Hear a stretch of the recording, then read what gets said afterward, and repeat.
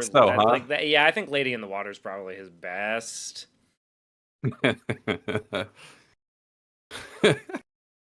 Oh boy. That would be my pick. Is Lady in the Water. But this is a pretty close third, Oh, look at that. We're live. Wow. Hello, everybody. Hey there. Welcome, welcome. See, have you been good? Are you going to appear on screen, chat? Have you been Have good? you been living your life a quarter mile at a time, double clutching instead of granny shifting like you should? I don't know. I don't know. Oh, Hubert, do you really think this is the worst Shyamalan film? You are really you think so? Or you are you having a meme? trolling? Are you having a meme? You having a laugh, or you really think this is the worst? This is the worst one, huh? This is the worst of them all, huh? Oh, there they are. Look at them on screen. They're Oh coming my in. goodness. They're rolling Hello, in. everyone. They're rolling in hot. No busters in this audience. Hope you're all having a wonderful Sunday. Today we're going to talk about The Sixth Sense, which I'm sure I'm going to be very tired of saying by the end of this stream. It's a little bit hard to say. It's The Sixth Sense. But here we are. The Sixth Sense. It's really good. I'll just get that out of the way right off the Yeah. bat. A really good Shockingly movie. good, you might say. Shockingly good. Yeah, I'm very excited to talk about it. Surprisingly good. Yeah. Twistingly good. That doesn't work. That doesn't work. Ignore that one. Yes, we're here to talk about M. Night Shyamalan's big breakout hit, 1999's The Sixth Sense, starring Bruce Willis, And what a Tony hit Collette, it was. and Haley Joel Osment. And oh boy, was this movie a hit. This movie was a cultural phenomenon. Certainly launched M. Night Shyamalan into superstardom, for better and for worse. I think probably, well, I'm sure we'll talk at length about this, but perhaps the most remarkable thing about revisiting The Sixth Sense is just trying to reconcile the fact that M. Night went on to have the career he had, we'll say. It's quite wild. It is going from trap to this is a bit of a cold splash of water, if you will. Oh my goodness. So it's a bit of a wake up call. You see Yeah. exactly. It's difficult to understand how something could go so wrong so quickly. Yeah, it's quite remarkable. So let's see. What's the deal with M. Night Shyamalan in general? He made two movies before The Sixth Sense, neither of which are particularly famous or especially well reviewed. No one seems to know about them. They're called Praying with Anger, which is his first film, which I believe he starred in as well. And then there's Wide Awake, another film no one's really heard of. I haven't seen either personally. And then he made this, and this absolutely blew up. Immediately followed by Unbreakable, another movie that's pretty well reviewed. I haven't seen that in a while, so I remember liking it, but Yeah. I'm curious to revisit it. We'll probably do that. I'm sure we will, sometime because soon. I am very curious about that, because seems to be the one where people are kind of like mixed on it. It's either like, oh, it's good, but it's not, obviously it's not The Sixth Sense, right? It's a step Yeah. down. But Some until people. Split, I think it was pretty much like forgotten overall as a movie, overshadowed by all of the just All the crap that came crap after it. that he Yeah, just dumped out. my experience of the general perception of Unbreakable is that it's good. Maybe even really good, depending on who you ask, but it certainly hasn't had the staying power that The Sixth Sense had, or really the staying power of some of the duds that he followed it up with. Signs was a big one. That one's kind of got mixed reviews. I don't think Signs is very good at all. I watched it again recently with the EFAP guys. We talked about it in the course of covering Chris Stuckman's review of Signs, which is one of Chris Stuckman's favorite movies. So we were excited to see, what he would say about a movie he's really passionate about. And it turns out not much, because that's Chris Stuckman for you. And then I'm going to get the exact order here because, oh boy, it falls off really quickly. M. Night Shyamalan. Here we go. No, not producer credits. We want director credits. So immediately after Signs, we have The Village in 2004. Have you seen The Village, Hugh? I have seen The Village, yes. I have not. Tell me in a nutshell The Village, is it good? I don't like it. There's a group of people who do. They have a similar take as Unbreakable. I think they say it's underrated in general.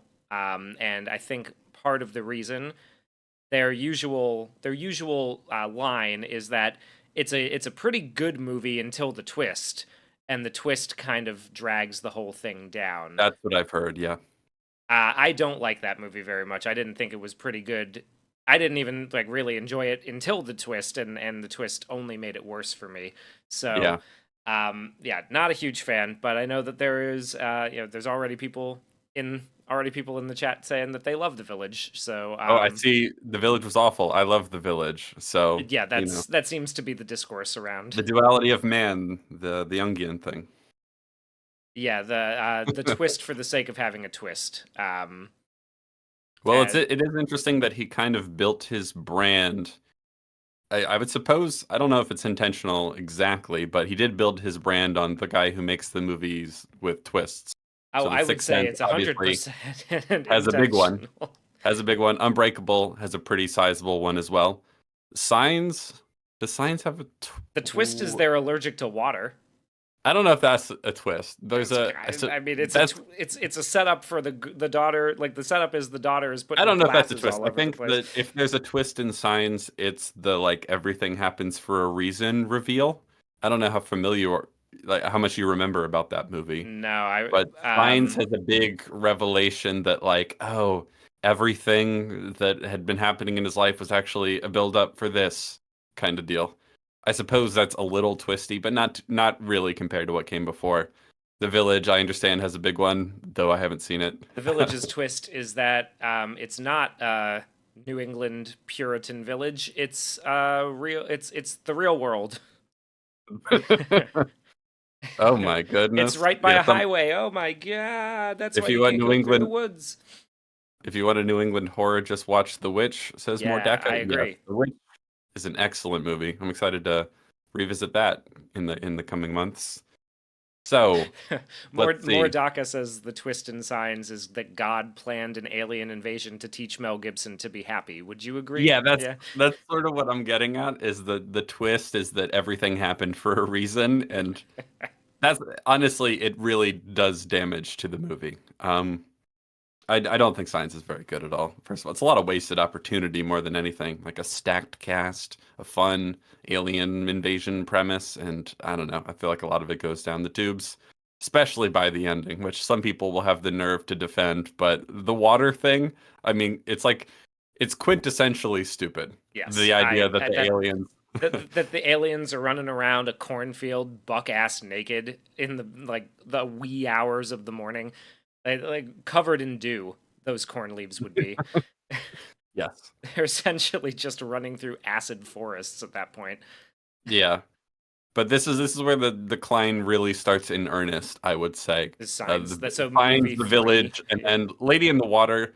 Lady in the Water, I watched in the movie theater when it came out in 2006, and at the time, it was the worst movie I'd ever seen. I've certainly seen worse since, but it's awful. It's legitimately awful.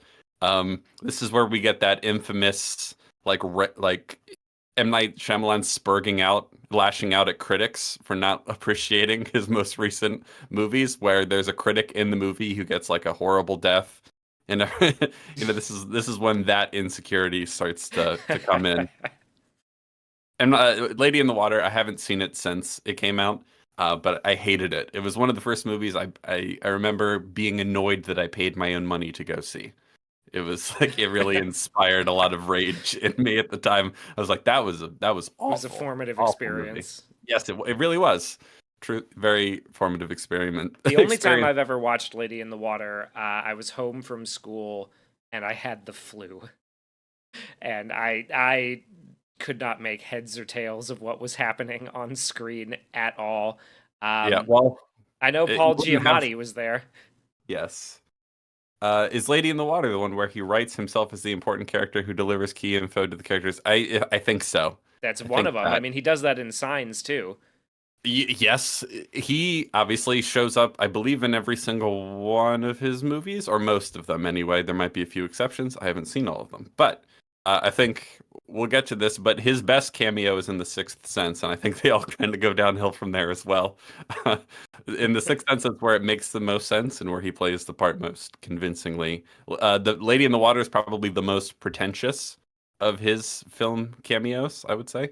Immediately after Lady in the Water, we have The Happening, which I haven't seen, Oh but my I've heard gosh. is comically bad. Have you Yeah, seen it? yeah, I have. I've watched quite a few of his movies. I think I'm realizing now. Yeah, that's The the Happening. That happening is one the was. one with the evil trees. Mark Wahlberg is historically abysmal in this movie. Not It looks really his funny. fault No. because he doesn't have anything to work with. Yeah. But um, oh boy, it is something. He is bad. It I've heard that one's kind of fun bad. yeah, it is. It is quite hilarious. Then there's 2010's The Last Airbender, another Mm. historically terrible movie. That I might hated be. that I one think as that might well. be the one. Isn't that the one of the ones that's still talked about as worst movie of all time? I think that Well, makes the lists pretty consistently. yeah, it's certainly one of the most hated, I would say. It has a 4 on IMDb. That's Oh, pretty okay. low. That's pretty low. That's not like It's it's insanely not. low. Yes, exactly. Yeah, that was a pretty awful movie, not just in the writing, not just as an adaptation, not just in the way it looks, but also just basic things like editing. If you that movie is kind of a mess in every way, not just the writing. Ong and Real the Avatar. Yes, yeah. Oh God, it was so bad. And then historic flop, one of the biggest flops in Sony Pictures history. We have After Earth, which I did not see, but I for didn't. Okay, I nothing, didn't watch that one. heard very bad things about that one. That was a massive flop, one of the biggest of Sony Pictures history. Then we have The Visit, which is something of a rebound for him, at least in terms of critical consensus. I didn't see it. I mean, it's a found footage movie. It looked really stupid. And I think one of the things that I could just tell they got wrong right from the trailer is that the footage doesn't look like the camera it's shot on. It's like, come on, guys, that's like step one in a found footage movie. Like the footage is too nice. You know what I mean? Yeah, it looks like it was shot Yeah, on a on a cinema movie camera. camera. Yeah, Yeah. So that one seems to have been a rebound. It's generally better regarded than his last few. That's for sure. And then he does Split in 2016, which I still haven't seen, but everyone says is certainly better than a lot of his other movies. I think a lot of people would put it in the top three with The yeah. I Sixth think that Sense, one. Unbreakable, and Split. I saw someone in That the chat mention that in the same conversation as Sixth Sense and Unbreakable. Yeah, already in here.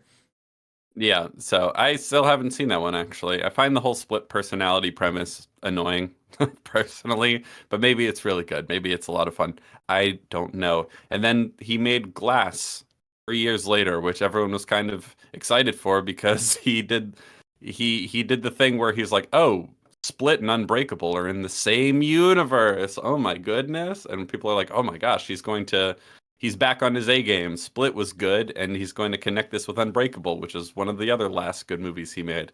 And my understanding is that Glass was horribly disappointing for a lot of people. That's what I heard. I did not see it because I thought Split was just okay. Yeah, I was not. I thought the performances were all great. The cast is like Dave is mentioning in the chat. The cast kind of carries the movie. yeah. I didn't feel a need to revisit it in a sequel. I still have very little faith in him to be able to execute more than one good movie in a row. Yeah, understandable, I would say. Understandable. Then we have Old in 2021, Oh, that which was terrible. Oh my god. Oh, they went to the beach that makes you old. I didn't see Old. I saw enough. I saw everything I needed to see in the trailer. That's how it seemed to me. the twist in Old is that a company is using the beach to test the long term effects of medication on people. Oh, that's That, so cool. yeah, Wow. wow. Fun.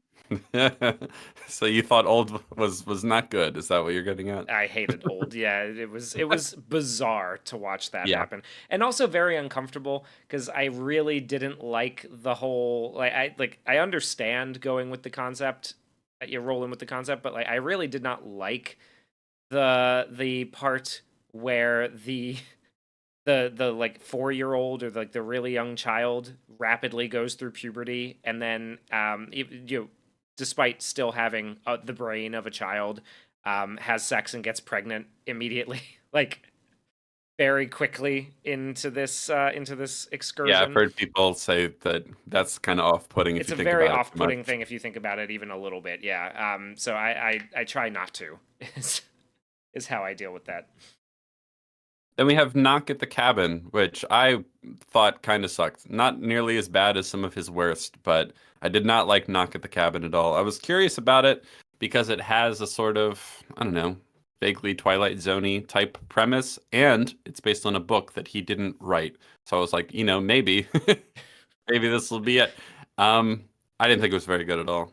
I did a whole stream on it with Metal back when that came out, 2023. So you can go check that out if you care to hear our full thoughts on that movie. It wasn't very good. I think it wasted its premise. I think it wasted Dave Bautista, unfortunately, who I thought was trying his best to make the movie good. And the ending was really, really stupid. So there's that. And then Trap, which Trap is, we talked about it on stream on this channel. Trap is a movie that's almost so bad it's fun, but kind of Almost, but it falls very almost. flat in that regard. Yeah, yes. So he almost circles back to so bad he's good in Trap, but not quite enough to wholeheartedly recommend. So, it's he's had a checkered history. Let's rewind to The Sixth Sense. The Sixth Sense is legitimately an incredible movie. Legitimately fantastic. I have Yes. no idea how we have got to where we are. It feels like the worst timeline, the dark timeline from Uh, Community. I don't so like I don't know how it happened. This movie is incredible. Like yeah, it's so good. it's legitimately very good, and it is interesting to watch knowing the rest of because okay, so I saw this movie for the first time. I don't know. I was pretty young. It certainly wasn't in the theater, but it was not long after that on home video or something. And I think I was kind of a little too young to fully appreciate it because I hadn't seen it since. So this is actually watching it for this stream was the first time I had seen it for a second time, which if you know this movie with the big twist, it recontextualizes quite a few things. So this is the first time I've revisited the film with that in mind. So that was an interesting experience. And also, this is the first time I've watched it since I was pretty young, so I feel like I have a better grasp of sort of the emotional stakes of the film. Yes. This is an incredibly sad movie, like very heart-wrenching in a good way. It's and that's the thing that I think he's completely lost as a Yeah. writer, as a filmmaker, is that sort of level of emotional engagement and depth. There is Um, no I'm the scene with Tony Collette towards the end of the movie in the car, oh in the my car. goodness. There is nothing like that in hardly any of his newer movies, of anything that No. comes after this. I mean, I it think is wild. um, S- Signs is the last one I can think of that even attempted that level of emotional storytelling. I like Signs tries really hard in the like, oh, everything happens for a reason. There's a lot of religious undertones in Signs, but I think it kind of utterly fails to um do justice to those ideas and themes. And so it doesn't really emotionally land the way you want it to. He's certainly trying, but even like since then, I can't really think of any of his movies that even try, honestly. And he's completely lost the ability to be that emotionally affecting. That's probably one of the most remarkable things. Yeah. That aspect of The Sixth Sense does lend credence to the idea that um, M. Night Shyamalan was replaced by an imposter a la Paul McCartney at some point. Like I could be convinced of that. Though, having said that, it is obvious that it's the same filmmaker in some regards. Yes, yeah. There little bits bleed through every now and then. But it is quite quite good, you know?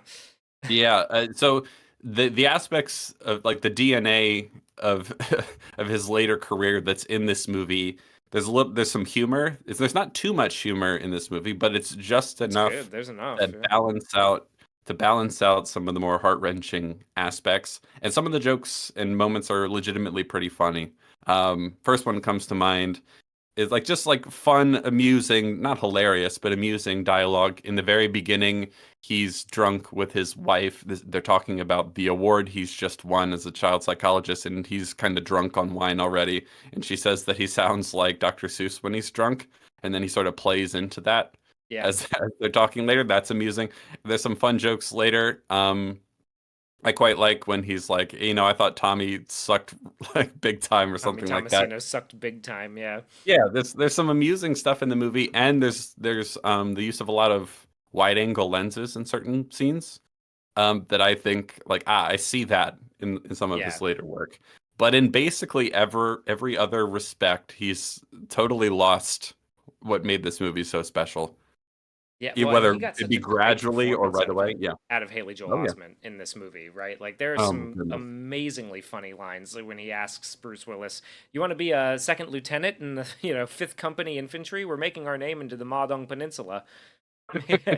Like he's got this such a specific, strange, like almost autistic like obsession with certain things, right? But he's just so smart, and the way that he like that he talks feels like a really smart kid, and it comes across like in that charming funny way that happens when kids who are really smart talk about things like that, where they Yeah. say things that you have no idea how they came up, and he does a great job being believable in that.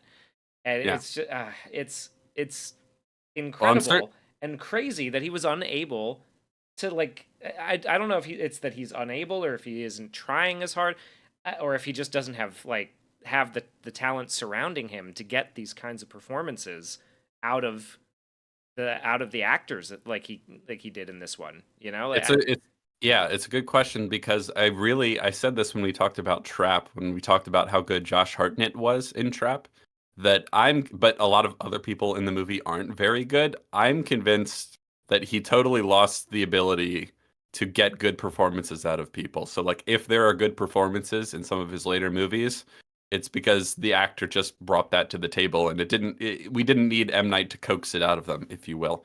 yeah. Um, Everyone's doing really well in The Sixth Sense, I would say. The standout, like the three main characters being Bruce Willis, Haley Joel Osment, and Toni Collette, are all incredible. Bruce Willis is sort of playing against type, at least for the time, in his career, and doing an incredible job. Haley Joel Osment might be one of the best child actors of all time. I think he's got to be in the conversation. Yes, he's very good in this movie, especially, and he has a lot to do. Yeah. This is not a simple role. I was struck especially. I mean, there's a lot of great moments, but towards the end when he's saying his goodbyes to Bruce Willis, and he says like, "Well, what if we just pretend like we're gonna meet up tomorrow anyway?" And he has a smile on his face, and then the smile kind of drops and like the sadness comes in a little bit. It's a great little moment that's like Yeah. a very sophisticated performance for a child. Yeah. And oh god, he's so good in this movie. It And is mind everyone's blowing. pretty good in this movie. Yeah, I'm inclined to think he lost something because Yeah. I do want to give him credit for all the great performances in this movie. He really nailed it. Yeah. Um, He fun, got. I mean, now he has some really talented people. Like Toni Collette is oh my god, very she's good in yes, almost everything I've seen her in. even So Mafia Mama or whatever that was called. yeah, even I haven't seen her in Mafia Mama. I haven't Oh, watched that movie. I thought you had seen that movie.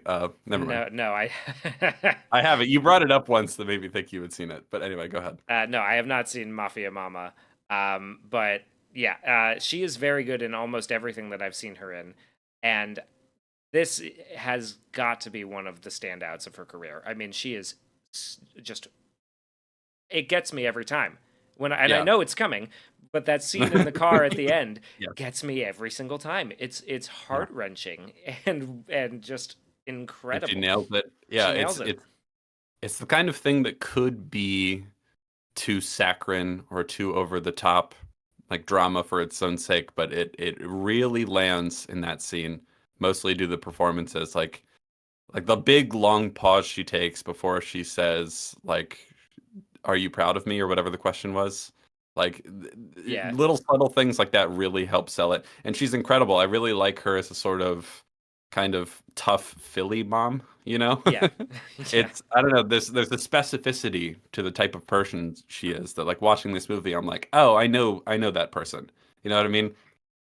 There's a hmm there's a sort of like lower class kind of tough single mom energy that she has, and it's really really good. And you really feel for her, but everyone in this movie, like the the experience I have watching is like, oh that poor kid, oh that poor woman, oh poor Bruce Willis. You know what I mean? yeah. Everyone's just really going through it in this movie. It's probably one of the most heart-wrenching horror adjacent movies of all time. It's got to be up there in terms of like obviously there's spooky aspects to this movie. If you didn't know, Certainly, the kid sees ghosts. yeah, yes. Spoiler alert. We Well, are that's gonna not the spoiler. That's the premise. That's the premise. The spoiler. So let's talk about that real quick. It's probably one of the most spoiled movies of all time. I yeah, think it's gotta almost be. anyone who's heard of the movie probably knows Well, the like I said, I spoiler. met two people this weekend who had never seen the movie, and both of them knew the twist. Like they knew Yeah. exactly what was going to happen at the end. My S- girlfriend watched it with me. She had not seen it before. She knew the twist and was kind of annoyed that she couldn't experience the movie going in blind because it's just everywhere in in the culture that we know what happens in this movie now. A, it's been a long time, so It's you probably should 25 have year seen it by now. anniversary basically of this movie. It's been Yeah, but it is an interesting thing. Obviously, there is a big twist. If any of you in the chat have not seen this movie, which I imagine isn't very many people, but if you were listening to this and you haven't seen the movie, let's say you also don't know the twist, please leave. yeah. Leave Go and go away. watch it. It's not a long movie. We'll be here a while. Go Yes. go check it out if you do not know or if you have not seen it. I think it is really worth seeing if you can manage it without knowing what the big twist is. Though the movie is certainly not ruined by knowing the twist, because this is the kind of twist that recontextualizes the whole movie, and you do get the like very different experience watching it a second time, knowing the twist and seeing how it pervades the rest of the story. And that's a very worthwhile experience in itself. So it doesn't ruin the movie to know the twist. If you haven't seen the movie and you do know the twist, you should still check it out.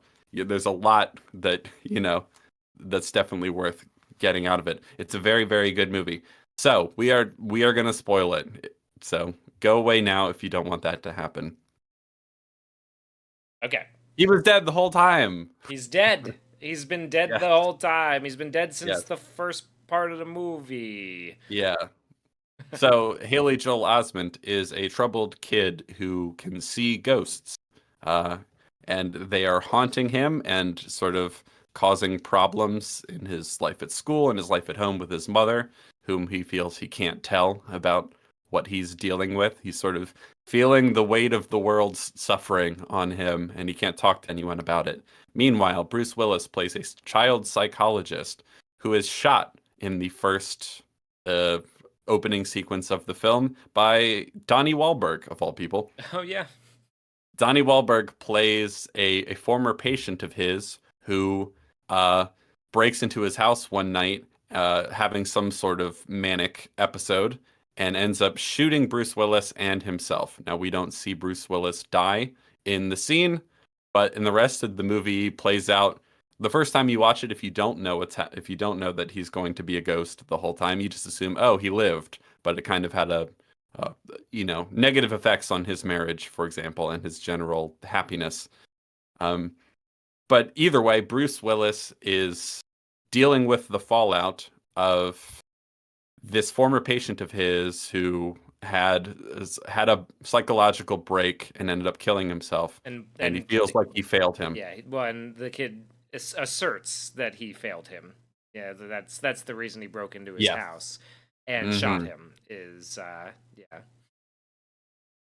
So So, so he's dealing with the fallout of that. He feels like he failed this guy, and that's weighing on him pretty heavily.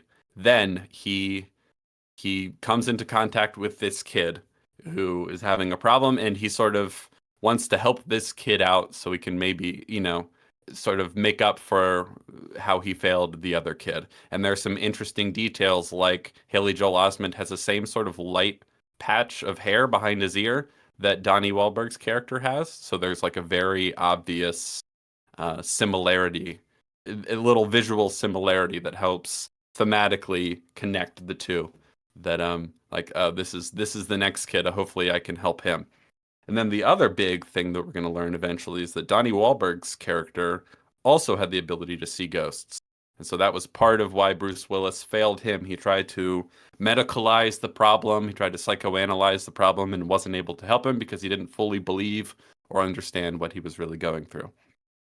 So, as the story progresses, he's trying to help this kid. He's trying to figure out what's going on with him. At first, he thinks, maybe there's Haley Joel A Osment has, or a school age schizophrenia of some kind. Yeah. yeah, he's like, I don't know, he's imagining things, he's hallucinating things. Maybe it's a school age schizophrenia, which, is unusual. Schizophrenia doesn't usually emerge until like adulthood, or young adulthood anyway.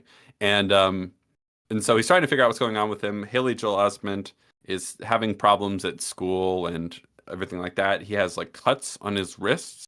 And so Bruce Willis at first assumes that maybe he's being abused, but it doesn't seem like the mom's doing it because he has a pretty good relationship with his mom, all things considered. She's very kind and helpful. There's a fracture there because she doesn't know what's wrong with. She wants to help, but she doesn't know how to, and obviously it's a She's bit busy. overwhelming. She's got two jobs. It's a bit Yeah, over. she's a working class lady trying to raise this kid by herself, and he's dealing with these intense behavioral and psychological problems. She doesn't know what to do to help, but she is very loving and, compassionate and is trying to help him out.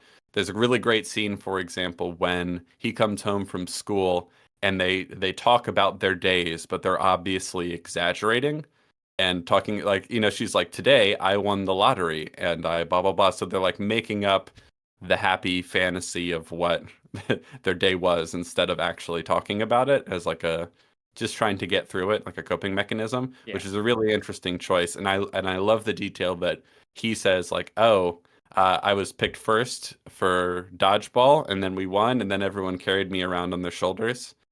It's Yes. like it's interesting to see that like that's what a good day would be like for him. Yeah. That's what he A lot of great wants. character work in this movie.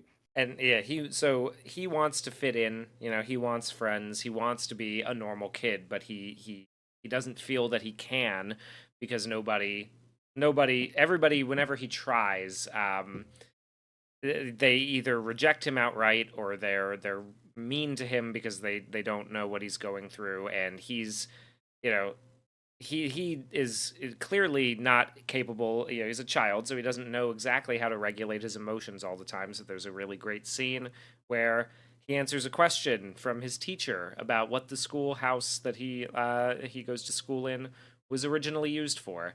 And that he says that they used to hang people there, and the teacher gets very off put because it's a classroom full of young kids, and he tries to cover it up. And when he He's like, does, no, it was like a law office. law center. There were lawyers and judges here, and of course, well, that's who hanged everybody. That's who hanged all the people. And he gets quite upset, and or the teacher gets quite upset and gives him like a strange look. And Haley Joel Osment Cole, his character name is Cole, gets Yes. very upset at this sort of pitying, like sideways glance that the teacher gives him, and Hmm. he starts screaming, and he Like, stop looking at me. It's not stop nice to looking at look at me. people like that. Yeah, Yeah. it makes them feel bad. Don't look at people like that. And then when the teacher sort of like tries to, you know, de-escalate the situation, and it tries to, but he can't do it quite. He doesn't know exactly how. Of course, all the kids start looking at him even more now that he's like having, an episode. Yeah, and the kids are all looking at him, and he starts basically using some information that the ghosts must have told him about the teacher when he was at the school, about how he used to stutter, and he couldn't get words out right, Hmm. and that drives the teacher into a sort of like Slightly comedic. Yeah, comedic. Like he starts stuttering because he's nervous and shocked, and then he yells at him and calls him a freak, and Mhm. that's what Cole has sort of internalizes. He's like, I'm a freak, Yeah, I'm everyone not thinks I'm a normal. freak. Everybody thinks I'm a freak, and so Yeah. we see in that scene with his mom that that's what he wants is to just be a normal kid, not even just normal, like the kid that everybody sort of likes, right? Like the Yeah. opposite of what He everybody feels thinks he really is. alienated from everyone else his age and all that sort of stuff, yeah. Um, Yes. the overwhelming feeling you get when you watch this movie is like, Jesus Christ, that poor kid. Like, Yeah. he's dealing with so much. It's insane. Like, it's just completely overwhelming, this poor kid. And so, yes, he's trying, Bruce Willis's character, whose name is Malcolm, he is trying to help Cole out. And we can go through scene by scene later. I'm just trying to get the broad scope of things here, right? And so he's trying to help him out, but eventually gets to a point where it's like, I don't know, he doesn't know how to help him essentially. And Cole doesn't want to tell him his secret, he doesn't want to tell him his secret. Eventually, he tells him his secret, and then we get one of the most famous lines of the time. I see dead people. He reveals to Malcolm that he sees ghosts of people walking around him all the time, talking to him, and all that sort of thing. That he mentions that these ghosts don't know that they're dead. They can't see each other, and they all like sometimes they're really horrifying. Sometimes he sees people, as we see throughout the movie, he sees people being hanged from ropes in like the schoolhouse where he used to be. There's a one kid who he sees in his house who's like, hey, follow me, I'll show you where my dad keeps my gun. And then he turns around and there's a big gaping hole out the back of his head. So some pretty horrifying stuff, especially for a child. And Yeah, there's a woman who walks into the kitchen and opens all the cupboards, and he runs into her in the middle of the night, and she turns around and she thinks or she's acting out her final hours essentially, mhm, and yeah, she's screaming at Cole as if he's her husband who's abusive, and yes, she shows the cuts on her arms where she I killed herself. Yeah, yeah. basically, yeah. And so he is seeing all this horrific shit throughout the movie, and it's weighing on him pretty heavily. And then, so the interesting thing is, when you first watch the movie, you don't know that Malcolm is dead. You think, oh, he's having trouble in school, so his mom has hired this psychologist to help talk to him. And Haley Joel Osment is, sorry, Cole is hesitant to talk to him because he doesn't think he can help him. When you watch it a second time, you understand Haley Joel Osment's. Sorry, I'm gonna try to call him by the characters' names because they're good characters. Cole is like seeing him like, oh God, here's another ghost. Yeah, You yeah. know what I mean? Because Cole seems to be able to identify. He doesn't seem to ever be confused about who is and isn't real. But yes, the ghosts. They don't know that they're dead. They don't see each other. He mentions specifically that they only see what they want to see. So um, they're not entirely aware of everything that's going on. We'll see later, and it's implied that the ghosts kind of lose track of time and don't have a firm grasp of, chronology. There's a scene where Malcolm's character will go to an Italian restaurant to meet up with his wife, and he's like, "Sorry, I lost track of time." So there's little things like that. I really like this as a sort of quintessential ghost story. It's not as, ooh, spooky as some are, but I feel like it really nails all the classic things about ghosts, Yeah. right? They're people with like unresolved traumas or unresolved business, unfinished business they need to take care of. It's often mentioned in ghost lore that they're confused and they don't know that they're dead. They don't know where they are, and they're struggling with something that's preventing them from moving on to the afterlife. And so that's what's happening here. And Cole is one of the few people who can experience it. So it has this really great sort of archetypal story about Malcolm trying to help this kid and the kid trying to help him at the same time. Like he's trying to help. What will eventually lead to is once he finally believes what Cole's going through, um, that he's seeing ghosts. He still doesn't know that he himself is a ghost, but he's like, well, maybe like, are the ghosts trying to hurt you? Are they trying to tell you something? In a lot of the scenes we've seen with Cole earlier, it's like the ghosts are too scary for him to really engage with what the ghosts want, right? Because they're freaking him out, and understandably so. I think they handle that really deftly. But eventually, Malcolm's like, well, maybe they're trying to tell you something. Maybe you can help them in some way. And so as the story progresses, Cole is facing these ghosts, usually in horrifying visuals. There's a girl who's like vomiting as she's like trying to talk to him and other sort of creepy shit like that. Yeah. And eventually helps her resolve what is keeping her from moving on. We'll talk about that scene specifically later. And so as he's sort of building up a level of confidence and competence and comfort with dealing with these ghosts, as horrifying as they are, that he can help them and he can actually talk with them and try to help them move on, help communicate things to their loved ones who are still alive that might help them move on and that sort of thing. Eventually, Malcolm realizes, like, well, he's dealing with this problem. He's feeling happier. He's feeling more confident. He can handle the sort of horrors of life that he's uniquely dealing with better. And so I've sort of helped him. That's all I really need to do. And then there's all that's left for him to do is to essentially realize that he's been dead the whole time. And that's the sort of resolution of the plot line with his wife, which we haven't mentioned yet. But eventually, he sort of the plot line there basically is that he thinks he has an estranged relationship with his wife, but eventually we'll learn that she's just grieving him and he's dead and he didn't know it, obviously. So Yeah. when he eventually realizes that that's what happened, that she's grieving him, and once he realizes that he's dead, once he's realized that he's helped the kid that he thought that nobody else could help, and that's sort of made up for the kid that he failed in the past, now he can finally move on, and he does, and that's the end of the movie. It's a really, I think it's just a really great story. I think Yeah. there's a lot to be said for how emotionally effective it is, for how kind of like it's How many so f- perfect. how many You know what I parts of mean? it, yeah, how many parts of it managed to come full circle, right? Like, and Yeah, complete, and seriously. like every character, every major character has a complete journey that they go on, Yeah, and that is resolved and tied up nicely, just like and very effectively, yeah. very effectively. And I mean, someone in the chat mentioned that there's a lot less of Shyamalan's repetitive dialogue.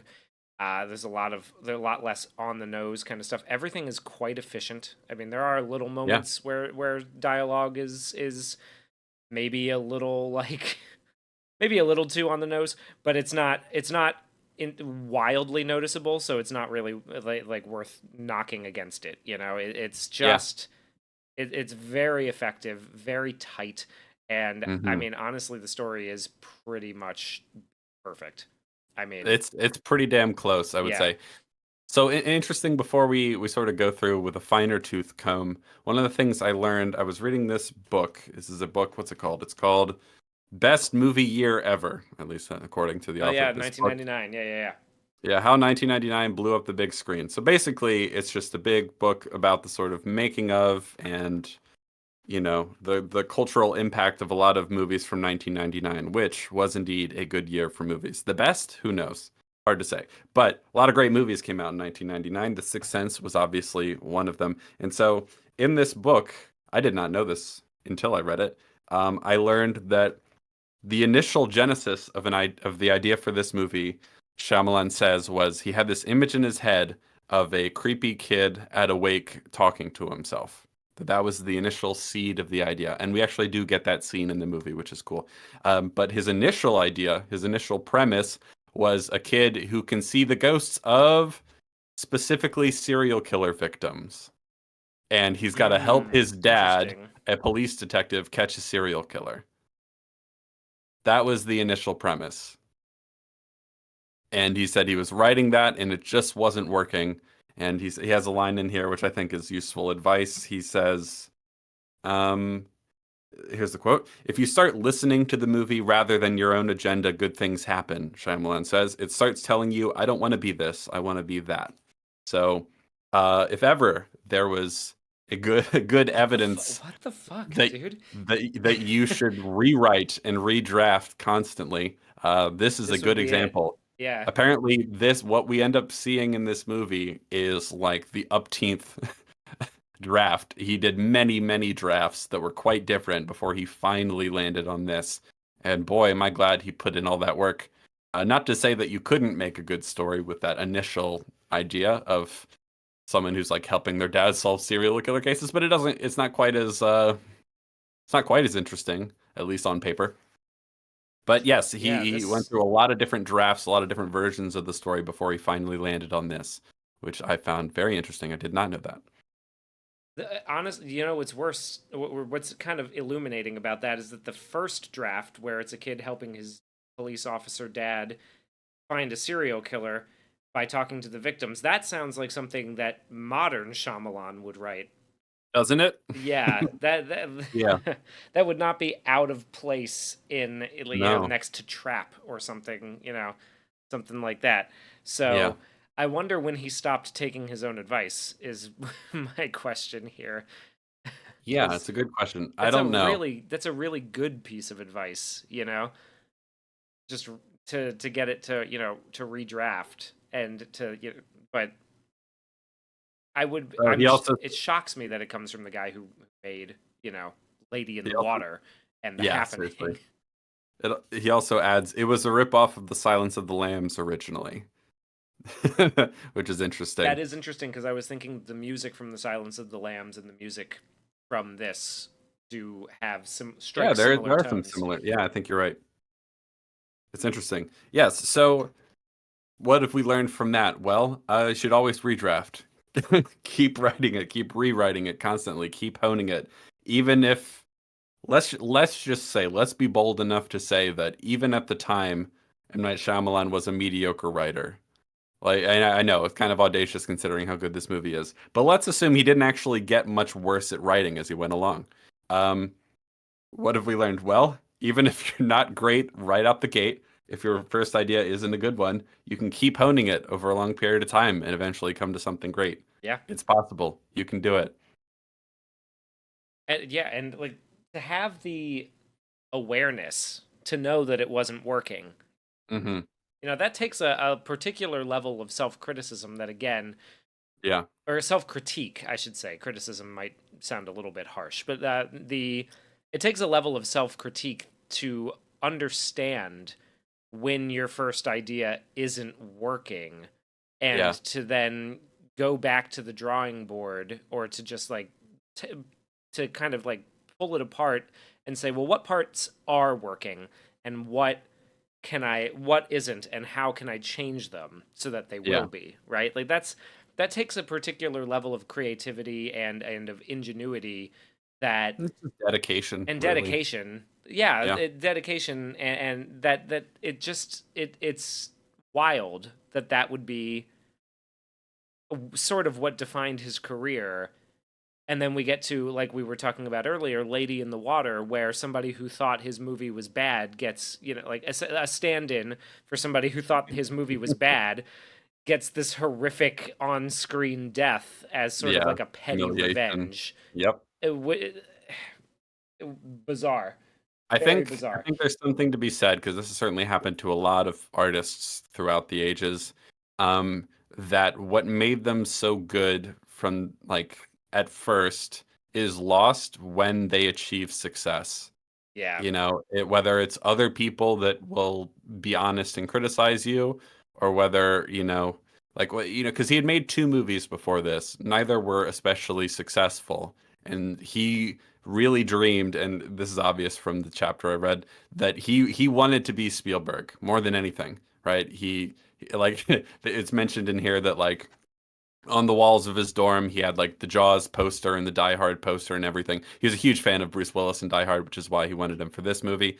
Um, he wanted to be the next Spielberg. He wanted to make those kind of movies.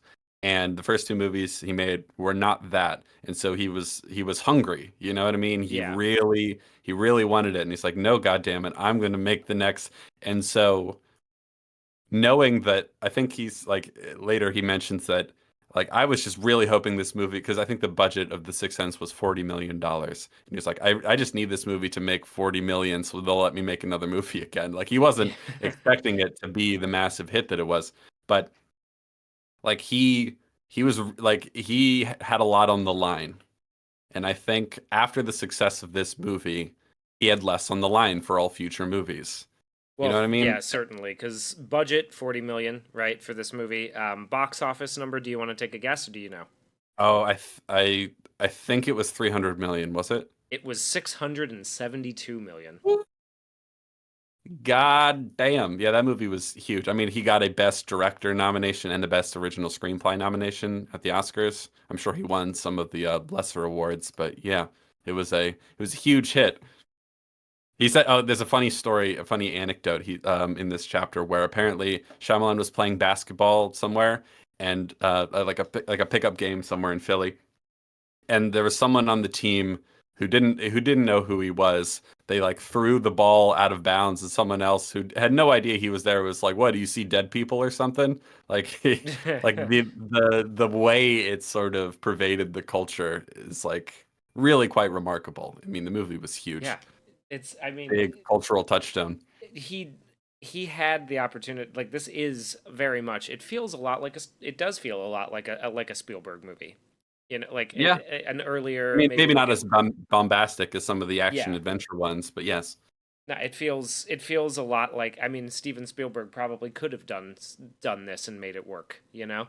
And it's it is something that like it took over kind of like Jaws did, right? Like Jaws Hmm. was a huge phenomenon. And it, it's still pervasive to this day, Everybody knows, even if they haven't seen it, everybody knows it, right? Yeah, It's yeah, and it's quite impressive that he was and able to do it, and then also to fall off as quickly as he did. I in terms of trying to theorize what the hell happened to him, I It's think got there's to be got to just be success. it's got to be something. There has to be something said for like, well, once you've succeeded, there isn't as much pressure, or it takes a lot more self-discipline to keep the pressure on yourself Yeah, in order to like really make sure what you're doing is working. Or because like once you achieve success, you're like, man, I really am great. You know what I mean? And people tend to forget just how how much. hard it how hard Yes, they had to work to get there in the first place. Yeah. exactly. I Now, would not be surprised if that was a big part of it. now is somebody Topaz Dude is saying that part of the success also could be attributed to Frank Marshall and Kathleen Kennedy. Is she a producer on this movie? Oh, she Yes. is. Yeah, she is. Well, this is a Disney movie. I think they distributed it through Buena Vista Pictures, but it was a Disney movie. So Bruce Willis was actually he was making a movie that never got made because he was producing it and starring in it, and then he had a big fight with the director, whatever. Eventually, the whole thing went to shit, and he was on the hook for like $40 million personally. Um, and so he made a deal with Disney. He's like, I'll do 3 movies for you if you take this debt for me. And Oh, because so he he made had the like, kid after this. Yeah. yeah. And so, oh, what was the first one? It says in this book, but I don't remember exactly where it said it. There are 3 movies he did for them. This was one of them. So this was a Disney movie that they didn't put like the big Disney brand on. But yes, this is a Disney movie. It was produced by Kathleen Kennedy and Frank Marshall. And there's another guy Barry who's Mendel. that's Barry Mendel, whatever Mendel, Mendel, yeah. whatever it is. Yeah, so obviously they deserve some credit too. But man, I think really like there's only so much you can do as a producer, if like the story's not there. I think he deserves all the credit in the world for how good this story is. It's very good. It's a like remarkably good story. So he deserves a lot of credit for that. I wanted to quickly respond to the super chat from earlier. Matthew Leach, thank you very much, says, Hiya, what do you guys rate The Substance out of 10? He follows it up with, I've heard mixed things, so not sure if it's worth seeing in a theater. Hugh did not see it, No, I correct? did You didn't? not. And the reason that I did not see it is because Jamie. I told you not to. Exactly. Yeah, you said not to do it. I don't think The Substance is very good. I think at its best, it's like 45 minutes worth of like a wild, crazy cinematic experience, like a Gonzo, Twilight Zone, or Black Mirror premise stretched into a 2 hour and 20-minute movie. It's very redundant. It's very time wasty. It thinks it has a point in terms of social commentary, but it doesn't because everything's so ridiculous and over the top. It's not completely, you know, pointless. There is something in there, but I don't think it's very good, and I wouldn't pay money to go see it in the theater personally. Um, I think, That's why I did not pay money to go see it in the theater. yeah, not impressed by the substance. Yeah. Is this some people? Jay Jameson says, "I see things like the substance as misery porn." No, I wouldn't say it's misery porn. No, it's more of like an extreme, over the top, body horror-y, Twilight Zone, Black Mirror-y premise type of thing. But it's just not. There's not enough good stuff in there to be worth it. I don't think it's very good. Anyway, back to The Sixth Sense. I suppose we can. Oh, one thing I wanted to pick up on in terms of the comparison to Steven Spielberg. I am very impressed with the way this movie is shot. Yes. There's a lot of great cinematography. There's a lot of great blocking. I'll give you an example. Um, and I think a lot of this is due to the writing as well, and the way all these elements come together. So, one of the first scenes where they have a lengthy conversation, Cole and Malcolm are at Cole's house. His mom leaves the room. Of course, the mom doesn't know that Bruce Willis is there because he's a ghost. And so, But she says you got an hour, and it tricks you because it yeah, sounds like she's talking about a session, but actually she just means go watch TV or something for an hour. yes, exactly, What a before twist! dinner. It's like it actually has a really deft hand when it comes to that It stuff. it We'll talk is. more about It's it. really. I mean, like it's really well done, man. I really Yeah. appreciate it. Um, so he Oh, okay. So Malcolm is like, you know, let me guess. Like he's. I think he starts by saying like, "I can read your mind." The Like, mind reading. So Cole doesn't want to talk, and he decides to do a mind reading game, which is a yeah, really cute little like cute and way of smart way of disarming. getting of disarming him and getting him to talk. Right. So he Hmm. has. So the Yeah. first thing he says is like, "Okay, here's how the mind reading game works. If I tell you what you're thinking or something, I read your mind. I tell you what you're thinking, and if I'm right, if what I say is right, you take one step closer to the chair. If what I yes. say is wrong, you take one step away from the chair. If you make it to the chair, you have to sit down and talk with me. If you make it to the door You can separating leave.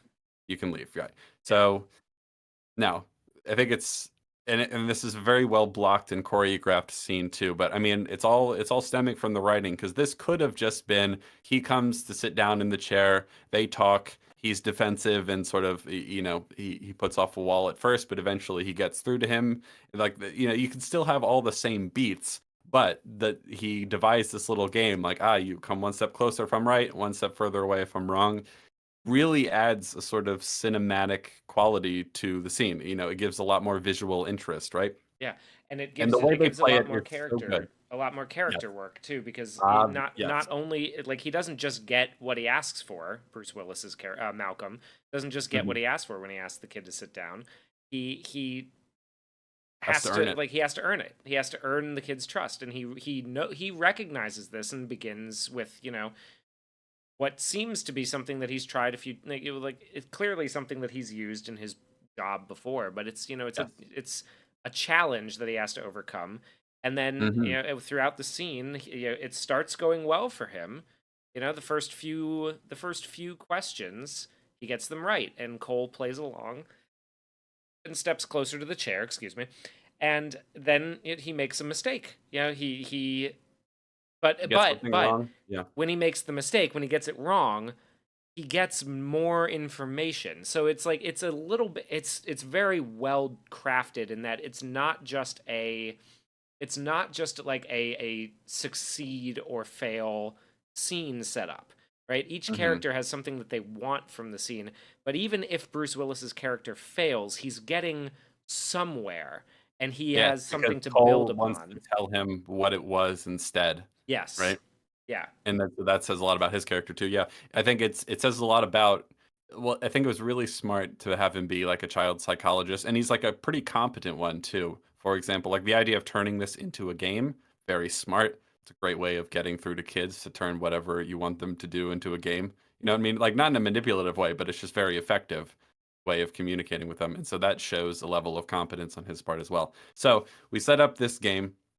I don't remember the exact order of operations here, but the first one of the first things he says is like, "You don't think I'll be able to help you because you've met with people like me before and they haven't been able to help you." And No, so no, we no. step It was even better than that. It's not just you've met with people like me before. It's when your mom and dad divorced. When your dad went away, your mom went to see someone like me, and he didn't help her, and so you think I can't help you. Like all right. it's an even Mhm. better read than just that, right? Which is another Yes. thing that like it would have been so easy to just be like, well, you've seen people like me before, and you don't think I'll be able. Like it would have been very easy to have that be the case, but instead, it built like having it be that little change, that small difference of it's about you saw your mom go through it, and it didn't work for Yes. her, so Yeah, you that don't is think it'll better. work for you. Sure. It builds up the character Cole's character being very observant and caring about his mom, right? He plays on what he sees in that Mhm. scene where they describe their day, right? In the scene where she's telling him about how she won the lottery and had a picnic in the park, and he's talking about kicking a grand slam to win the kickball game, right? That's Mhm. that he builds on that. He takes the lesson from that and says like, okay, well that's what he's worried because he's seen his mom go through this before, and he takes a step forward. Cole takes a step forward at Yeah. that, which like it's very small thing, but it builds so much into the character just in that one little change, right? Yes. Oh, and so and speaking of the blocking, and I suppose the Spielbergy cinematic aspect of this is there's basically three shots in the scene. There might be more, but three of the most important ones. There's a shot of Bruce Willis, there's a shot of the kid, and there's the shot of the kid's feet. And like every time he takes a step forward, we cut to the shot of the kid's feet. Or my favorite one, and I think this is where the real magic happens, is when we're looking at Bruce Willis. If the kid steps forward, the camera moves closer towards him, and if the kid Yeah, steps away, while we're looking at Bruce Willis, we take a step back with the camera as well. It's not quite a POV shot, but it has the same sort of effect, it right? does. It does. And it is Very nice. it's It's very well. very well done because like Yeah. you start like after the initial setup, right? You know Hmm. the answer now before the answer comes out, right? So like he Yes. says a couple things towards the end and the camera just starts moving backward and you But don't uh-oh. need to hear you go like you don't need to hear anything. You just kind of go, "Uh-oh. Oh man, he's messing up. He's Yeah. fumbling." You know? So, let's go through it because you pointed out how specifically good it is. So let's keep that going. So the first one you mentioned, when your mother and father were first divorced, your mom went to see a doctor like me and he didn't help her. So you think I'm not going to be able to help you. He takes a step forward. You're worried that she said she told him things she couldn't tell anyone else, secrets. He takes a step forward, or it's maybe it's right after this. He says, "You have a secret, but you don't want to tell me." He takes a step forward. Then he looks at his watch and he has an adult man's, wristwatch on his hand. It's too big for him. He says, "Your dad gave you that watch as a present just before he went away." And he takes a step back and it's like, "Oh, okay." Okay. And then And he and tells Cole's him, yeah, read off mhm. what he says cuz it's great. He says he forgot it in a drawer. It doesn't work, Ah, which is just it's a great detail. it's So, heartbreaking is what yeah, it man. is. I mean, Yeah, well, damn. that's the whole movie in a nutshell. I mean, luckily there's a happy ending because this movie would be pretty devastating if it didn't have one. My goodness. Yeah. So it isn't even just that his dad gave him his watch and then left him. It's that he didn't even do that. He just left it in a drawer, but he wears it anyway. I think we established earlier in the movie at one point he's wearing big glasses that don't quite fit his face. They don't even have the lenses in them. And Bruce Willis says to him like, "Oh, is your dad?" Like I it notice comes your up. glasses don't have frames and he says they're my dad's. The lenses hurt my eyes. Yes. Yeah. So he's really longing for this paternal connection, which is a great thing we get, with Bruce Willis in lieu of that, right? It's a really important detail that his dad left his mom for whatever reason. And so he doesn't have that father figure in his life, but he's really looking for it, especially as it relates to like protecting him from all the horrible things he's dealing with, right? Yeah. Is there to, he misses that order and that protection and that. paternal influence in his life, and he's really craving it, which is why he wears his dad's things, even though it sounds like his dad wasn't even especially nice to him, which is a pretty heartbreaking detail. Um, Yeah. so he takes a step back and he says, "Okay, you keep pretty quiet in school, but you're a good student. You've never actually been in any serious trouble." And then he takes a step back, and I think that's the one where we don't see him take a step back. The camera just moves back. It's really nice, and it's like, Yeah. uh-oh, It's he one. has been in really It's one of serious them. trouble. Yeah, it's one of them because I think it happens twice. It Yeah. starts showing it there a little bit, but it cuts kind of early, and then in the next one after this, because he's going to describe the trouble that he's been in, where he talks about how Mm. he Oh, and drew. it's so good. I know. Here, man. Yeah. God, the dialogue is so good in this. Okay, so specifically, he says, okay, so he says, "You're a good student. You've never been in any serious trouble." He takes a step back, and you go, "Uh-oh, what trouble has he been in?" He says, "We were supposed to draw a picture, anything we wanted. I drew a man. He got hurt in the neck by another man with a screwdriver." And Bruce Willis is like, "Oh shit!" And he goes, "You saw that on TV, Cole?" And he takes more steps back, which Yeah, is great. that's yeah. And he says, "Everyone got upset. They had a meeting. Mom started crying. I don't draw like that anymore." Bruce Willis says, "How do you draw now?" And he says, "I draw people smiling, dogs running, rainbows. They don't have meetings about rainbows." Which is a fucking Such a amazing line. great fucking line, and the Ah, delivery is so good. Haley Joel Osment is killing it in this movie, man. yes. And he Unreal. has so much to do. He He has is, so yeah, much to he's lifting a communicate. This is lot of not an his. easy role. Like as much as I'm really impressed with, like, say for example, the kid who plays Danny Torrance in The Shining. I know it's Danny something. I can't remember his name. Danny Lloyd, maybe. Um, as impressive as he is in that movie, for example, like he because of the way that movie works, he doesn't actually need to know the actor how like what is really happening in terms of what the Yeah, horrors are, you know. And I think there's a big part of it was that he didn't really know he was in a horror movie. You can't really do that with Haley Joel Osment in this movie. He's got to really know what's happening so he can play this right. And man, he's killing it. So like, imagine that was apparently part of his homework is that he watched a lot of horror movies in the process of making this movie. But yeah, I struggle to think of a better child performance in any movie. Honestly, yeah. it's really that good. It's one of the best ones ever. So. And you know what's really impressive about Haley Joel Osment is that he turned out relatively normal. It's like not an easy thing to do for someone who becomes famous as a child in Hollywood. And by all appearances, he seems to be pretty He seems to normal, have done well-adjusted guy. had a pretty good handle on it, honestly. Yeah, and he's still acting, which Yeah, is neat. he's still acting. He's pretty good still. You know, he's Yeah, I saw him in a movie. This is a really random movie, but at the Maryland Film Festival, I saw a movie called Clara's Ghost. Um, and he was in that, and he was like, he's really funny. He's like he plays like a sort of friend of the family in that movie. Anyway, he's really good. I'd I like to saw see him him in in more things. Secondhand Lions. I'd like to see him in more things because I still think he's pretty solid. I'd like to see him in a dramatic role as well. Okay, so the conversation continues. They don't have meetings about rainbows, and Bruce Willis says, "No, I guess they don't." And this is And when so he asks, that "What am I thinking about now?" Yeah, so the conversation kind of stops because Bruce Willis like doesn't really know what to ask, and so he's like, what am I thinking now?" He says, "I don't know what you're thinking now." He tells him, he says, "I was thinking you're nice, but you can't help me." And then he leaves because he's made it to the door by that point. Yep, Incredible scene. incredible. Really well written, really well blocked, really well directed, really well acted. Like everything is coming together in harmony in some of these scenes.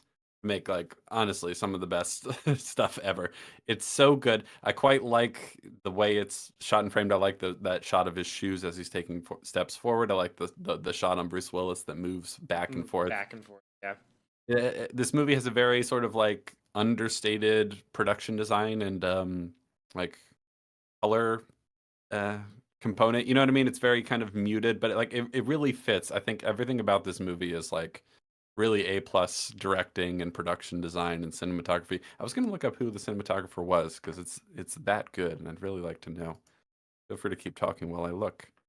yeah. I mean, I was gonna just say that the color palette feels very nostalgic, very like almost like a 70s color palette, I think. Like Mhm. really it's like an older Spielberg kind of thing. It takes place in autumn. There are leaves all over the ground, even though the Yeah. trees all have leaves on it. Classic movie Classic. magic. But yeah, it takes place in autumn, and it kind of just like it hits for this time of year. It like it's one of those visuals where you get this very crisp fall color throughout the whole movie, and it works really well as a Halloween special kind. Yeah. Oh, he did the Silence of the Lambs, the So, cinematographer. well, that So there explains you a go. lot, honestly. It's funny that like it started off as a rip off of the Silence of the Lambs, so he got that guy to do it. What's He loved interesting is Bruce that like Willis growing up, so we got Bruce Willis to be in it. it's really interesting that you like you can kind of feel where the ripoff of Silence of the Lambs would come from, right? Especially in this Yeah. scene, uh, the quid pro quo element of it, right? Like Yeah. this is I it's was thinking about that because there's that every frame of painting video talking about the scene where they first meet in the Silence of the Lambs, and it's sort of his sort of thesis of the video was like looking at some of these dialogue scenes and asking who wins the scene, like yeah. who's winning in this competition to gain information, and obviously it's a very different tone, but there's that I had that thought when I was watching this scene as well. It's like, oh, this is a great there's an arc in terms of who's winning and who's getting what they want and who isn't, and blah blah blah blah blah. It's really nice, very effective. Explains a lot about why I like this movie so much. Actually, that the guy who shot the Silence of the Lambs shot this too. The guy, Yeah, it what's has his a it name? has a sort of understated. Let's see, his name. Oh man, I closed the tab. Hold on, it's Tak Fujimoto. Tak Fuji. Tak. Um, born in San Diego, he appears to be Japanese. If you couldn't guess that from his name, yeah, he's done a lot of good stuff too. That was He's just I just still happened to alive. mention. He's just retired. Good for him. Good for him, dude. Yes. So that's just an example of like how all the different technical elements of the movie come together. In terms of the storytelling, the movie opens with him and his wife when he is still alive, and he's just been awarded some award by the mayor for being a real good child psychologist. I'm not quite sure what that award is, but he's being recognized for his work, which is cool, and she's Oh, she's talking him up and he's trying to be humble or whatever, they're drinking or whatever. They have that line where it's like, you talk like Dr. Seuss when you're drunk. Someone yes, mentioned it earlier. Mordaka says, can I just mention that the Bruce Willis's joke about putting the prestigious award for the city in the bathroom is a solid joke. Yeah, yes, right it is. after, because she's talking him up about how important he is and how great he is, like lavishing him with praise and everything, because he's trying to be like, oh, it's not that big a deal about it. And so she just gets finished saying all that, and he's like, I think we'll put it in the bathroom or something to that Yeah, effect. It's it's funny. it's quite funny. Yeah, that this is one of the scenes I think like it, and it's interesting because like at the start of it, it's when she's reading off the award to him, right? It comes across quite quite cute and romantic. It's a nice scene where she's reading it out loud. She says something like, "We present this award to Malcolm Crowe. That's you." And she like taps him on the arm and everything. And I think this is one of the scenes like, immediately after he says the thing about putting it in the bathroom, and then she has that moment where she goes, "Hey, this is a very important moment for you." For us, because this is something that you've been really dreaming of, and you've put everything second, including me, for this. Like that guy, like where Yeah. some of the Shyamalani dialogue of talking too much kind of comes out, but you can forgive it because it gets undercut by a joke where he Yeah. asks later, like, "Do I really talk like Dr. Seuss?" Like that's the next thing that he asks, and it's Yes. sort of like it's balancing out this like when you need to have this sort of a little bit clunkier dialogue for exposition, you balance it out with like going back to a joke that worked Yes. well before, kind of like distracting from what you've just done, so it's there. It's just that in this case he kind of he knew how to handle it. He stopped Yes. trying to handle it and trying to frame it. in later projects. It's like most dialogue sounds like that moment where she's, reciting why it's very important and Yeah. everything later in his other movies. So that's a nice it's a nice touch. Also, I just really quick wanted to mention that Tak Fujimoto was also the cinematographer on the John Adams miniseries on HBO. Really good Oh, cool. if you haven't seen it. He also came back in 2010 for Devil. He not an M. Night Shyamalan directed movie, but written and produced. That's the one about the devil in an elevator. And I remember Oh enjoying my that. God, spooky elevator. Spooky elevator movie. It's like the same kind of thinking that gets you night swim. Like, what if a pool was haunted?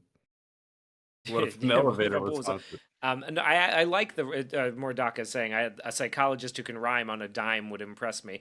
Well done. You've already Hmm. you should impress yourself with that one. I think you're Hey, already this is there. really important for you. Hey, this is really important for you.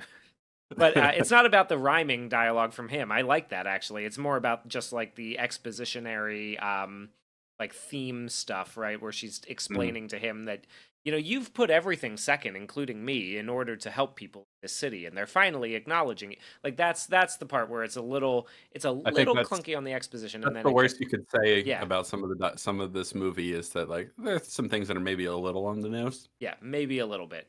It's Yeah, not but it's like it's not much, and it's tolerable. it's it's tolerable. It's So not it's in no way a knock on the movie. Yeah. yeah, and then so this, they go upstairs to do the sex, and they're interrupted when they realize the window to their bedroom is broken. There's glass on the floor, and a shadow kind of moves across them, and they look into the bathroom and they find Donnie Wahlberg in his underwear. I really like the way this is handled, by the way. This is like a very effectively tense scene, Yeah. um, where he's just kind of moving a little erratically, but he's not immediately presenting any like threatening danger. He's just like, "Oh God, what's he up to? Who is this person?" And at first, Malcolm doesn't recognize him because he's an adult now, and they just assume maybe a crazy person broke into their house. And it turns out that this is one of his former patients who is mad at him for feeling like he failed him. Eventually, we're going to learn that this guy has the same problem as Cole, and they also have that weird. It's an interesting detail. What do you make of like? Do you like the idea that they both have that like weird little patch of blonde near their ear? Is that a Um, detail? What do you feel about that detail? I don't think it's necessary.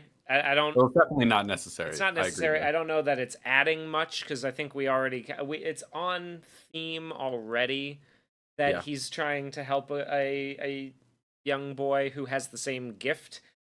The little patch of hair isn't. It's not adding to it. It's just a little on the nose. I think I would. If it were me, I probably would have taken it out because it's so small that I don't think it's really worth keeping. But I don't think it detracts overall because it is so small that like that people yeah. probably are not noticing. So It's, I guess maybe the best you could say for it is that it establishes a connection visually between them early on in the movie before we have any reason to believe that they have the same yes, specific problem. that's But the I yeah mean, it's also pretty obvious that like, oh, he's dealing with the harsh reality that he failed or maybe failed this guy, and now he has an opportunity to help another kid. That's already more than enough, you know. I don't. It's an interesting detail. At best, it's kind of neutral for me. yeah. I really like how Donnie Wahlberg is playing this role. By the way, Oh yeah. quite possibly one of the best he's ever done. I think he is really, really good in this Yeah. small scene. He's doing a great job. I love that "Do you know why you're afraid when you're alone" line. I love that line. Hmm. It's so good. And I love how Bruce Willis handles the situation, right? Malcolm essentially goes like, "You have, you've broken into a house, you like." He's trying to tell him, like, trying to bring him because he thinks he's just a crazy person or that he's on drugs or something, and he's Oh trying to yeah. just like calm him down a little bit, you know. The first, like one of the first things he says, like, we don't have any prescription drugs or any weapons anywhere in this house. Yeah, But there are like, no 'cause needles or prescription drugs of any yes, kind. Yeah, He's like, if that's what you're here for, you're not going to find it. Eventually, he remembers who he is, and he's like, I've you failed me, and some people call me a freak and all that sort of stuff. And he says, I do remember you, quiet, very smart, compassionate, unusually compassionate. I was just remembered that like a detail I really like about this movie and the way it's shot is that there are like, I like to call them dings in the eyes, like little when it's a little detail where if you can see a little bit of a light in their eyes, it really helps make clear like subtle emotions in their expressions. And this is a movie like many movies from the 90s that was shot and filmed by people who understand the importance of that. Because like for a lot of these really impactful moments, like you have the little dings in the eyes, and you can really tell when you have little dings in the eyes like that. You can see like a little bit of light in them. You can really tell more Yeah. easily when people are teary-eyed as well. I see a lot of things. This is part of my larger rant about how lighting is dead these days. That's one of the first things to go in modern movie lighting. So if you think about classic film movie lighting, there's 3-point lighting. There's the key light, fill light, hair light, and then there's a little ding in the eyes. Usually it's coming from one of those three lights, but sometimes if you need it, it can be coming from just like a light just off camera kind of thing. Small little thing, just enough to see a little bit of light in the eyes. Really helps with subtle expressions and eye movements and, when people are teary-eyed and all that sort of fun stuff. That's one of the first things to go in modern filmmaking for some reason. And you hate to see it go because it's really, really important. Anyway, this movie, I don't know, it's just very, very well shot, and it's nice to see things like that. So when he's talking to this guy, you can see really clearly the expression in his eye when he's talking about him. I really like when he says, "You're quiet, very smart, compassionate," and then he pauses and he says, "Unusually compassionate," which is interesting because later we're going to learn that he has the same gift or curse, depending on how you look at it, as Haley Joel Osment. And I think it's interesting that the movie establishes that like what's special about them is that they're like unusually compassionate and sympathetic, right? So they're Yes. more open to other people's feelings, and that's why they can see and experiences these ghosts. It all just works in a very simple way. um Donnie Wahlberg adds, you forgot cursed, right? Because that's obviously Yes. how he sees this. He says, Vincent, I'm sorry if I didn't help you, but you just gotta let me try. You gotta give me a chance. And then he goes and grabs a gun. He shoots Malcolm in the stomach, who falls over onto the bed. And then, in a really, really kind of elegant cinematic move, he holds the gun up to his head, and the camera tracks along a dolly until he's out of frame because of the wall. Like we're looking through the doorway to the bathroom. He puts the gun to his head, and we're tracking away until he's off frame right before the gun goes off. It's really nice. It's just like Yeah. it's a really elegant camera move, and it's really impactful, much more impactful than just seeing it, I would say. I agree. I agree. It's a very effective scene. Everyone's This is a playing it very well. surprisingly violent movie for a PG-13 rating. Like Yeah. it's quite impressive that and it's all through implication and maybe very brief. I think the most violent scene, really, the most like gory scene that you really get is when the kid turns around after saying, "Come on, I'll show you where my dad keeps his gun." I think that's like the big moment of gore, and so like the fact that you imply it in other places really lets Hmm. that moment stand out stronger. Absolutely. Yeah. Just yeah, it's fantastic. And this is kind of like it's a really interesting genre bending movie, because there is a horror element to it, obviously a supernatural horror going on here, and there's plenty of spooky scenes and sequences, though it is largely just a character drama, a pretty sad one at that. Yeah. Um, but the horror stuff is just scary enough to be very effective while still being like manageable for slightly younger audiences. Not Yeah. like the age of kids watching Bluey or anything, but you know what I mean? Like this is like right on the cusp of like what a kid could handle. And that's a big part of like the story itself is that this kid it's especially affecting for kids and for this child character who's dealing with all this stuff. Yeah. If this were an adult seeing some of this stuff, it wouldn't hit as hard. And so it's like right at that perfect level. And he's really tasteful. When we do see like the back of the head of that guy, it's really quick and then it's Yes. gone. You know what I mean? We're not lingering on any gore. It's like just enough violence implied and happening right off screen or seeing briefly to give you the impact without dwelling on it. Very effective. Um, yeah, so the guy kills himself after shooting Bruce Willis. Of course, in the logic of the story, he's now dead and wandering the earth as a ghost, though the first time you watch it, you assume that he recovered.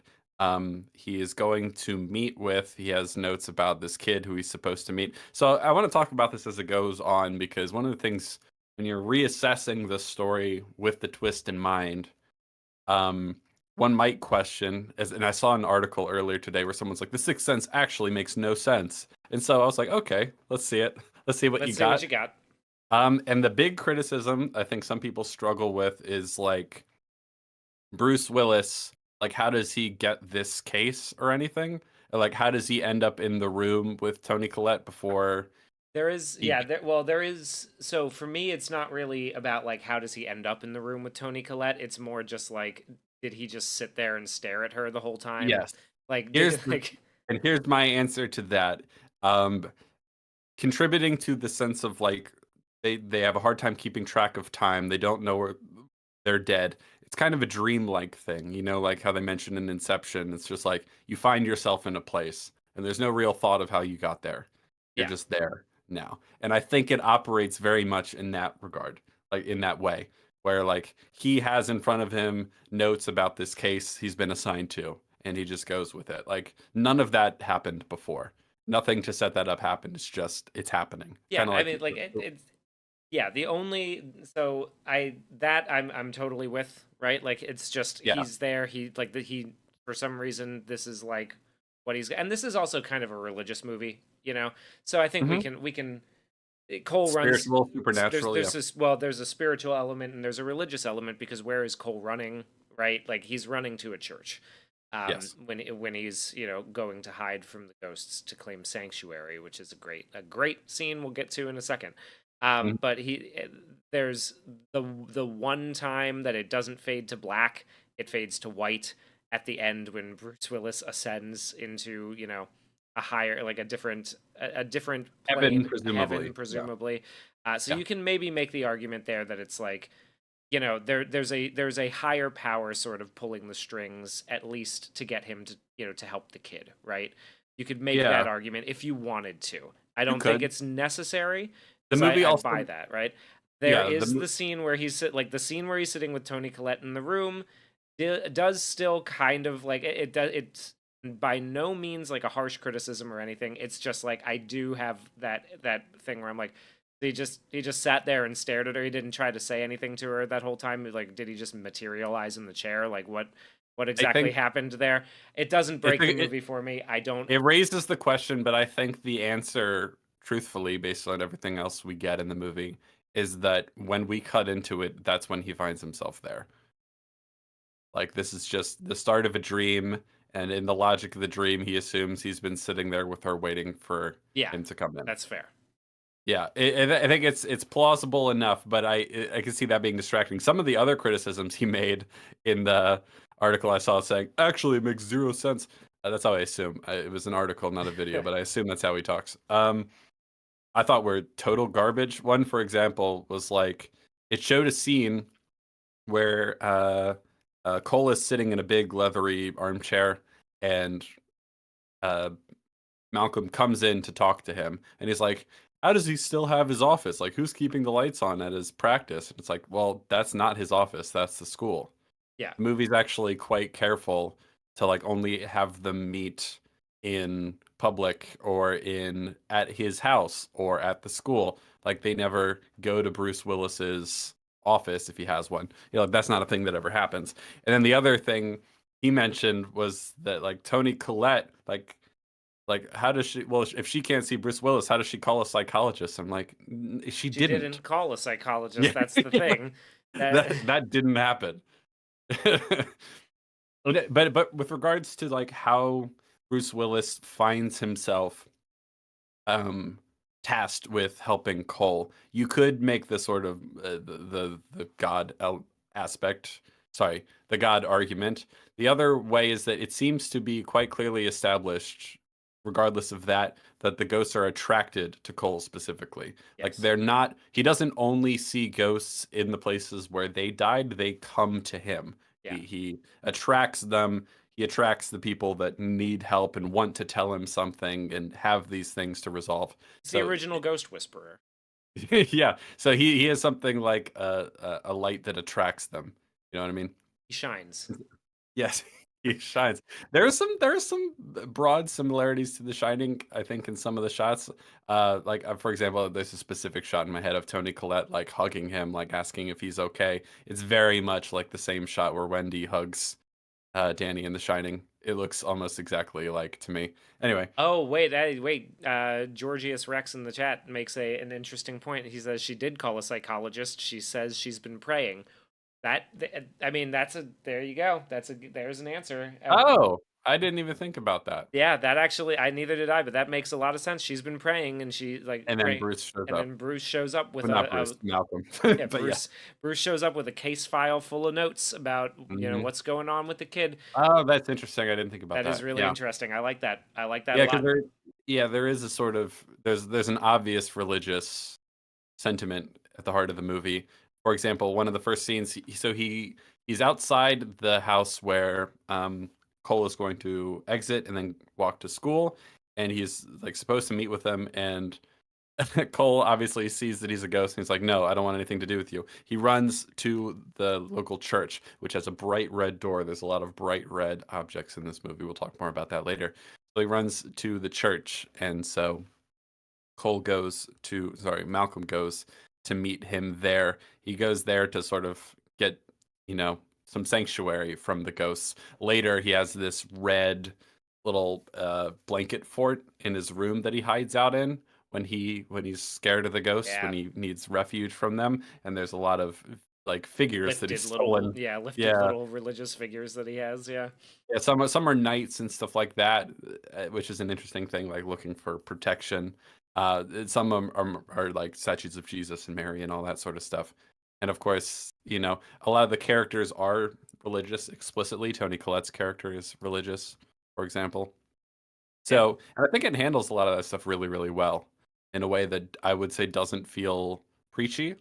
There's a preachiness to Signs, a really sort of like try hard approach to telling a religious story in Signs that really undercuts it, but I think it's handled quite deftly here. Yeah. Um Well, yeah, red he always they run. appears right before a ghost experience. Yeah, the color red, especially very vibrant red, is associated with a lot of the spooky things that happen. Not everything. Yeah. So there's the red doorknob that goes to the basement where his office used to be for Malcolm. There's the red balloon that flies up to the ceiling right before the scene where Cole gets trapped in the attic dungeon thing.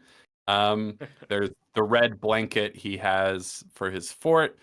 Jesus is wearing a big red sash in the figure he takes. He There's a big red door to the cathedral as well. There's a lot of red like that. It's cool. It's a nice little detail. I think it says a lot. I think you could read a lot into it if you really wanted to, in terms of the symbolism. But so he goes to meet with him in the church. That's where they first get their conversation. That's the first time they talk. What does he say? Oh, okay. He says, "We're supposed to meet today, but I missed our appointment."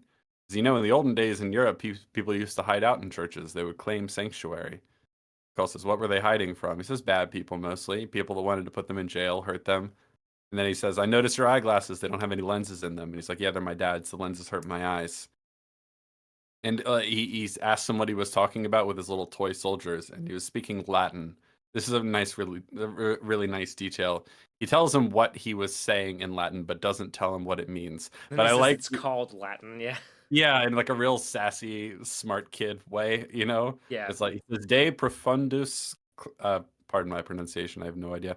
"De profundus clamo adite domine." Whatever that means. We don't say what it means, but he says it's called Latin.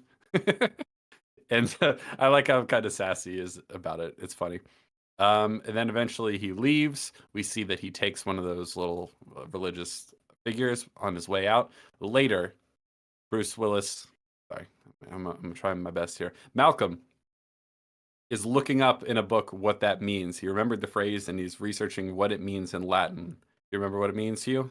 Yeah, out of the depths I cry to you, O Lord. I really like that. Yep. That's really good. Kind of thing that like I can imagine Cole heard in church one day or read somewhere and obviously it resonated with him for obvious reasons, you know what I mean? And I like that and I like that he's like having his little knight who speaks Latin say it and stuff like that. Only It's a, one. Only one speaks Latin. Yeah. yes.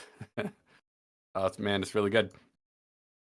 There's so many little details like that, and I so he Just real quick, I want to talk about how good it is that he is carrying around this like pack of knights and toy soldiers everywhere, right? Like, and he sets them up almost like totems, to ward. Like yes. they are his defense, Like he is carrying an army around to protect him from the things that he's afraid of, right? And one of them speaks Latin, but he sets them up on the table as like a front line, right? A barrier, a deterrent, if that kind of thing. Yeah. Yeah, it's quite a nice little. It's a nice little thing that's very believable for a kid, like that is the type of toy that he latches onto, a kid in his situation. Oh yeah. It's all see, this is what I'm talking about, man. It's all really fucking smart. It's all really smart that this is the symbology web that he is using in this movie is far and away the best that he's ever done. Far and away. Oh yeah. It's not even close. Um, Georges Rex mentions that it's Psalm 129. It's actually Psalm 130. I'm not correcting you as if I knew, but I looked it up and it's 130. Yeah, so that's what it comes from, which is interesting. Hold on, I have it here. This is the King James version. Out of the depths have I cried unto thee, O Lord. Lord, hear my voice. Let thine ears be attentive to the voice of my supplications. If thou, Lord, shouldest mark iniquities, O Lord, who shall stand? But there is forgiveness with thee, and thou mayest be feared. I wait for the Lord, my soul doth wait, in his word do I hope. And my soul waiteth for the Lord more than they that watch for the morning. I say, more than they that watch for the morning. Let Israel hope in the Lord, for with the Lord there is mercy, and with him is plenteous redemption. And he shall redeem Israel from all its iniquities. I think it's obvious why that fits, right? Yeah. Like there's a lot of like redemption happening in this story, and I like obviously the kid is dealing with a lot, and he's hoping to be freed from all the torments that he's dealing with. But a big part of it will be redeeming people and redeeming the people that need his help, and redeeming Malcolm and all that sort of stuff.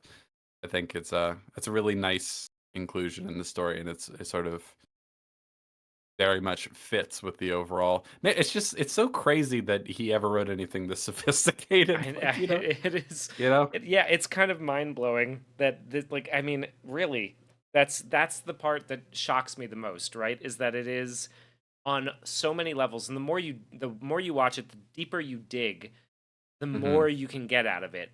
That's so not the case with almost every other one of his movies. Like what? No, really, really, it isn't. So yeah, okay. Right after they meet in the church, he goes home. He tries to talk to his wife. She's laying in bed. She's kind of giving him the cold shoulder, right? And so, forget there was some comedian I heard talking about this at one point. Was talking about being married and dealing with women and like getting the cold shoulder.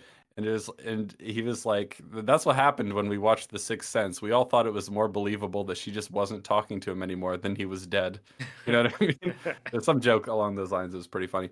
So he goes home. He tries to have a moment with her talking about the kid, but she's not really paying attention, he thinks.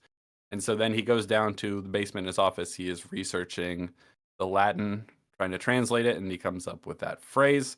The next day, Tony Collette, his mom, is trying to get him ready for school, and we do classic ghostly haunted house thing where all the drawers have Yeah, opened. she calls him in, and his Cocoa Puffs is getting soggy.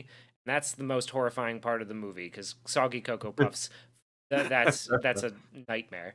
Um, but she walks So out and sorry, sees someone mentioned that some of the psalm numberings are different from Bible to Bible. Yeah. Okay. That's interesting. I didn't know that. Um, yes. yeah. Go ahead. Keep going. Sorry, I was yeah. I also wanted to call out the comment about how that version of the Bible was written by Ryan Johnson, subvert your expectations. Um, but so he gets a little spot on his tie, and so like his clip-on tie. Love the clip-on ties, by the way, in this movie. Love Oh his yeah. like business, his like God, with the scene later His on where he's private riding the school. bus and he's like they're going to the funeral and like as they start getting closer he's like all right time to go to work and he clips on the tie. I'm like Yeah. that is I love it. It's great. But he gets a little spot on the tie and she walks out and we track her out with the camera, right, to go and like Mhm. get a different tie, and she turns around, comes back in, we follow her in, and all the cabinets Cabinets and are drawers are open. open. Yeah. Everything is And open, and he is and sitting there like straight upright, both hands on the table, oh just yeah. staring God, at her. man, I'm just remembering every single great detail. So he is sitting there and he's motionless, and so obviously, like when she first comes into the room, a couple drawers were open. She closes them, like kind of asks him if he did it. And he's. I want to get the dialogue exactly right because it's really, really good. Let's see. Are you talking about like when she comes in afterward, like when she's got the tie? Because she says Is that, hey, good she's morning. Like, okay. okay, There you go. okay, I thought she. Okay, she closes a couple. Anyway, when she comes back in, Something you're she looking for, looks. like the silence between them as they stare at each other Yes. is Yes, is it's something you great. were looking for, and he's like Pop Tarts. He's like trying to. He knows because the ghosts opened it, right? But he also knows that if he says anything like that, she'll think he's crazy. And a big part of it, there's a big scene later. Well, when we'll learn that the reason he hasn't tried to tell his mom about this is that everyone else thinks he's crazy. He doesn't want her thinking like that too, right? Yeah. So when she comes back into the room and all of them are open again, even after she just closed some, she has this look on her face. First thing he says, "What are you thinking, Mama?" I love that as a choice where he's just like he's very worried and insecure that like she's that about her thinking that he's crazy. Yes. So he's like, "What are you thinking, Mama?" And she says lots of things. And he said, "Anything bad about me?" And she kind of bends down and says, "Hey, look at my face. I was not thinking bad about you. Got it?" And he's like, "Got it." And Another thing that he nails in this movie, the rule of threes, that line, look at my face, comes back 3 times. mhm. 3 times in this movie. And And it that, "What are you works. thinking, Mama?" That's a payoff for Yep. later too. So, yes, and then so he, it's like here.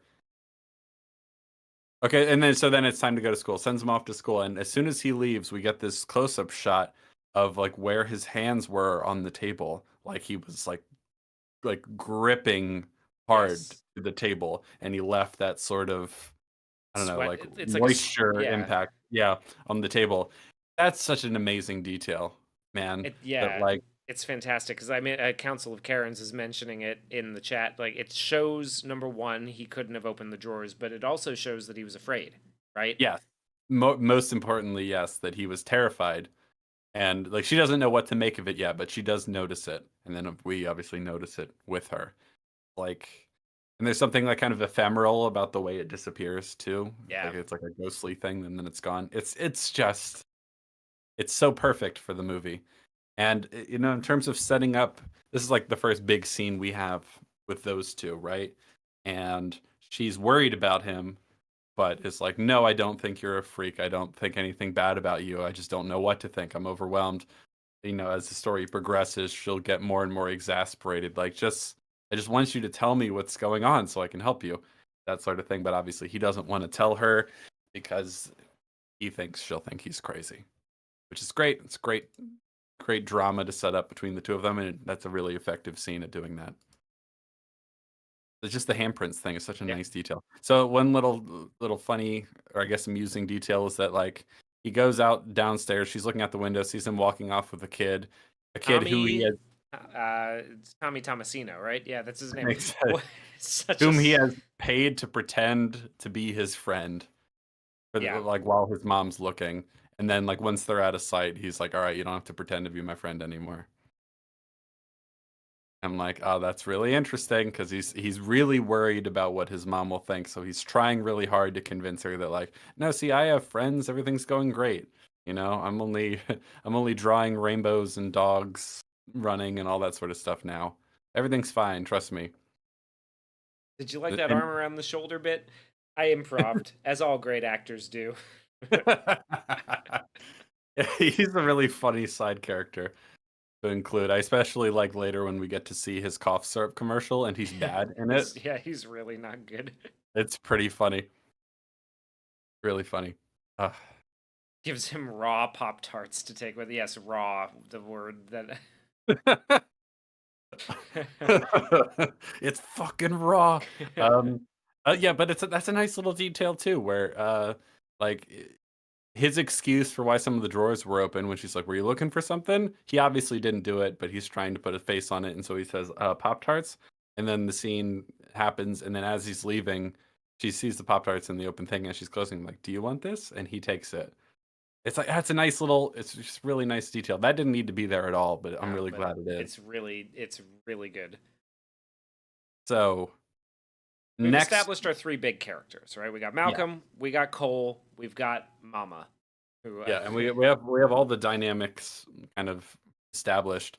And obviously the fourth character, not quite as important, but will be important to Malcolm's overall story, is his wife.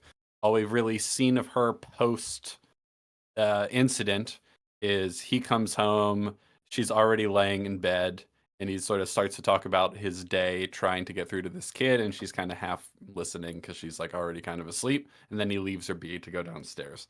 So we're establishing their sort of uh estrangement. yes, exactly. After he goes off to school, the next big scene we get is when he comes home from school, and this is when Bruce Willis is just sitting across from Tony Collette. It's funny to imagine what came before it, but I think we're meant to believe that it just starts right there for Bruce, essentially, for Malcolm. Yeah, So he comes in. The mom, we mentioned this already, but the mom's like, "Oh, how was your day? Today won the lottery and all this sort of stuff." She makes up a fantastical version of what her day was, and he he gives does his the same with fantastical the version. kickball game.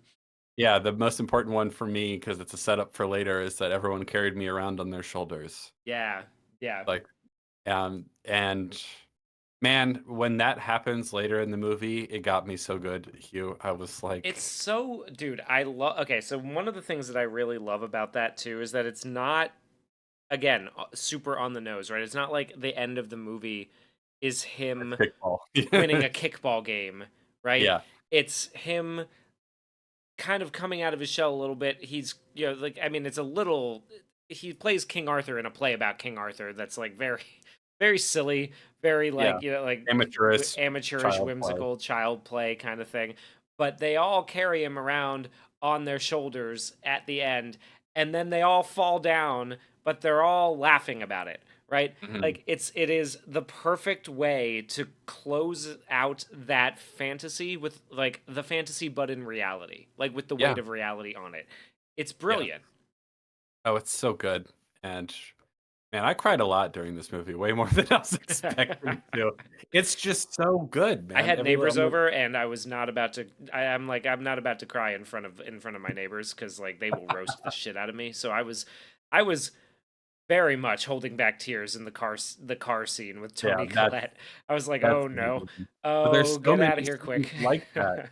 There's so many scenes like that, it's just full of them. Yeah, and that like he finally gets that at the end of the movie is really satisfying. So she's like, "You have an hour." Like you said, you mentioned it plays both ways depending on if you know the twist or not. Then we have the scene we've already discussed in detail where they's like take a step forward if I correctly guess what you're thinking about.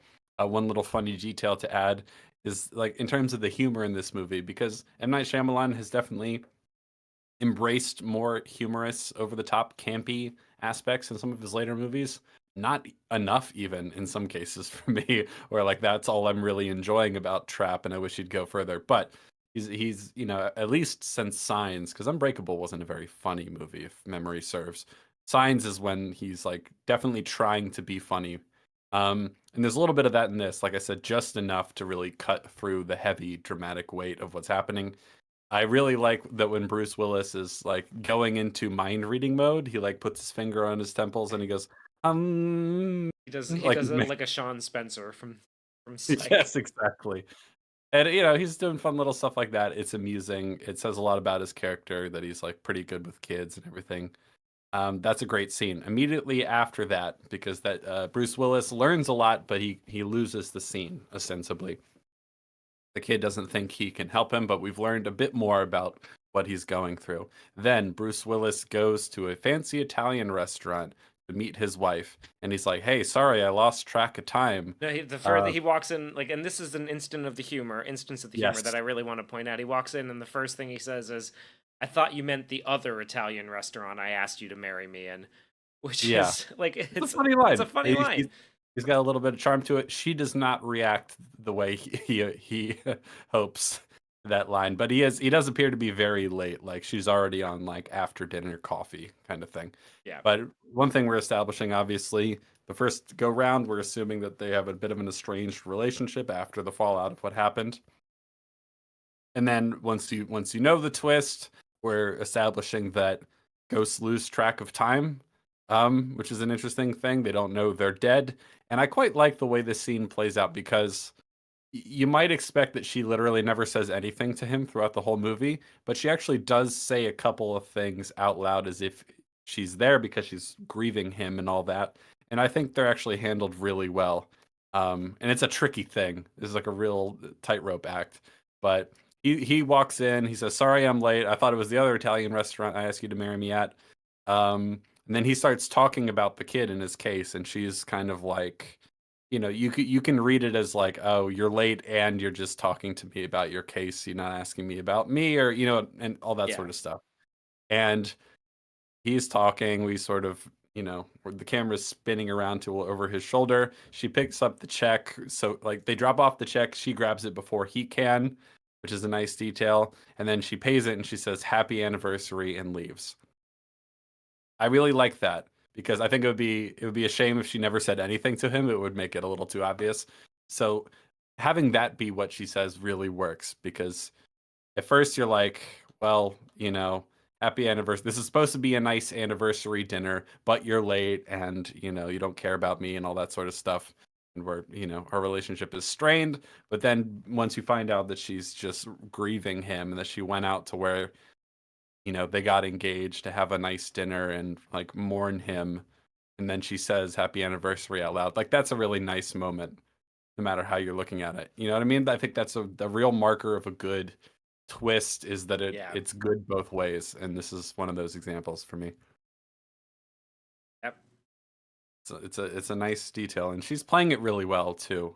This lady who I was struggling so hard to remember what I know her from while I was watching it. I eventually figured out is that she's the main boss lady in Dollhouse, among Oh many other shit! things.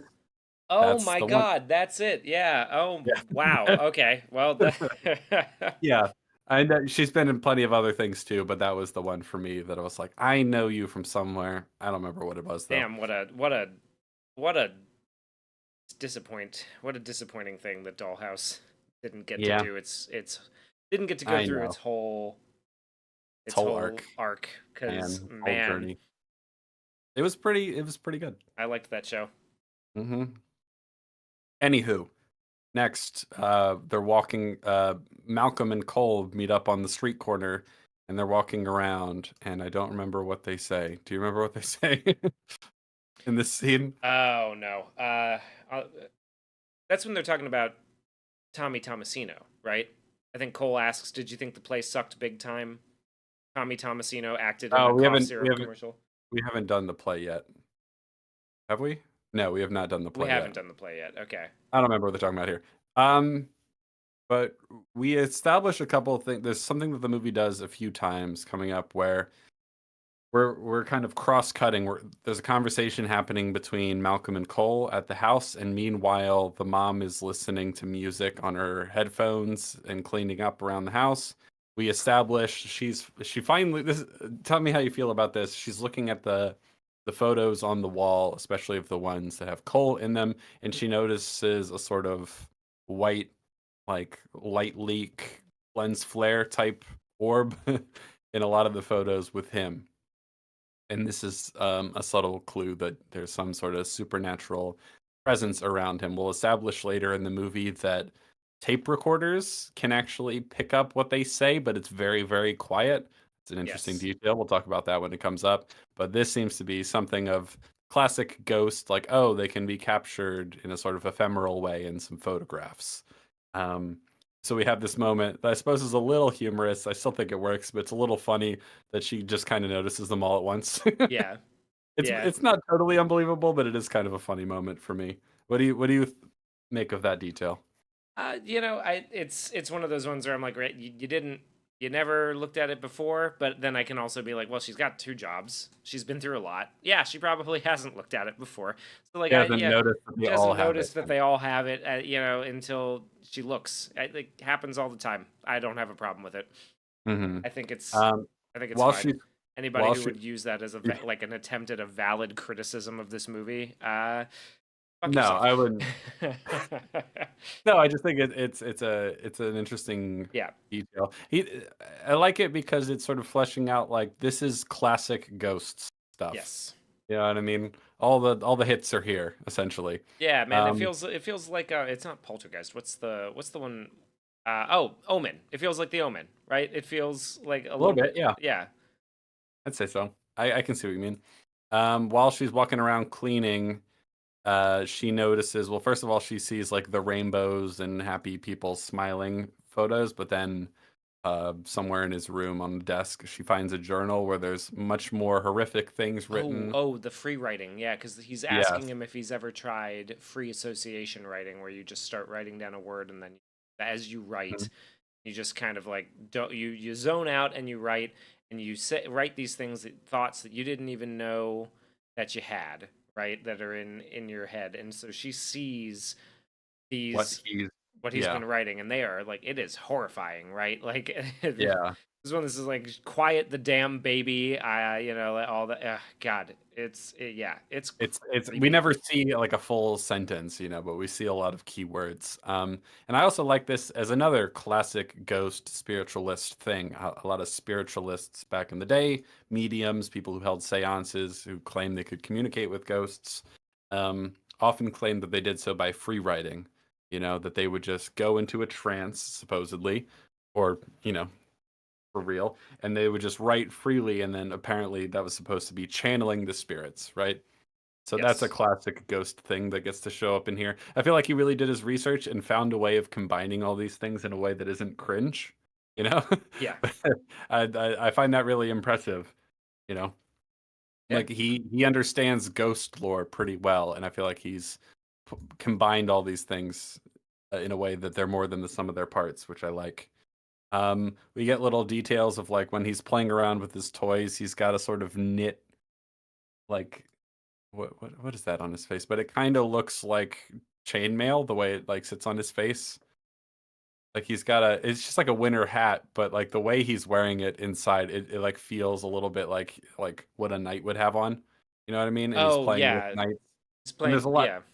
there's a lot of that sort of thing where he's like, eventually we'll get the big payoff for that is when he's Arthur in the school play. Yes, I also do really like though that it works two ways again here because it gets cold when the ghosts are around and Yes. active. So Hmm. yeah, just Yeah, but yeah, that's the other classic ghost thing, right? Is that, they drop the temperature and there's a lot of subtle clues to that. Like in this when he's talking to Malcolm, he's wearing the thing. Oh, I forgot. Yeah, no, you're totally right because he's inside but he's talking to Malcolm, so it would be cold. yeah. You know what I mean? That's a nice detail. Yeah, I like that. You see, there's an attention to detail in this movie that I don't feel like is in most of his other movies. Jay Jameson says free writing did a lot for my writer's block. Yeah, it It does. really It's does. good. Yeah. If you're ever, I don't. This might be weird to say, but I actually don't have any sympathy for writer's block. as like a thing. Like, a lot of times people will, like, complain about it, and it's like, well, just write anything, and then, like, once you start writing, it becomes really easy. You know what I mean? If you just Yeah. write like, "This is stupid. I don't feel like writing. This is dumb. Free writing is stupid." Just, like, physically writing or typing that helps break you out of it very, very quickly. It's actually a relatively easy problem to solve. I think a Yeah. lot of times writer's block is a thing for people who think they just need to sit around and wait for the ideas to come. You know what I mean? Yeah. It's like a It's self-made one of those problem, if things you where it's will. like if you sit down and you start writing, eventually you'll get it may not be good, right? But like you Yeah, don't have to be good every time, you know? no. You have to You should you just expect have to to not do be it. good most of the time, so yeah, Yeah. you just gotta keep doing it. Jay Jameson says it's a muscle. Yeah, I've thought about this a lot, that, like, because it's one of my favorite movies. Like, The Shining is actually a really good story about how not to be a writer. Like, one of my favorite scenes in the movie is when Shelley comes in. He's like, "So, have you had any good ideas?" And he's like, "Well, lots of ideas, but no good ones." And she goes, "Yeah, well, it's just a matter of getting back in the habit of writing every day." And he looks at her with disdain, like, "Yep, that's all it is." And it's like, no, she's right, though. Yeah, no, like just She's absolutely right, and you just have a big ego about it, and you think, "Oh, no, there's more to it than that. Obviously, there's my genius." And it's like, no, you should probably just be like, "She's right, and you should listen to her." Actually, yeah. anyway, It's a little bit like, like exercising, right? It's like it's not yeah, just you don't have to constantly be setting personal records every time you go to the gym. Sometimes you can just take it easy, but but do it, you know? all progress is good progress. Yeah. Yep. Anywho, so free writing, yes, classic ghost stuff like The Cold. Um, this is when we start to establish more of their sort of fraying relationship, when he's downstairs in his office and he hears a guy come to the door, see his wife, someone she works with, presumably. And he clearly has a romantic interest in her. He asks her out, like, "Hey, we should go out to, there's this thing I'm going to. I can't remember what it was." And she's like, "No, I really should stay here." Like, he's clearly romantically interested in his wife. And she, when you watch it the first time, you think, "Oh, like, uh-oh, she might be having an affair." Or like she might be on the path towards having an affair. But eventually it's like, no, she's just grieving him so much that she won't move on. Yeah. And so, as there's a funny line coming up, when the guy finally leaves and Bruce Willis is looking out through sort of the basement window out of the row home, he's looking out and he says like, "Beat it, cheese dick," Keep or like, moving, cheese "Keep dick. moving, cheese dick." That's a funny line. I like it. It's because he turned like the guy leaves the house and then like turns back around because he's like, oh, but maybe if I just, I don't Yeah, know, and he's like, keep nah, moving, keep cheese dick. moving, cheese dick. Yeah. Ah, it's yeah, George's Rex says it was the Amish County Market. Yeah, very nice Pennsylvanian detail. Nice little yes, this movie legitimately does have a real nice sense of place, and I think a lot of it is coming from not just the neighborhoods they're filming in and the type of houses, but I think a lot of it is coming from Toni Collette. Honestly, she's lending a lot of, like, obviously, I mean, she's an Australian actress, but she's like nailing the accent as far as I'm yeah, concerned. And she's lending a lot of like specificity and authenticity to the place that they're in. And little details like that. Obviously, he's from Pennsylvania, so he knows quite a bit about it. And I think he accomplishes. It's always nice to just watch a movie that isn't set in New York or LA, you know? yeah. It's refreshing. Philadelphia is a cool place to shoot, when you're It's a not cool getting place to shot at. set this movie too, because this comes later in the movie when they're talking about the history of the building where their school was. The teacher is like starts off that conversation when we cut into it. He's talking about how, like, this was the original Capital of the like country. capital of the country. There's a lot of history here, and it's a great place to have a ghost story because, at least by American standards, it's pretty old. You know, Yeah, one of the older places in America, so it has the most more of a reputation for being haunted, and there's more past and history there. Places like Savannah, Georgia, also very popular places in terms of ghost hunters and people who think that they're haunted. Savannah and like Philadelphia and a lot of these older cities have that sort of reputation. So it's a great place in that regard too. Some later movies, I feel like he's setting them in Pennsylvania just because he's from Pennsylvania. But this one, I feel like there's something actually really smart about it being in Philly. Unbreakable is set in Philly. It's true. A lot of his movies are. But Old is in set in Philly, actually. It's it's- the Jersey those- Shore. the mythical Pennsylvania beach is, yeah. Yeah, and so we are at the scene now where like I just mentioned, where the teacher is talking about the history of Philly, and that's when he mentions that this building. He asks the class what this building used to be for. Cole says they used to hang people here, and the teacher's like, "Nope, these used to be law buildings." He's like, "No, they hung people here. They hanged people here. I'm pretty sure of it. I see them all the time." Well, he doesn't say it like that, but that's the gist. Like, no, that trust me, they hang people They here. dragged people. They dragged people from their crying and screaming from their families. Yeah, Is that what he says? yeah. He says that to the teacher, which is like Yeah. one of those moments where it's like, yeah, so you get it. You can again, it works two ways, right? Because like the poor kid is seeing this all the time and hearing Yeah. this all the time, So he knows. so he knows. And but the way that he's saying it and trying to get it out is off-putting to the grown-ups in the room who have no Yeah. idea what's happening, and so you can Yeah. kind of sympathize a little bit with the teacher being like, why would you fucking say that in a room full of kids like this? God damn it, what am I supposed to do? Yeah. Yeah. Oh, speaking of, I was just sort of looking at the transcript here. There's a scene when they were walking around on the street later. I couldn't remember what they said there, but it's actually an important line because this is still when he's trying to figure out what's going on with him. He says, "Did you ever talk to your mom about how things are?" And he says, "I don't tell her things." He says, "Why not?" "Because she doesn't look at me like everyone else, and I don't want her to. Right. I don't." Oh, right. Yeah, yeah, He's like, "I don't want her to know." And he says, "Know what? That I'm a freak." And then he's like, "Hey, you're not a freak, right?" Because he's very much, this is touching a nerve because this is what happened with the other guy that ended up killing himself and shooting him. There was that like, I'm a freak thing that he oh my really, he's god, like, wait, how did I forget about that? God, that is that's such a it's good fucking part of the movie. It's like, yeah, oh, yeah, because it's then big because he's it's like, he setting up a screams at lot. him. He screams at him, like, or not screams, but he like yells at him sternly, speaks to Yeah, him, and says like, "Don't you ever say that? That's bullshit." yeah. And He it says, "Don't you shocks believe?" the kid. Yeah, he's like, "You're not a freak, okay? Don't you believe anybody that tries to convince you of that? That's bullshit. You don't have to go through your life believing that, okay?" Just come on, and they keep walking, and then he goes, "You said the S word." He's like, "Yeah, I know." But it's great because it's an important scene, but then they sort of cut it with a little bit of humor too. Or like the thing that really stuck with the kid is like, "Oh my god, you cursed. You're not supposed to curse." Yeah, he goes, "You said the S word."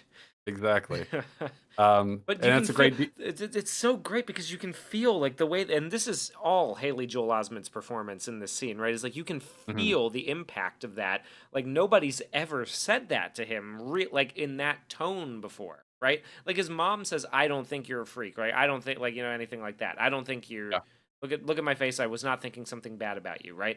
But when somebody who he doesn't know basically tells him like, no, that's bullshit, you stop thinking like that, it's like you can see on his face this moment of like clarity for him where he's just like, I've never nobody's ever nobody's ever yelled like spoken to me Yeah. like that because of that before. and Mhm. and he, so yeah, and like what sticks with him is that he said shit, but Yeah. it like you can feel the trust building there Yeah, there's a in big this change subtle that performance. yeah. Daily Dose say, so how do the hung people not know they're dead? Would they not guess that with the school being built around them? I think it goes back to the dream thing, right? Like they are There's a there's a dream logic thing, and then the other line that's doing a lot of heavy lifting here is that they see what they wanna see. yeah, So, that does help explain away a lot of things. yeah, Because like when the woman who is chasing after Haley Joel Osment is who's clearly in her like acting out the last big argument she had with her husband before presumably he killed her, and she's yelling at this kid, like I don't know what she's seeing or what she's experiencing. You know what I mean? It's yeah. like, but the line that they only see what they want to see is doing a lot of heavy lifting here because when Bruce Willis presumably would have the same gunshot wound that he had when he died because the kid who blew his head off with a rifle also had a wound on him. You know what I mean? So Well, the he does wounds at the end. stay. Like when he Yes, finally exactly. realizes that he's dead, he does have the wound at the end. Yeah, Exactly. That's what I was getting at. So like he wasn't seeing it before, right? Yeah. And so the other one is that throughout the movie, whenever he tries to go down to where his office is, he like struggles with the door for a moment, and then he reaches into his pocket for the key, and then he's just down in the basement in the next shot. Later at the very end of the movie, he'll see that there's things In like front of the door, like a table and books and everything yeah, are in front of the. which is why he was something that's something he wasn't seeing before. So when it comes to the people who are being hanged, and they're looking at Haley Joel Osment, like it's really hard to know what they see, Yeah. like what their experience is, because we don't, it's not elaborated on. They aren't their experience isn't elaborated on specifically. Yeah, but yeah, they see what they want to see, and so they don't like. They probably don't see school, right? Like that's. I think that's the main thing Yeah, from it is they don't. They didn't see the they're construction confused. crew coming Yeah, in and remodeling the whole thing. You probably know, not. they didn't see them pulling the cable. They didn't see them wiring the HVAC.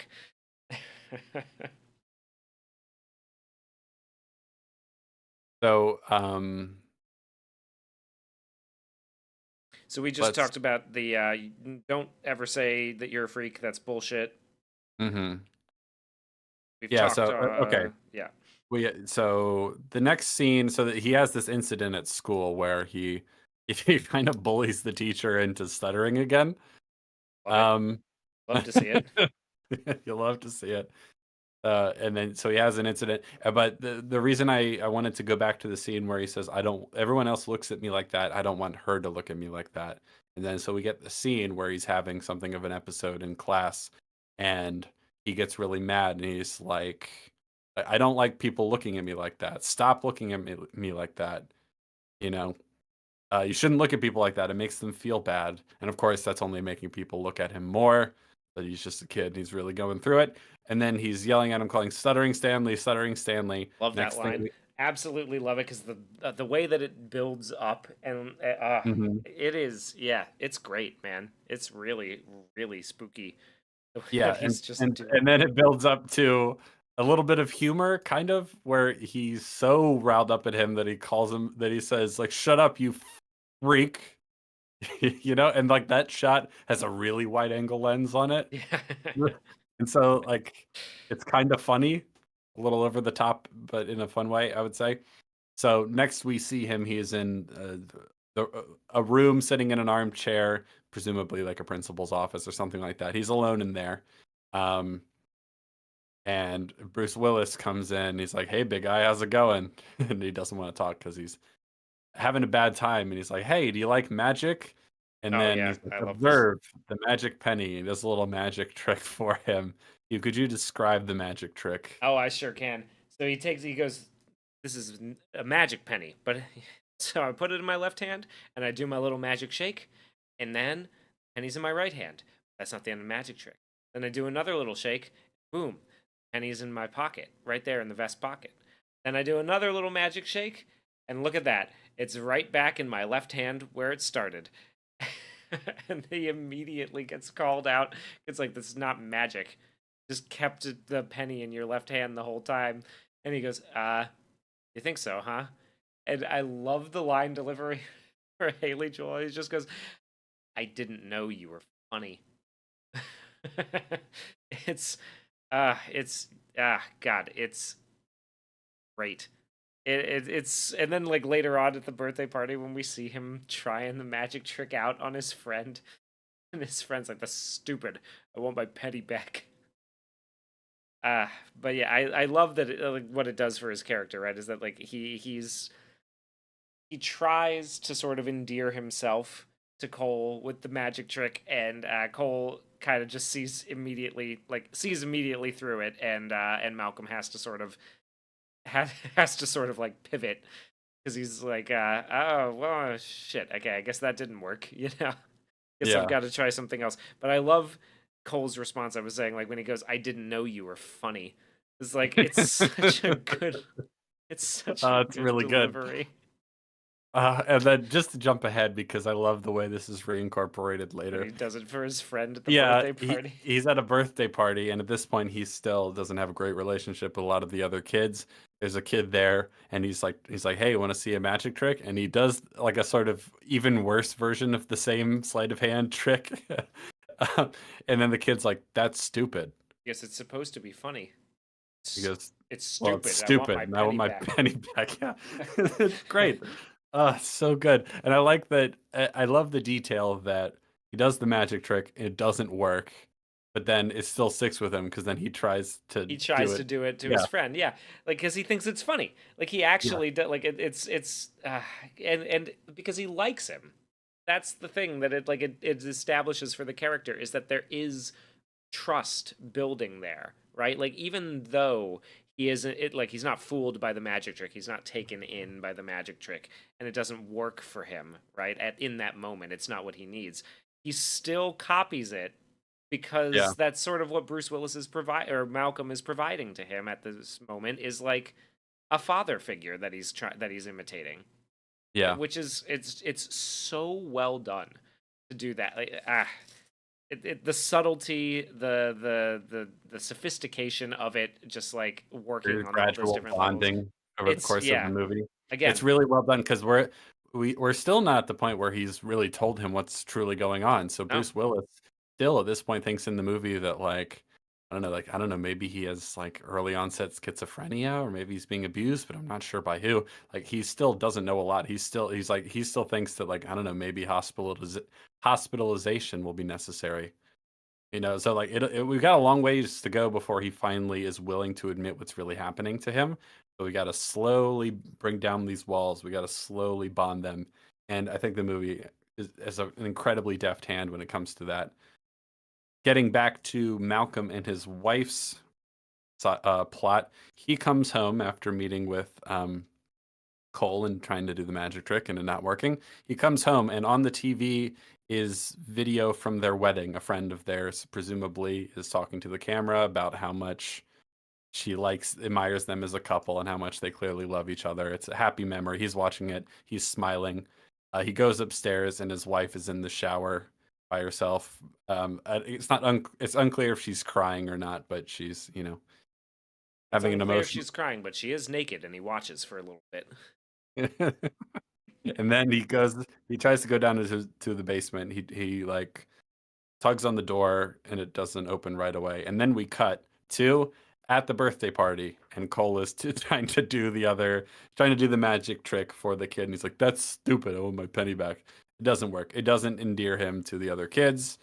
He's hanging out at the You party. know what else I love about the party line the party too, and I just want to like another instance of humor, right? Because this is a funny part where he tries out the magic trick and it doesn't work, right? That's funny. And then it Yes. goes immediately into his mom saying like, "Hey, he doesn't get invited to a lot of places, so like we really appreciate him." And she says, "I think the last time was at Chuck E. Cheese," and somebody goes, "Chuck E. Who?" It's like Yeah, she's she's never like, heard it's of. a It's a kid's place. kid's Oh, place. yeah. He hid in one of the purple one of like the purple, like jungle gym things, the tunnels, and he Yeah. didn't come out. Mm-hmm. That's a really Oh, nice detail too. 'Cause that's Malcolm, in when he's looking at his wife in the shower, he notices the antidepressants. That's Yes, yeah, what I found kind of funny about that is when we showed the shot of the pills in the cabinet, it says Zoloft, and then underneath it says antidepressants, which is like not a thing it ever actually says on a bottle of Zoloft. But I like that back in the day we had to explain what Zoloft was. I feel like if we did that because every today, every 14-year-old wasn't on it. Yeah, it is kind of funny to be like, oh, this is back before so many people were on antidepressants. They had to explain what they were. Which is a funny detail. That's like a kind of slightly over the top detail, but I assume it might not have read otherwise for a lot of people yeah, at the time. Um, so Daily Dust says where a kid can be a kid. Chuck E. Cheese, that's right. Charles Cheese and his fine establishment. So yeah, and he overhears his mom telling this to the other parents, which is another nice little detail because that can't be fun to hear as well. yeah. That's Oh, adding to the sort of the state he's going to be in for this scene coming up. Um, I like that detail about him at Chuck E. Cheese, and then he like didn't want to come out of the tunnels because, like, I love that because we're implying a sort of breadth to the story that extends beyond the screen, right? yeah, Like, we know he must have had other incidents, and we get this little taste of like those moments, and you can only imagine what sort of incident he had there, you know? It's good. It's good. It's really fleshing out the world. So while he's at the party, he's overhearing his mom tell this other parent about this. He sees a balloon float up to the ceiling, a red balloon, at the top of a big ornate spiral staircase. And that's a pretty iconic shot from this movie, which is interesting. You see that a lot when people are covering or talking about The Sixth Sense. It's interesting that that shot stands out for people. He goes up the stairs all the way up to the top, and he sees a door to an attic with like a big iron grate sort of thing over top of it. And he hears people arguing in there, and he's kind of frazzled and But freaked he out. he hears somebody shouting. Like he doesn't hear an Yeah. argument going on. He just hears somebody like begging to be let out. Right, Um, right, right. Yeah, yeah, exactly. and it's like a little. It's not even really an attic. It's like this tiny little room at the top of the dome, right? Which is like Hmm. clearly intended to be a like a broom closet or something. And so like they locked somebody in here. He hears him saying like, "I swear I didn't take the master's horse. You know, like I can't breathe. Hmm. Let me out." You know. The kids see him at the top of the stairs, and so they go up there to pick on him.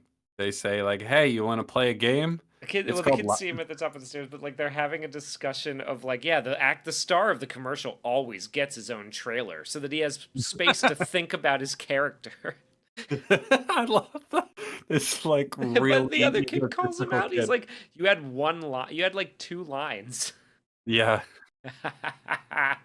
It's it's so pretty good. God, it's so good. And then like the kid calls him and says, "You had like one line," and then he looks up and he gestures at Cole standing up there, right? So he's 'Cause deflecting.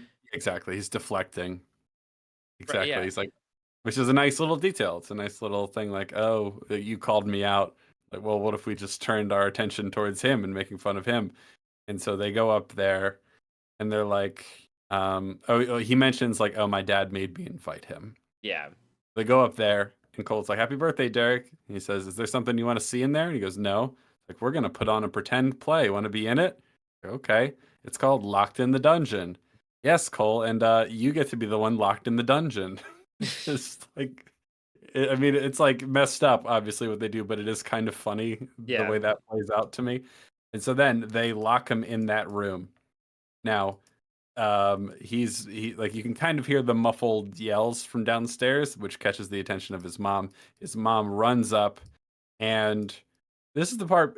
I don't know if I missed something. Maybe you can help me out here. She goes up there. She's trying to get into the room. He's screaming. He's having like a full-on panic attack inside the room. The kids are just standing there. She's trying to get him out, but she can't get the door open.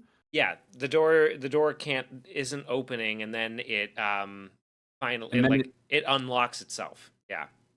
is that what? Okay, it unlocked itself. Yeah, well, like you assume the ghost activity has caused it to lock, you know, like Okay, old fashioned sort of thing, right? Like sure. because he was Yeah. locked in there, so it's sort of like bleeding over, right? Because you know, Okay. yeah, Yeah, I was just confused by the way that played out. I was like, wait, why couldn't she open it? Why can't she just open it now? I suppose if like it was locked supernaturally. yeah. You hear But it unlock at the one yeah, point because so like yeah. it's like But I was like, wait, did he okay. So it yeah. was that was a supernatural thing. That one was just a little confusing for me. I don't know if anyone else had that problem with that scene, but it was just like, oh, wait, what happened there? That was one of those um things where I was watching it and I was like, oh, I guess yeah, that makes sense. I was like, yeah, I didn't think that's about it too much afterward. I was like, oh, okay, so like, yeah, it the locked. ghost is a supernatural thing. So that sort of establishes that it can have an effect on the world. I mean, I suppose that's already been established because he does have cuts on his hands that last. Yeah, Even, he has scratches, he has cuts. Like yeah. there's Okay. his sweater from this incident is gonna be ripped. Mm-hmm. Yeah, which is Yeah. his sweater is bright red. So Mm-hmm. Yeah, there's a lot of red in the movie, which is great because it really pops because so much of the rest of the color palette of the movie is rather muted. Yeah, so okay, that makes more sense. I was confused about that. Then we get M. Night's cameo in the movie. He is the child doctor who's telling her that like he didn't have a seizure or anything. Like it wasn't a sort of medical problem. And she's confused. She's like, "Well, what happened to him in there?" And He Then says like he there's some scratches on him that are concerning to me, and she said like yeah. instantly goes, yeah, those are from sports. Yeah. Like So the exact lines, yeah, because this is good stuff. He says the test would indicate that he did not have a seizure. He's doing fine. After some rest, he can go home tonight. She says he says there's some cuts and bruises on your son that are concerning to me. And she's like, yeah, those are some from sports. And then he has this look on his face. This is honestly M. Night Shyamalan's best cameo I've ever seen in one of his movies. Like, I feel like he plays this part really well, actually, because he's a very like no nonsense doctor who's concerned, yeah, and then he just kind of gives her this look, like, are they really from sports? He doesn't say it, and she says, "You think I hurt my child? You think I'm a bad mother?" And then she's like, she's starting to get real riled up. And he says, Mrs. Sloan over there, she's a social worker with the hospital. She's going to ask you a couple of procedural questions. And she's like, what happened to my child today? It's like something was happening to him, physically happening. Something was very wrong. And so like things are not going well, yeah, right? things are getting out of control. They're spiraling Yes. out of control for old mama. Yes. Does she have a name? Do we ever hear the character's name for Um let's see. Let's if I go to the IMDb page, we'll see if the mom has a name. Yes, her name is Lynn Sear. So he's Cole Sear and she's Lynn Sear. okay. Oh, it's interesting. I never really thought about it that his last name is Sear, Sear, but I Ah, suppose it sounds a I little bit see. like I see. Sear. Sounds like Seer. Yeah. I assume that's intentional. Yeah. That feels like new Shyamalan bleeding through a little bit there Well, too. But it is like it if doesn't it's get if it's brought up. So yeah. yes. So that's actually kind of nice, I think. That's the kind of like it's a nice detail that like we're not focusing too much on, because you put too much attention on it, that's when it Yeah. becomes If you way put over the too much top. attention on it, that's when you have new Shyamalan. Yeah. Lynn Sear. Okay, so that's her name. Um yes, so things are not going well. He's in the hospital bed. Bruce Willis goes in to talk to him. Now this is a big scene. This is one of the big scenes. He says, "Hey, did your father used to tell you bedtime stories?" And he starts to tell him a story. He says, "Once upon a time, there was this young prince, and he decided that he wanted to go for a drive." Which I remember thinking, like, oh, the prince wanted to go for a drive, did he? It's like he got his driver, and they started driving a lot, and Driving they so long that he fell asleep. When and he woke then up, they were Cole's still like, driving. This and was he's a like, very long trip. he says, "Dr. Crow, you haven't told bedtime stories before, have you?" He's like, "No, not too many." He's like, "Well, you got to add some twists and stuff." This is where like M. Night Shyamalan's philosophy on writing kind of comes out too, which is A interesting. little It's like bit. again, I wish he would listen to his own advice with this one, right? Because Hmm. it's like you've got to tell the stories because like a like Trap, for example, feels a lot more like a story where it's like, oh, he was driving and driving and then he drove some more and then he fell asleep and then he kept driving and then like this is feels like a very and then story, right? As opposed Yeah. to what Cole like recommends here is like maybe they run out of gas. Like, Hmm. yeah, how about And, maybe they run out of gas M night? How and then about that? and Malcolm's like, "That's good because they're driving, right?" Okay, so, um, and then he's interrupted, and Cole says, "Tell me the story about why you're sad," which is a Yeah, good line. It's a good really good line. line. He says, "You think I'm sad?" So what makes you think that? He says, "Your eyes told me," which is great. Yeah, He says, "I'm not supposed to talk about stuff like that." And then he decides to go on talking about it anyway, which is good. good. He's like, and I like that because what does that say? Well, Well, because he's not supposed to talk about it, but instead, like, because he doesn't say like, "Well, I'm sad because of this." He frames it in third person as a story, yes, right? as a story, and but also just that, like, okay, so he views his role as a child psychologist as like, I'm here to help you. I'm not here to tell you about my problems or to burden you with that. But ultimately, the story will be about Yeah, like he helps him by opening up to him. He helps Cole ultimately by letting him help him. If you know what I'm saying? So like that's a nice little help detail. me So help you, Jerry.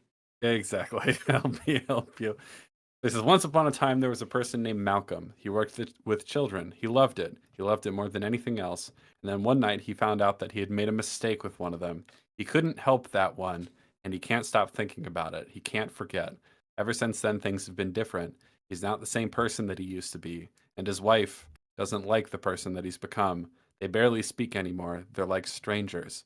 Then one day, Malcolm meets this wonderful little boy, a really cool little boy, reminds him a lot of the other one. Malcolm decides to try and help this new boy because he feels that if he can help this new boy, it will be like helping the other one too, which is great. Good. And then he's starting to get choked up. Like I moved through the lines pretty quickly there, but like he kind of struggles to say them because he's on the verge of tears. It's really nice. And then Cole's like, "How does the story end?" He says, "I don't know." I like that, like, "How does the story end?" thing, because it's basically like, I don't know. It's a really interesting question because obviously the story is about him, right, and Yes. his real life, but he is kind of like I want to know how this is going to end type thing. And so he says, "I don't know," and he says, "I want to tell you my secret now." This has been the big thing we've been building up to the whole movie. He says, "I see dead people." That's the big line. He said Says it. He said the line. he said the He line. says, "I You see can go dead home people. now. It's like a sixth sense." You know how you have like five normal senses, and then he lists all five senses. Um, he says, "I see dead people in your dreams while you're awake." Says dead people like in graves and coffins. He says walking around like regular people. They don't see each other. They only see what they want to see. They don't know they're dead.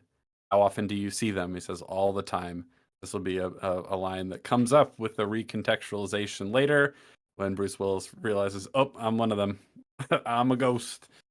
It says they're everywhere. He says, "You won't tell anyone my secret, right?" He says, "No, I promise. Will you stay here until I fall asleep?" Of course. What's interesting about this is that like he doesn't fully believe him right away, Yeah. even, which is I like how long it takes to finally earn where we end up. Like I think as an audience at this point believe him, but Bruce Willis is like, it's too much to be believed for him. Yeah, and it makes sense, right? Because like from Yeah, his perspective, he's like he thinks he's hallucinating. He's a psychiatrist or a psychologist. He's trying to medicalize the kid's problem. And yeah, yeah, and specifically, he goes immediately. The next thing that happens is talking to his tape recorder. He's medicalizing the problem. He says Cole has pathologies more severe than initially assessed. He's suffering from visual hallucinations, paranoia, some kind of school-age schizophrenia.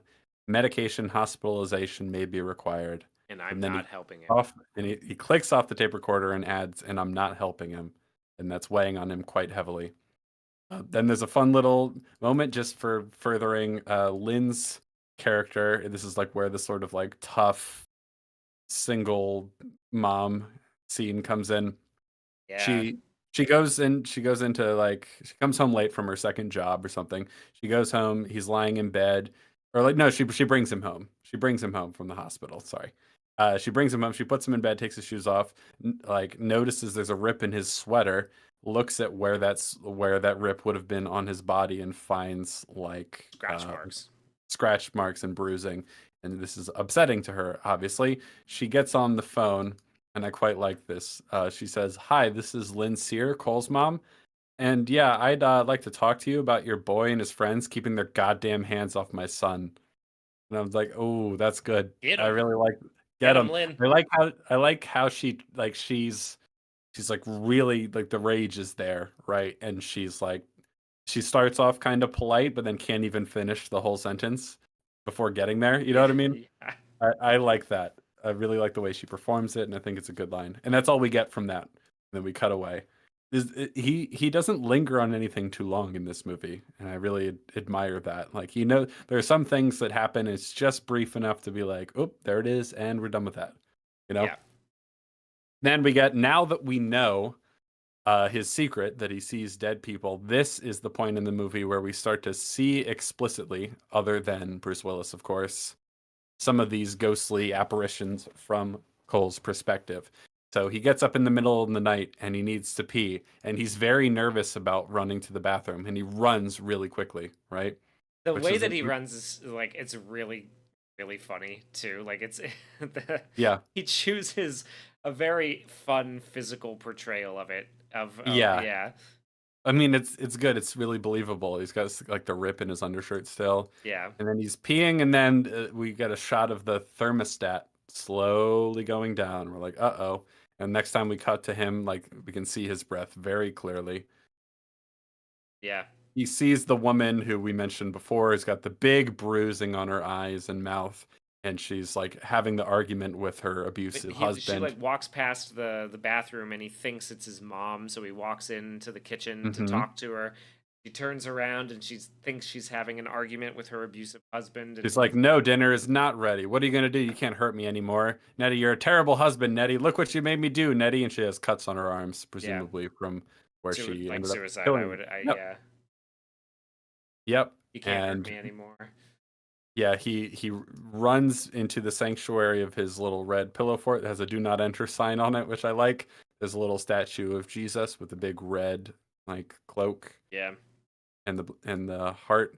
It's great. Then we cut to the play and like little Tommy, the little Tommy Tomasino. There was a boy who lived in the jungle. He could speak to the animals. yeah, he's like not a good actor at all. It's pretty funny. And that's when we get the like, do you think the play sucked big time? He's Yeah. like, what? It's like Tommy Tomasino acted in a cough syrup commercial. He said everyone was self-conscious and unrealistic. He said the play sucked big time. He's like, this Tommy kid sounds like a real punk. He's like, but I thought the play was excellent, better than Cats. Like, so Agreed, no, Bruce. Agreed. it's a funny line, and I like when Cole's like, "Cats." He's like, "Never mind, don't worry about it." This is a fun little dig at cats. That's always fun. We appreciate those. Then, um, we get like, "Hey, Cole, I was really interested in what you told me at the hospital. I'd like to hear more about it." He's like, "Cole," but Cole's having an episode. He sees the people hanging from the ropes up like this up the hallway in the school. You can see them in the distance. They're hanging there, and Malcolm looks and he doesn't see anything. He says, "I don't see anything." He says, "Be real still. Sometimes you feel it inside like you're falling down real fast, but you're really just standing still. You ever feel the prickly things on the back of your neck?" Malcolm says, "Yes." And he says, "Or the tiny hairs on your arm, when they stand up? That's them. When they get mad, it gets cold." So it's more like classic ghost stuff. You know what I mean? And I like Yeah. it. Where he's like describing, all the feelings and all the weird, like the implication obviously that like I can see them explicitly, but like when you have these little moments, it's almost like the deja vu thing in the Matrix. It's like this little experience you have is actually a sign that's actually the ghost. Yeah. Um, which is a nice little detail. I like it. It's good for this role because you might wonder in the world of this movie why no one else sees them, but there's a little bit of effort here to be like the especially sensitive and like compassionate, like kids especially can sense them, Yeah. but like everyone does a little bit is sort of the implication of the story, which I think is a nice touch. Yeah. Well, I mean, Cole's Lynn gets cold, in the Yes. apartment when things are happening, right? Like, so Hmm. that, Yeah. At one point, she's like she's complaining about the AC. Like they say it's working, but or like the heat that is. Yeah. yeah. So there's little bits of that. Um, and let's see. When I also like that, like, because there is the question of why don't more people see them? Hmm. Um, but you can imagine that there are more, right? Because it's not like Cole Yes. is the only one. We know Exactly. through the context, like that's about to happen, where he explores some of Vincent's older tapes, right? Yes. We know that Vincent could see them, so you can assume that there's more people like Cole out there who can, like Jennifer Love Hewitt or Patricia Arquette from Ghost Whisperer and or Medium. They could exist in the same world, and it would be fine. Makes sense. It's just that in this case, it's a kid who's having a real difficult time dealing with it. Yeah. So next we see the commercial, the cough syrup commercial that Tommy Tomasino was in, and it's funny how bad he is. And then Cole is annoyed at him, so he like throws like God, when a he glove. throws the thing at the TV, I Yeah, love that, man. It's so good. yeah. And then she's like, "Take them off. I don't want them on the table." Like I think it's her his It's dad's his dad's gloves, gloves, yeah. presumably. They don't make it explicit, but which is a nice detail as well. And This is a really great scene too, because this is going to be really important for the car scene, the all important car scene that we're slowly making our way to. Lynn, his mom, says, "Hey, I saw what was in your bureau drawer when I was cleaning. Got something you want to confess?" And he's scared. He doesn't know what to say. He has no idea what he has Yeah. legitimately no idea what she's talking about. He Like, says, uh-oh. "The bumblebee pendant. Why do you keep taking it?" And then, like, it was grandma's. He says, "You know what if it broke? You know how sad I'd be."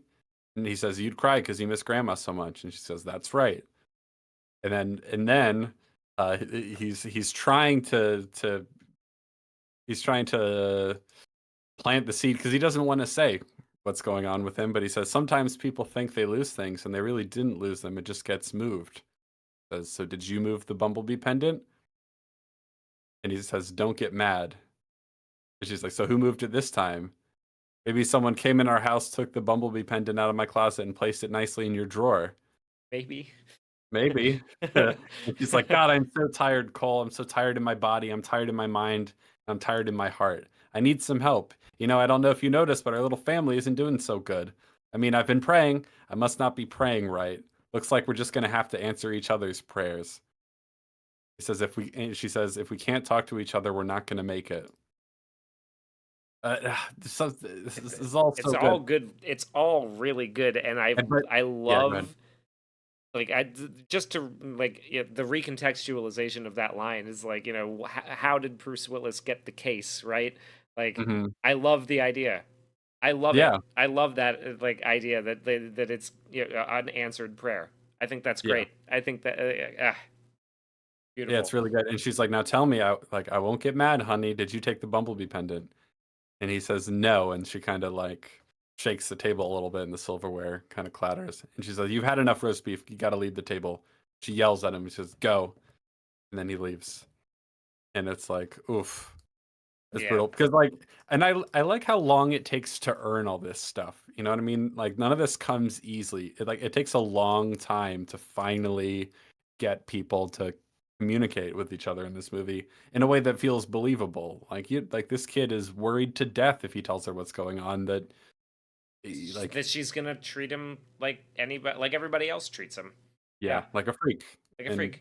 And he's learning to trust, like he's trusting somebody that he knows, he is aware is a ghost, right? hmm Like, because he can yeah, sense that. So he knows what's going on, but like this time, yeah, because he's terrified still of all the rest of them, but he's letting this one in because this one has a sort of fatherly affect, right? And he can yeah. feel that, and hmm it's just like it's building, it's taking its time, and it's taking its It makes time, and it's just working, like it makes all the payoffs really feel way, earned. yeah, they really do. They really feel like they've been earned by the end of this. Yeah. So he leaves the table after she like tries to ask him who moved the pendant. Uh and he doesn't answer. Well, he claims he didn't do it and she doesn't believe him. And I mean, you can totally understand how she feels, right? Yeah, Cuz in her mind, he definitely moved it. Why won't he just admit it? You know what I mean? Like, yeah, and like it's why is he frustrating. doing this to me? Like our family's not going to make it if we can't talk to each other, right? And so she tells him to go. He's going towards his room, and that's when he sees the kid. Was like, "Hey, follow me. I'll show you where The puppy runs out of the room like freaking out, Right. right? And Yeah. that's like what the like Other it's like, oh classic ghost no. stuff. The animals can sense the things we can't. Classic ghost stuff. And then the kid is like, "Hey, I'll show you where my dad keeps his gun." And then he turns around. He has the big gaping hole in the back of his head. Pretty brutal stuff for a kid to see. And then he goes back to talk to his mom. Who's trying to get the like breaking down because the puppy is hiding in a closet and won't come out, like Yeah, behind a and bunch of stuff. she's like trying to get him out. And he says, "Mama, if you're not very mad, can I sleep in your bed tonight?" He says, "Look at my face. I'm not very mad." Oh my god, And dude. I know, What a man. scene. Ah, it's ah. It's so good, man. I really like because and then I think what's so powerful about it and like so emotionally affecting for me is that right after that scene where she kind of got to a breaking point with him, because she thinks he's lying, or like, but like he's hiding something, he just won't tell me, and like things are not going well, and like we need to be able to rely on each other and answer each other's prayers, and he won't do it, and he's keeping me out, and I don't know why. And then he comes back and he's like, "Hey, like I'm scared. If you're not too mad at me, can I sleep in your bed?" And she's already so willing to be like, "No, of course I'm not mad." You know what I mean? Yeah. Yeah. Really good, really It's good. mm, it And then she's crying, and she's like, "Baby, why are you shaking?" She's like, "What's wrong? Please tell me, talk to please." me. Yeah. But he won't do it, and she's like trying to bring it out of him. And then we go from what has up until this point been one of the saddest scenes in the whole movie to one of the goofiest. Classic M. Night Shyamalan tonal whiplash a little bit. How do you feel about the scene where his wife is with the jewelry store customers? Oh my god, yeah, it's so funny, man. It like the levity that it brings in where Yeah, she shows the fucking Burmese sapphire. Is that his wife, by the way? Is that M Night's wife? I don't know. Um, Because I'm she not sure, looks but almost. I mean, maybe this is just me being racist. It's certainly possible, but she looks very similar to Lady Midnight or Lady Raven from Trap. Like, yeah, let me look it up. but yeah, I love it that like because it's the scene where they're looking at the ring and his wife is talking about the piece, the antique, and the guy like the woman is clearly in love with the ring. It's very expensive, and the guy goes, "You got anything maybe a little plainer?" And she, It's like, oh, you want a "Oh, you plainer want a one for your plain ring plain to go with white? your plain fiance? Is that it?" Yeah. And like it's like and I love too what the wife does, what Malcolm's wife does here because she like immediately starts upselling it. Yeah. Like she Mhm. immediately starts. She's like, "Well, why don't you just like try it on and see how you both feel?" And it's like she can tell this guy does not want to spend the money on the ring, right? Yeah. But she's like, "No, no, maybe you just let her try it on." It's like, "No, no, no, no, no, Yeah. no." It's good. That is not his wife. I looked it up. It is just Just she's a Pakistani actress who's been in a few things like Pie and Requiem for a Dream and stuff like that. oh, got it. I'm just a racist. Cool. Yep, Thanks. you're just a I'm racist. just She's not I. even Indian, you silly goose. There, there's the same thing. I know. I'm just messing around. Um, so yeah, so like right from like up until this point, the saddest scene in the movie, then we get a little bit of levity here. In a way, like this is the kind of tonal change up that I actually kind of like. You know what I mean? I feel like it's nice to include it. I think he does a good job of balancing things in this movie, because it gets pretty heavy, man. We haven't even gotten to the heaviest stuff. So after she manages to upsell on this ring, she's like And it moving. works too. I like she's like, Yeah, I I guess know. I'll just It I'll works. just wrap it up. Yep. You bitch. No, she's like, "Oh, I don't know, but a lot of pieces in this store communicate, and I think you should choose a piece that speaks to you. I think maybe when people own things and they pass away, a part of themselves gets printed on those things, like fingerprints." And she's like, "I'll just wrap it up." Yeah, You uh, bitch. You and fucking that line reminds me a little bit of like the way, what's his name, uh, Dick Halloran, Oh right? yeah, No, yeah. he describes it like, oh, when people leave a trace of themselves, like when people burn toast, Yeah. Anyway, just like the way they talk about it is similar. And then we get more of a scene with the guy who clearly wants to take uh, Malcolm's wife out on a date. She buys him a book or something for his birthday. They hug, and They then almost like, kiss, and then the like there's a sound of breaking glass, and they run downstairs, and the window's busted, and they're looking around, and then Bruce Willis is walking around, running away, running like away. he saw them like about to. He thinks like she was going to have an affair, and he's not happy about it. So he like throws a brick or something through the window. He's going through it too. Next scene we get back with him. I like this scene too because I'm not even entirely sure where this scene takes place because the whole scene is in close-ups. But it's a really nice scene. This is like because this is really important for the story, right? Because this is when Malcolm has to admit to Cole that he's not sure he believes him. Yeah, So let's see. What does it say? Real quick, real quick. Oh, Daily Dose go is ahead. shaming me for bringing racism to this nice misogynistic stream. Yeah. You're right. I am ashamed, but to be fair, it was Well, racism directed towards a woman. yeah, So I mean, that's got to count for something, right? exactly. Um, so he says, Cole says, "What do you want more than anything?" Malcolm says, "I don't know." Well, I've told you what I want. Malcolm, I know. Malcolm says, "I know what I want. I want to be able to talk to my wife again, the way we used to talk to each other. Like there was no one else in the world except us." And Cole says, "How are you going to do that?" He says, "I can't be your doctor anymore. I haven't paid enough attention to my family. Bad things happen when you do that. You understand? I'm going to transfer you to two psychologists." And Yeah. and so, This is a heartbreaking scene too. We're yeah, just going back. I Man. know. I know. We got a lot to get through here because it gets pretty heavy pretty quick. And he says, "Don't fail me," Cole says. He says, "Don't give up. You're the only one who can help me. I know it." And they're like, real tears in his eyes. And the whole scene takes place in like really intense close-ups, which is different than a lot of the rest of the scenes in the movie. So it really gives it some extra weight. It's like because we haven't done that in the whole movie, and now Yeah. it's like, whoa, we're right in there. And so he says, "I The can't film help you." grammar here is really like on point, Hmm. honestly, for the whole movie. Yeah, he says, "I can't help you. Someone else can help you." And Cole says, "You believe me, right?" Says, "Dr. Crow, you believe my secret, right?" Says, "I don't know how to answer that, Cole." Cole says, "How can you help me if you don't believe me? Some magic's real." Yeah. Good Which is, callback.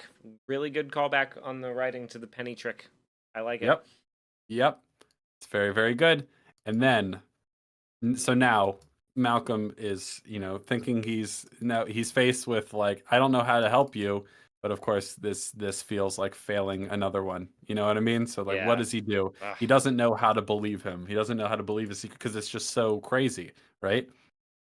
He's back at home in his office and he's listening to tapes he took of Vincent, Donnie Wahlberg's character from when he was a kid, and we get a little flashback to Vincent saying, "Do you know why you're afraid when you're alone? I do." And then we get a little bit of the tape audio. Malcolm, when he from back then, says, "I'm sorry, Vincent. I hope I didn't leave you alone too long." He says, "Ooh, it's cold in here."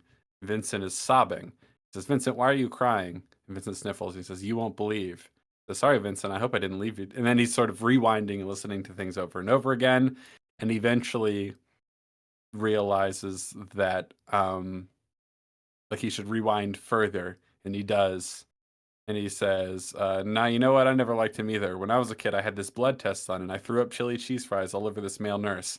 And so we flash back into well, not we flash back. We rewind into the conversation, and he actually is having some bonding and camaraderie with Vincent. And then a woman comes in and says, "Excuse me, Dr. Reed is on the line." He's like, "Look, Vincent, will you excuse me? I have to take this."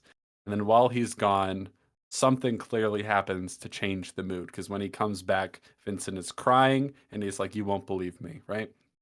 And so we get this great little scene where he's turning the volume up on the tape recorder to like hear what's happening while he's gone. And I love the sound of the like static of the tape recorder and like you don't know what's going to be said at any given moment. It's actually a pretty tense scene. It's really, really good. And he turns the volume up slowly, slowly. He hears a faint voice. He rewinds a little bit. He turns the volume up eventually, and he hears people talking in Spanish. And the phrase is "Yo no quiero morir." Yeah. Um, and then so that's his big moment when he's like, "Holy shit!" He was hearing something while I was gone. So that's an interesting thing. How do you feel about their voices can be picked up on tape recorders, but very faintly? Classic ghost stuff. It's classic ghost stuff, yeah. Yeah, classic ghost stuff. It doesn't. I don't mind it. I mean, Mhm. especially back then. This is like a relative. Not everybody has tape recorders at this. I mean, they're starting to become more ubiquitous, but not everybody has tape recorders back then. So it makes like because you start to wonder a little bit like if everybody's recording audio all the time, or if everybody has cameras on their phones or in their pocket, like why are more people not noticing certain things like the weird halo, for lack of a better term, the shimmer near Cole's head, or things Yeah. like that. It doesn't bother me in this instance. I think it's very much like, especially because you have to turn it all the way up.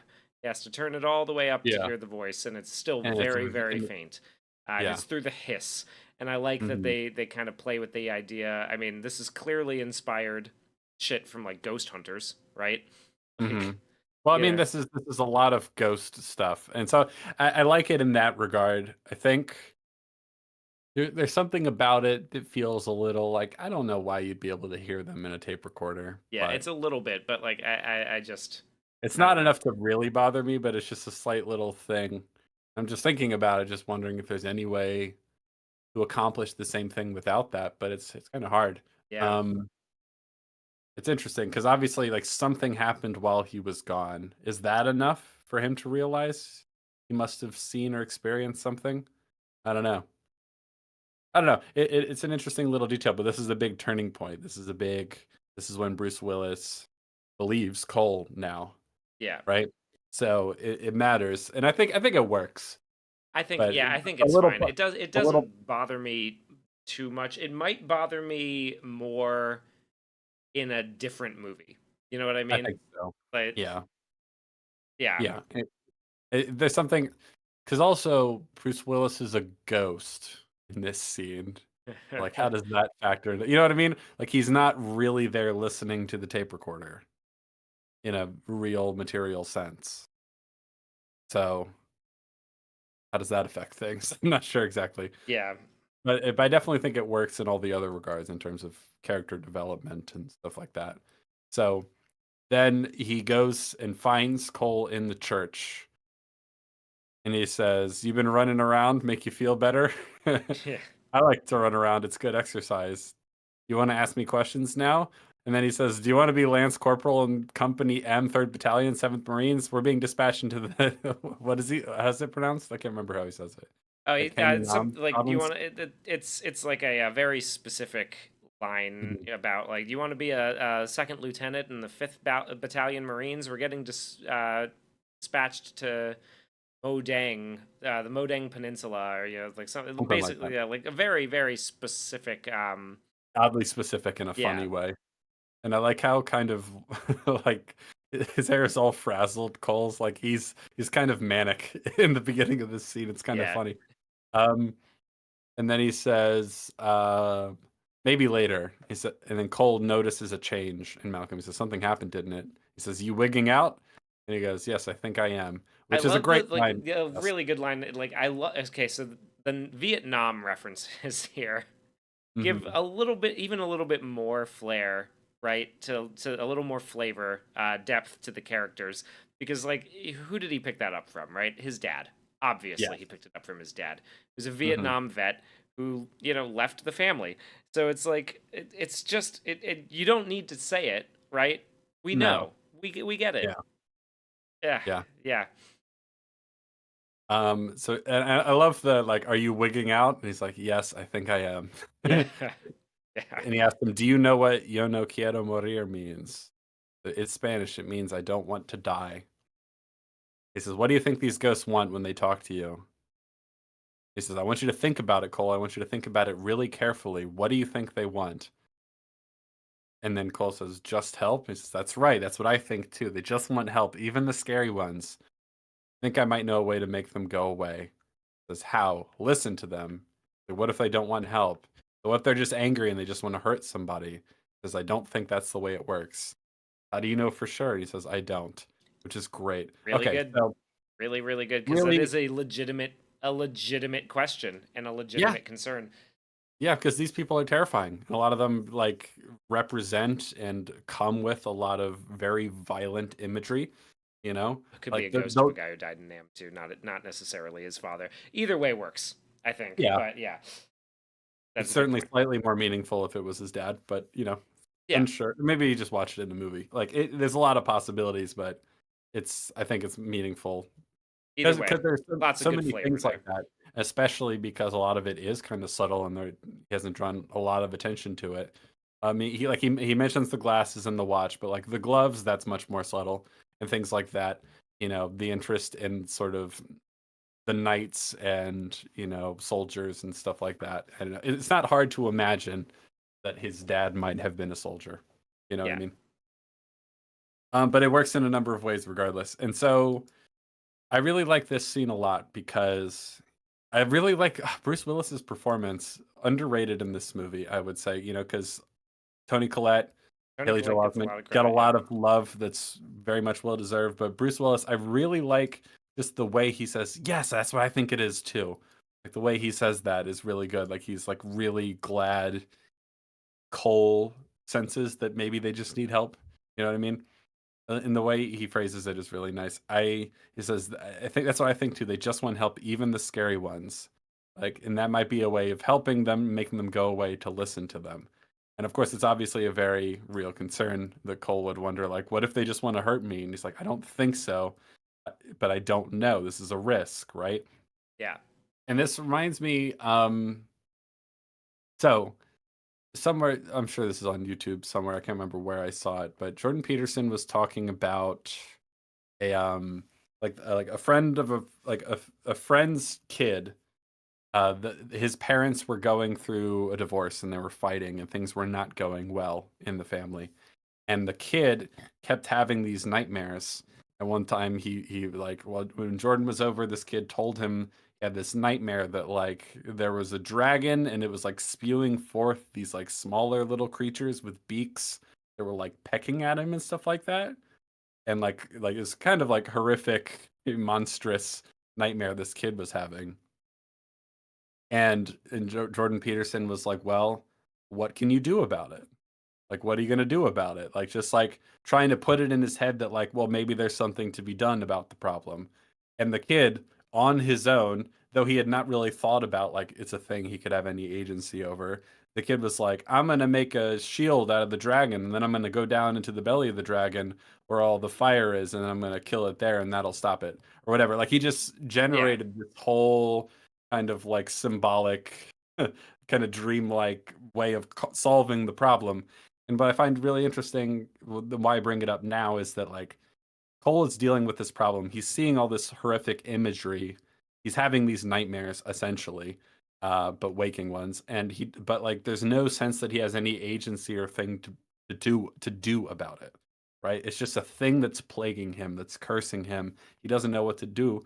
And then this sort of parental figure comes along and is like, well, maybe if you face it, there's actually something you can do that'll make it go away. Like if you're brave, and even though they're scary, if you're brave and you face the problem head on, maybe actually you can help them do something. And Nicole is very scared of doing that at first, but as we'll see, he gets more and more comfortable facing it despite how scary it is, and that ultimately solves the problem. It's just such a great little story, and I like all the imagery about him being like King Arthur, or like him, like I, I don't know. It's the kid like not having a father figure around, and then being beset by these problems and like wanting, sort of craving that sort of heroic Yeah. maternal masculine energy to help reestablish order in his life. And then he has this father figure that comes and just gives him the little seed of an idea, like, well, maybe you can help them. He doesn't say how, he doesn't solve the problem for him, but it's like, maybe there's something you can do about it. And that sort of changes the whole course of his life, essentially. Yeah. You know what I mean? It's not hard to imagine how horrible things get if he never comes to this realization, you know? I don't know. I just think there's something so perfect about that, and like just how, I don't know. It's an incredibly well realized story, Yeah.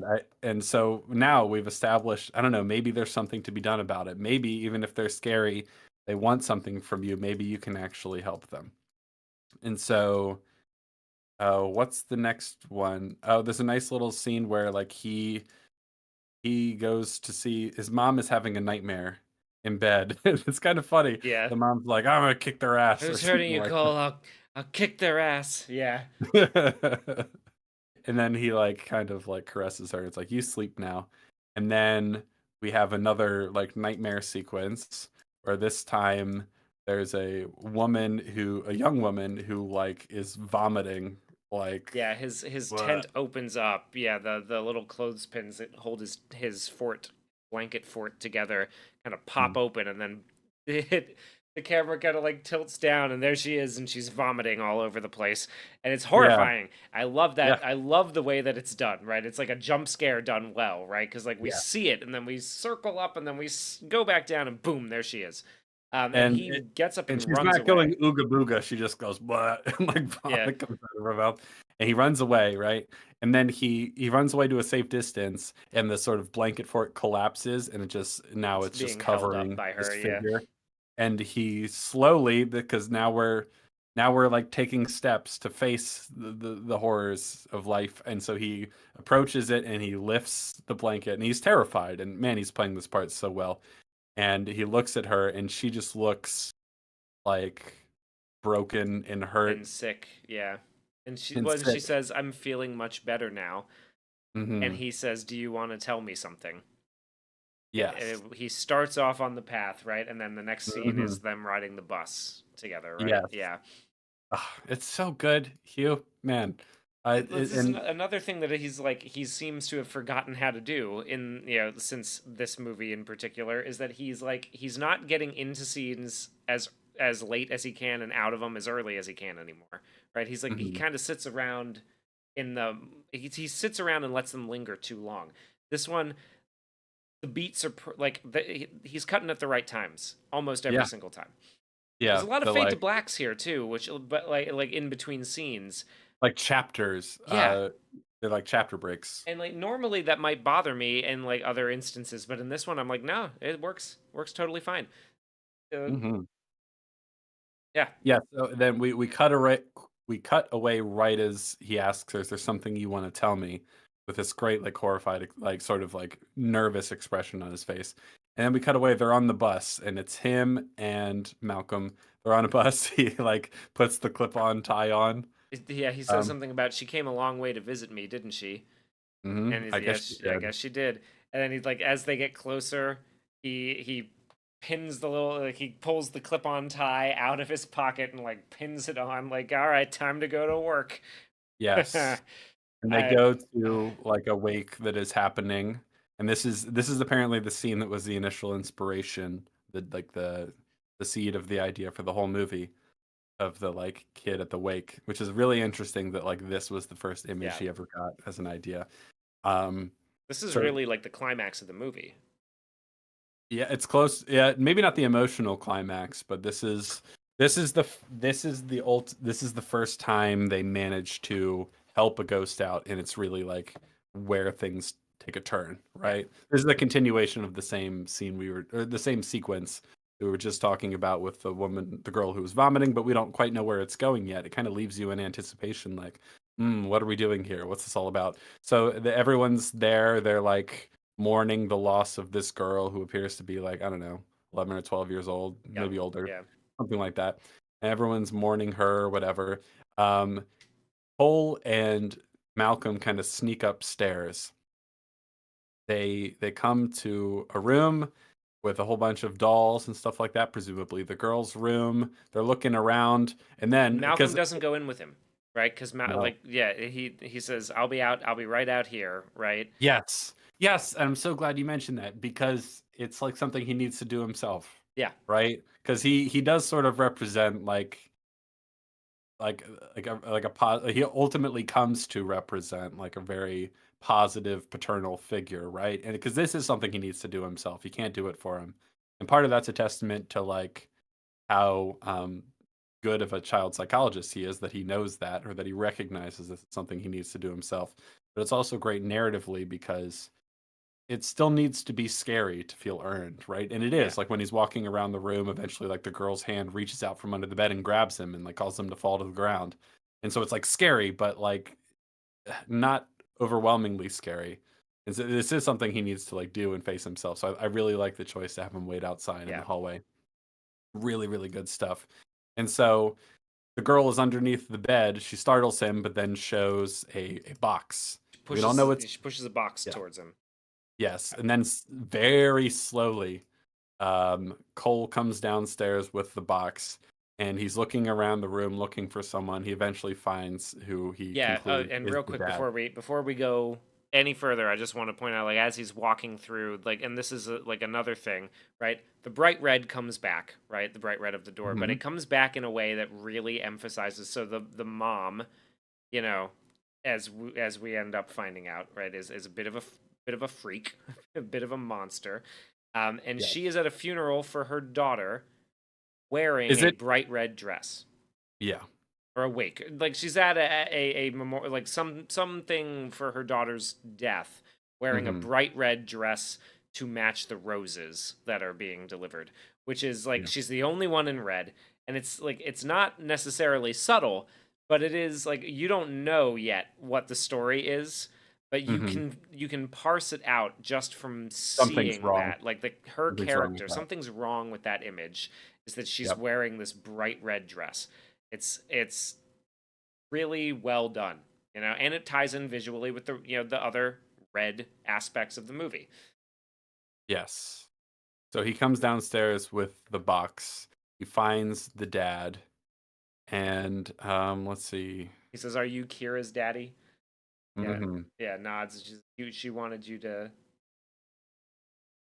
see this, or and he hands her he hands him the box, and he just kind of walks away, right? Oh, one of the other Hmm. things that he does when he walks into the room before he gets the box, he grabs a little finger puppet, a little jester finger puppet, and puts it in his pocket. And you're like, oh, okay, like because he steals things, right? Like that's one of the Yeah, things he that he does. takes these little like figurines and stuff like that. Yeah. Yeah, so you go like, oh, okay, so like that's interesting. Like that's an interesting way of him maybe like taking some control or feeling a little more comfortable in this situation, Hmm. right? Is that he's taking this little thing that nobody's really gonna miss, right? And Yeah. that's, or at least that's you could think maybe like because they've given you the setup for it, right?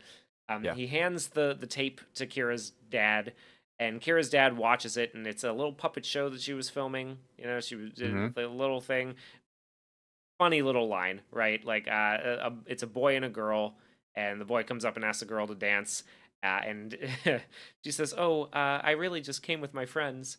And he goes, "Oh, well, how about we can dance, and if you don't like the way I dance, you can kick me."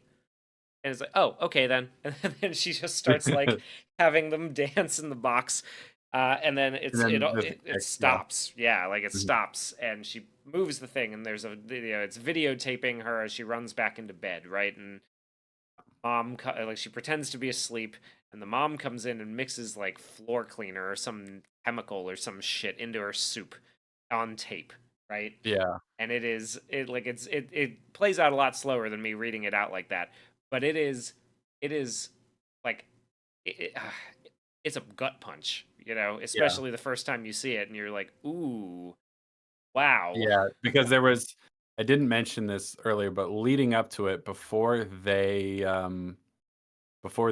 go upstairs at at the wake at the funeral, there's we hear a little bit of lines from people talking at the funeral. There's stuff like, let's see, Six can you get, doctors. I heard it was yeah, six you doctors. know, when I went through this with with my father's cancer, I just can't imagine how I can't imagine a child being in bed for 2 years. How many doctors? I think it was six different doctors. I think so. Yes, I just heard the little ones falling ill now. God help them. Stuff like that. Yeah. So the implication by all this is that the mother, or maybe it's a stepmother, it's not made entirely clear, is slowly poisoning her kids and killing them and like keeping them sick. Or I don't even know if it's necessarily, because we don't completely flesh it out. It could go either way. Either she's killing them on purpose, or it's like the classic like horrifying maternal thing of keeping your child sick, so they'll always have to rely on you and Well, depend on I you. think it's definitely like the visual of her being in a red dress and being surrounded by everybody and kind of just zoning out while people are like, you know, doting over her.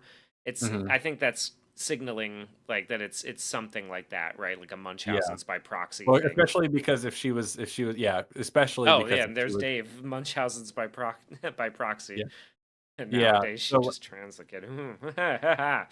Ew, well, she spicy. especially because like they mentioned that she was in bed for 2 years. If she was just trying to kill her, she would have done it straight away. So Yeah. the implication very much that she was keeping them sick, so dote on them and like have them rely on her and Munchausen by prox and whatever sort of demented thing she like pathology she has going on ended up killing the child. And so there's evidence this on the tape that the girl was making in secret of her little puppet show. And so this gets shown to the father at the funeral. He watches it in the He television. watches it in the television, and everybody around him sees it too. Yeah. Oh my god, it's oh Ugh. oh, it's It's interesting. yeah It's interesting to me to know in hindsight, a that this sequence was the initial idea, and that it was originally about helping solve serial murder cases, because this is yeah kind of the like remnant of that, right? Like that's like that initial idea still lives on in this sequence, where like in order to help the first ghost, because he'll go on to help others, but the first one, it's like she's trying to tell him you know, she wants to tell her dad essentially yeah. that the mom or the stepmom was killing them, and but she can only communicate through Cole. So Cole helps her out, listens to her, goes and finds the tape, gives it to the dad, and then the dad, in front of everyone, confronts the mom and or stepmom. And Yeah, let's see, is and we that get no. Then they Malcolm leaves the house, and Cole is sitting with the younger sister on the swings, and he gives her a little finger puppet, which is hmm, a really nice. I really like because I forgot when I was rewatching it that happens. That he gives yeah, her the finger puppet. He says she liked it. You said so, like he gives her like it's another thing that Kira wanted him to do is to give her yes, little sister the finger puppet that she liked so much. Oh hmm. my god. It's getting me again. It's getting me again, dude. It's a such a strong scene. So, Yeah, like, yeah, and then I agree. she says like, "Is Kira coming back?" And he says, "Not anymore." Which take that how you will. Does the kid see ghosts too? Who knows? Probably not. But Probably not. No, maybe it's not how I maybe assumed. maybe it's Yeah, Patricia Arquette and Medium's origin story. Who knows? mhm. Either way, good shit. It's good Yeah, stuff. it's a great sequence, and that is sort of like the climax of the story. It's close to it anyway. So this is when we've really turned a page, and now we've learned that we can help these ghosts, and that they're not ultimately evil, at least in this story, and it's about helping them and listening to them and seeing if you can find a way to resolve their grief, resolve their trauma, resolve their unfinished business. So now it's time for we have another play happening, and Stuttering Stanley, so we don't call him that anymore because it's mean. He comes in and is like, Cole, they're ready for you, essentially. They're calling for the stable boy. We have to hurry. And Stanley's like, "Hey, who were you talking to?" Because I think who was he originally? Who was he seeing in the scene? Do you remember? It's somebody who's doing his makeup. And Right, it's a woman whose her face is half burnt off right, because yeah. right, right, right. Yep. Who are you Yeah. talking to? Oh, I was just practicing my lines. I was like, He as says, they're "Thanks for." walking up the thing. Yeah, thanks for giving me the part. And then he says, when I was your age, this whole part of the school was burned down. It was There a was a terrible terrible fire. fire. They rebuilt the whole thing, and he goes, "Yeah, I know." Yeah, I know.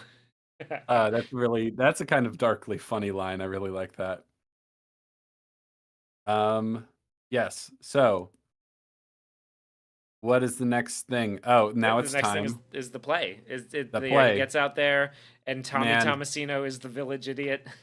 And yeah, he's the village idiot, and he's like not enthused, so he's not even trying to be good anymore. And it's a school play, so it's like only he who is pure of heart can take the sword from the stone. Let the boy try, and everyone claps. And it's like he is a stable boy. He cleans up after the horses. Silence, silence, Silence, village village idiot. idiot. Let the boy step forward. The children gasping. And then he pulls out the sword. Cole does. A little plastic sword out of the rock. And of course, Malcolm is there looking on. And he pulls out the sword. Everyone claps and cheers. And then they carry him off on their shoulders.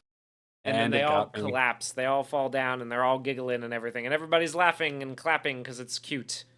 Yes. And they carried him on his shoulders.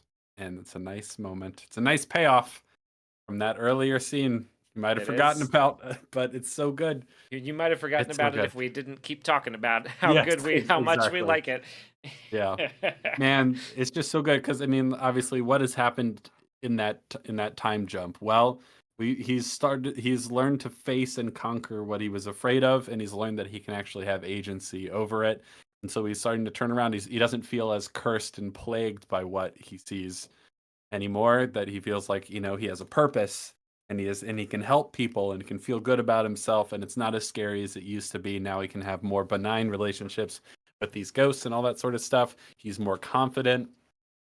Things have turned around at school, and they at least like him a little bit more now, like enough that he gets to play, King Arthur and everything. And then they all cheer and they have him on their shoulders. Well, It's and the really nice. teacher who called him, called him a freak, and like he got him a part in the play, and he got him Yeah, the part in the play, yeah. and he's trying his best to be nice to him, probably because he's afraid of getting fired, but maybe he has, Assuming he feels a little bad about that whole I'm sure he incident. does. Yeah. Jen says everyone is laughing except the audience who is crying. Yes, exactly. um. So everything's smiling, and now they're still at the school. This big beautiful stained glass window, and he's playing around with the plastic sword, and he's talking to Malcolm. And this is another great little scene.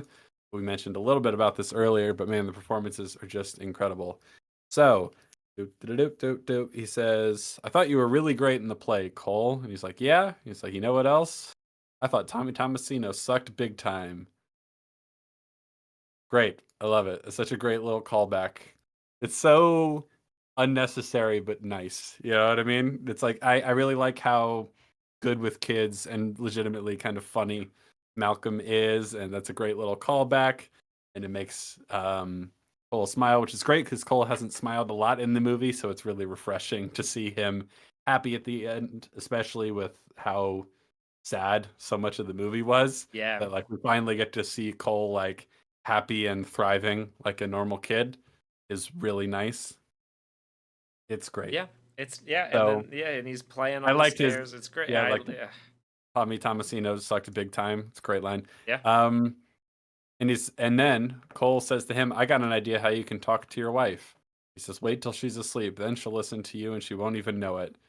And that's a great little moment because we got that moment with his mom, earlier where like his mom was having some nightmare that involved like threatening someone for threatening her child, and he kind of like soothes her while she's asleep. hmm And so he's like, "Hey, that's my idea for you."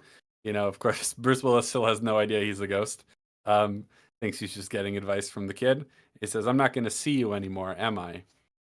And this is so great because it works both ways. Yeah, First time you watch the movie, you're just like, well, I'm not having any problems anymore, so that means I probably won't see you, child psychologist man, anymore because there's no need to.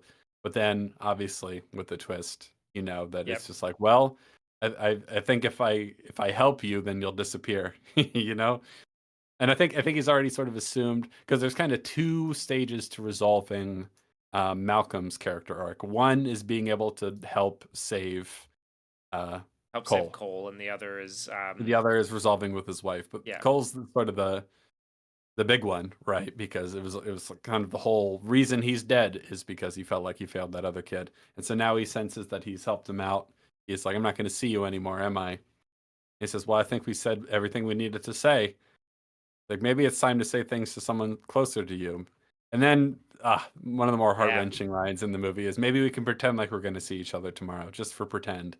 And man, this is like some of the best act. This would be incredible acting if it was if it was an adult, let alone a child his age. But like I mentioned earlier, if we watch the scene when he says that, he's smiling like, yeah, what if we just pretend? Wouldn't that be nice? But then you can see the smile drop a little bit. You know what I mean? yeah, It's just incredible. It's so good. He says, "Okay, I'm gonna go now." He says, "I'll see you tomorrow, Cole," and then it leaves.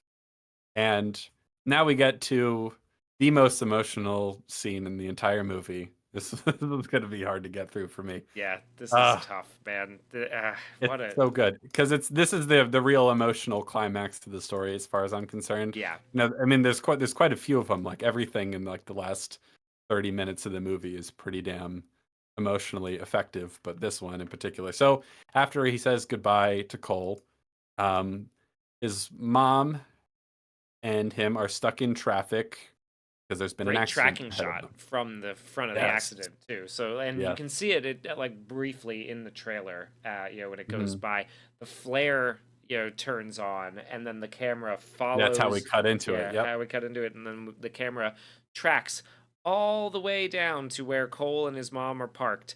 There's a bunch of people, like there's a cop carrying a bicycle with no tire off to the side, and then there's like Yep. she's oh my gosh, I can't see. Hope nobody's. Hope I hope nobody they're got all hurt. okay up Hope they're there. all okay Yeah. up there. Georgius Rex makes a reminds me of a little detail that was really funny in terms of the humor of this movie. I think it's the first play. Um, they say like an opening line about like he could speak to animals, and then they like open the curtains all the way, and you can see everyone there, and all the like home video Yeah, the cameras home go video up in the cameras go up. audience. Yeah, it's great. That's just a funny little detail. I love how they all go up at the same time, just because it's funnier that way. It's great. It's a fun detail. Yeah. So they're stuck in traffic, and Lynn says, "Geez, I hope nobody got hurt." And then she says to Cole, "You're very quiet. You're mad I missed the play, aren't you?" He says, "I have two jobs, baby. You know how important they are for us." She sighs. She says, "I'd give anything to have been there." And Cole hasn't said anything so far, and he says, "I'm ready to communicate with you now."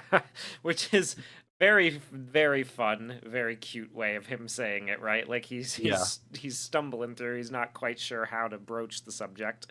Um, yeah. but It's just also, like communicate. let's keep Yeah. in mind, right? The mom has said to him like, "I'm very sorry I couldn't come to your play." Right? Yes. Couldn't come to your performance. Hmm. Ooh, it's it is like this is another like he's doing it so well that like even in this one contained scene, right? We Yeah. are going to get a payoff emotionally for that builds the mom's character. So we're not Yeah. done building character here. Like No. we are still doing it, and it is it's brilliant. It's brilliant This to is work that this in. is for me one of like it's on a short, I mean it's a very long list I would put it on, but like of one of the best scenes in any movie ever. I Yeah. think this scene's incredible.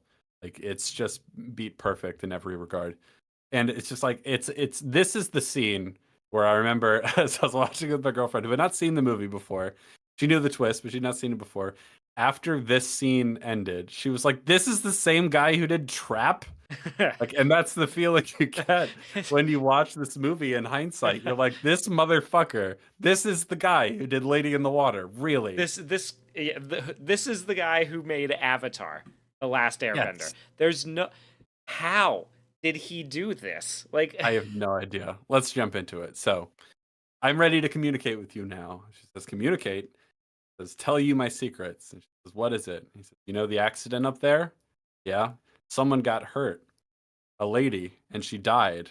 She goes, "Oh my God, wait, can what, you can you see her?" see And she her? tries to like see if she can see from that view, and he says, "Yes." He says, "Where is she?"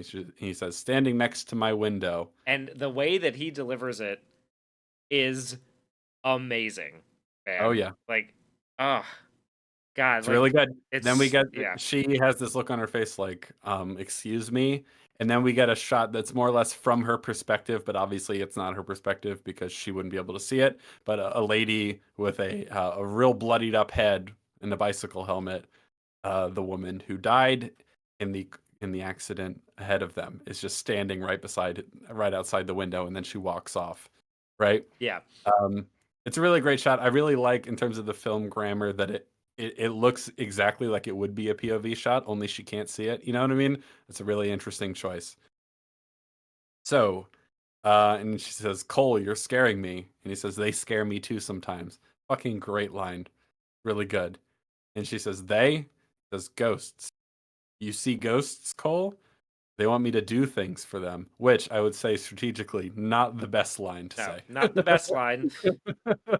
That almost is like they tell you to do things, like they told me to burn down the school. You know, like it has more of that vibe when you phrase it like that, Cole. They tell me that that an extra magazine is a good thing to bring along when you go when you go to the high school gymnasium on prom night. Uh, so She's like, they talk to you? Did they tell you to do things? He says, they're the ones that used to hurt me. And at this point, she's like very much overwhelmed and she doesn't know what to say. And he does the same thing he did in the first scene with them. He says, "What are you thinking, Mama?" And he says, "You think I'm a freak?" And then she does the same thing. She's like, "Look at my Look at face. I my would face. I never would never think that about you. And it's ever." the third time it comes back. The rule of threes. We hit with the line. Hmm. It like he's just following fundamentals here. This is Yeah. solid fundamentals. Hmm. And she says, "I would never think about that about you ever. Got it?" And he says, "Got it." And she says, "Just let me think for a minute," which is such a great. I love that because he's like, "Please tell me you don't think I'm a freak." And she's like, "No, I don't think you're a freak." And then it's like the next thought is like, "Well, what do you think?" And she's like, I need to think for a I minute. need a Tell minute. me. I I need need a a minute. minute." And then he's trying to figure out what to say, and so he says, "Grandma says hi."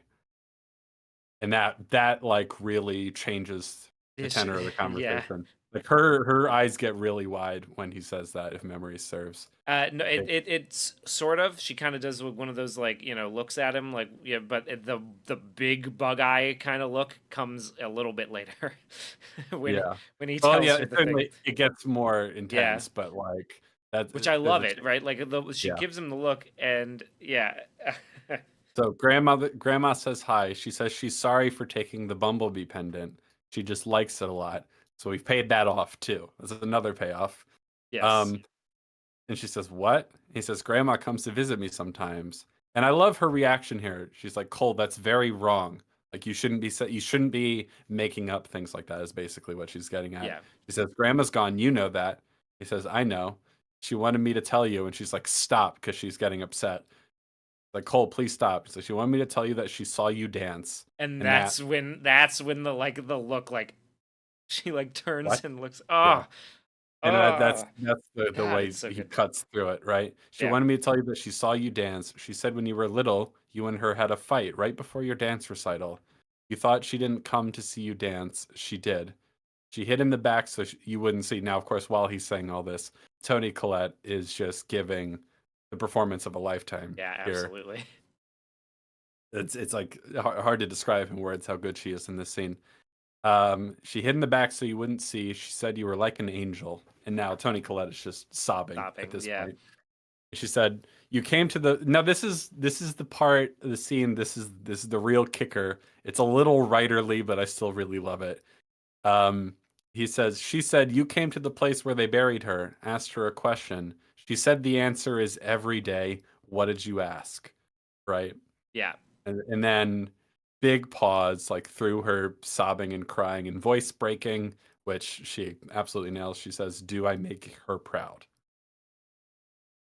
Yeah, like, oh god, Dave in the chat. Oh, just hearing you read this dialogue is getting me choked up. I know, I'm getting man. like the goosebumps from this shit, dude. It's Like, hard to read without it's getting choked up. oh, this cannot be the same man. No, that's the fucking This, thing, man. this cannot be him. It's oh my god, No, it's so good. Jen brings up a really interesting point that Malcolm says, "Let me think for a minute," right before he gets shot too. Yeah, Like when he's with Vincent at the beginning of the movie. yeah. That's an interesting one where he's like trying to figure out how to help him. My He says, "Let me think for a god, minute." this like it's so That's really good. I sophisticated. forgot about I that. Yeah. forget like that it comes full circle even like that. Yeah. Little things that you never, eagle-eyed listeners will notice. But yeah.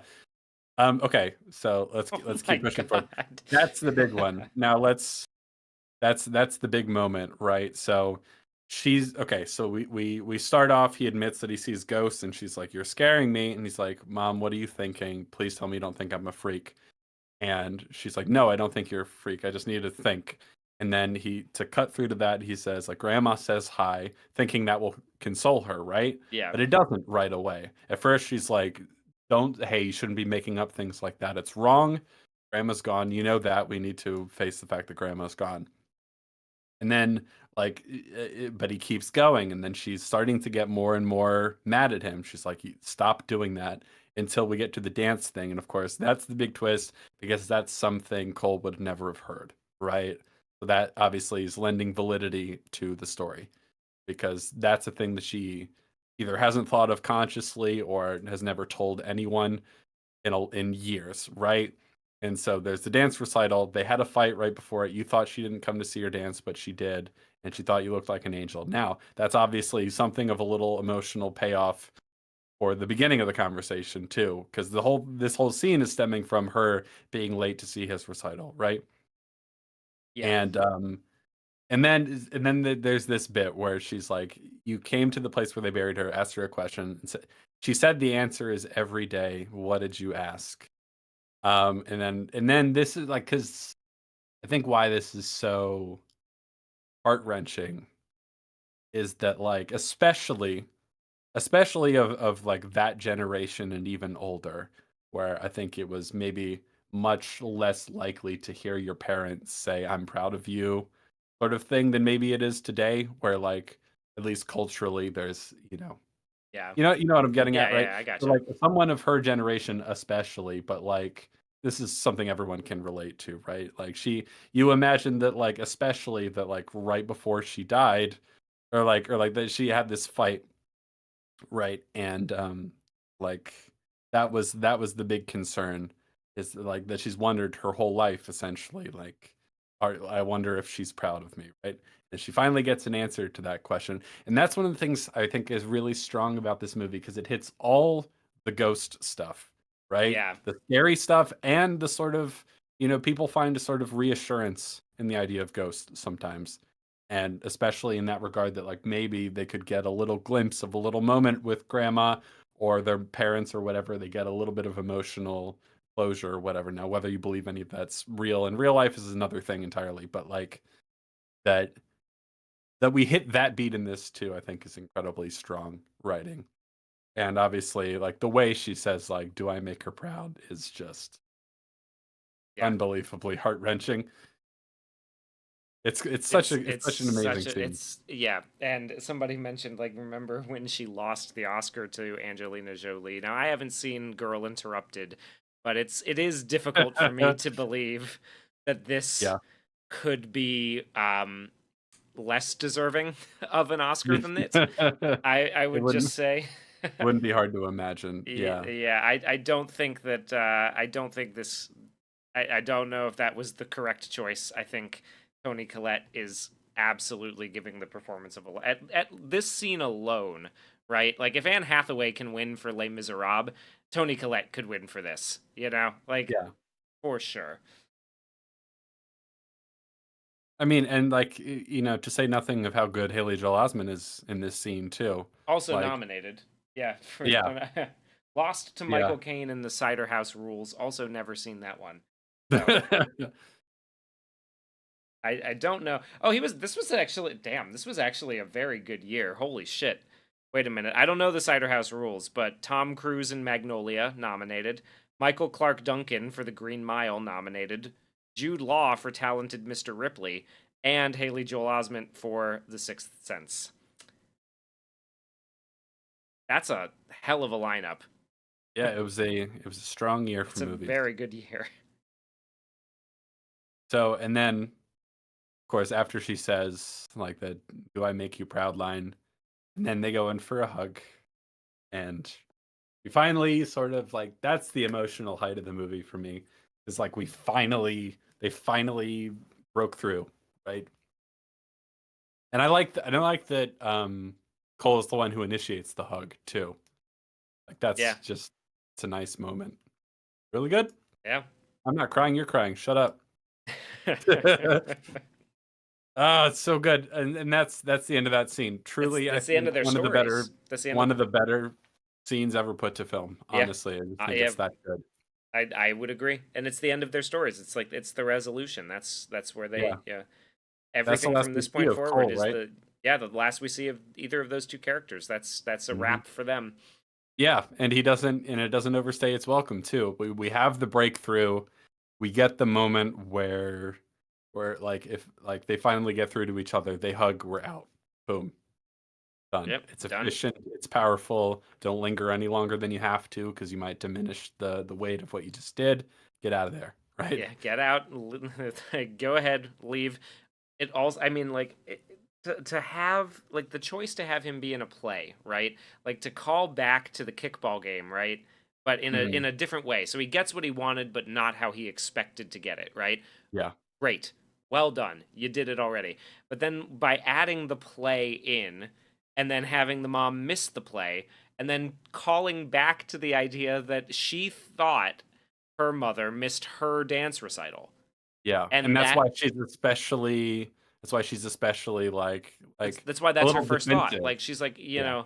her first thought is like you're upset that I missed your play. I understand, like cuz Mhm. she She feel knows like that she feeling. identifies Yep. with that. She knows that feeling.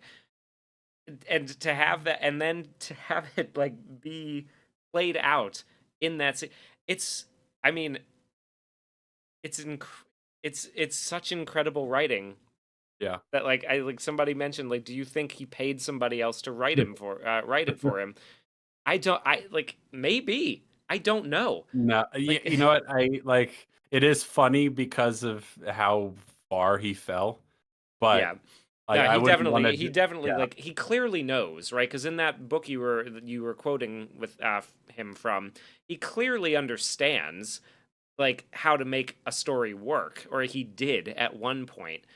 But like Yeah. this, for some reason, like he got one hit of success, and it all fell away from him pretty quick. He like stopped being able to do stuff like. Although I would need to rewatch Unbreakable because I don't remember how that goes. But I Yeah. Well, the it fact that wasn't. I don't remember it is telling enough, I think, Well, for what the movie does quite well, Unbreakable isn't nearly as emotional of a story, which it doesn't necessarily have to be, but, I think this,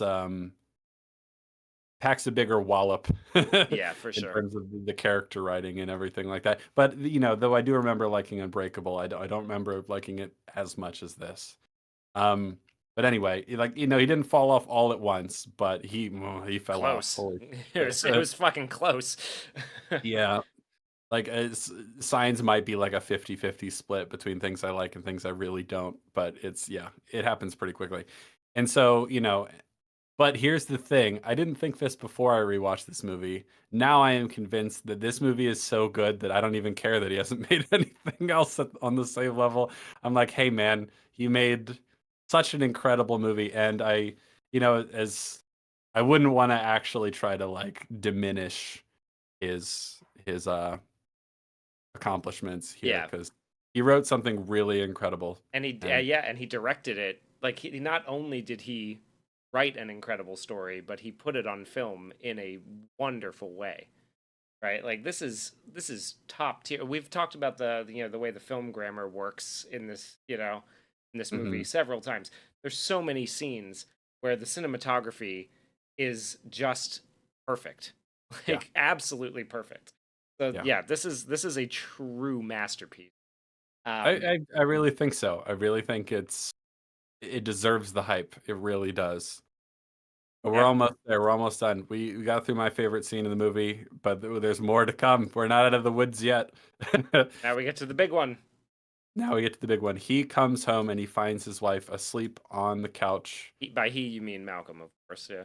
Yes, asleep on the couch watching, I believe, still watching her wedding video, right? I believe so. Yes. She's going through it.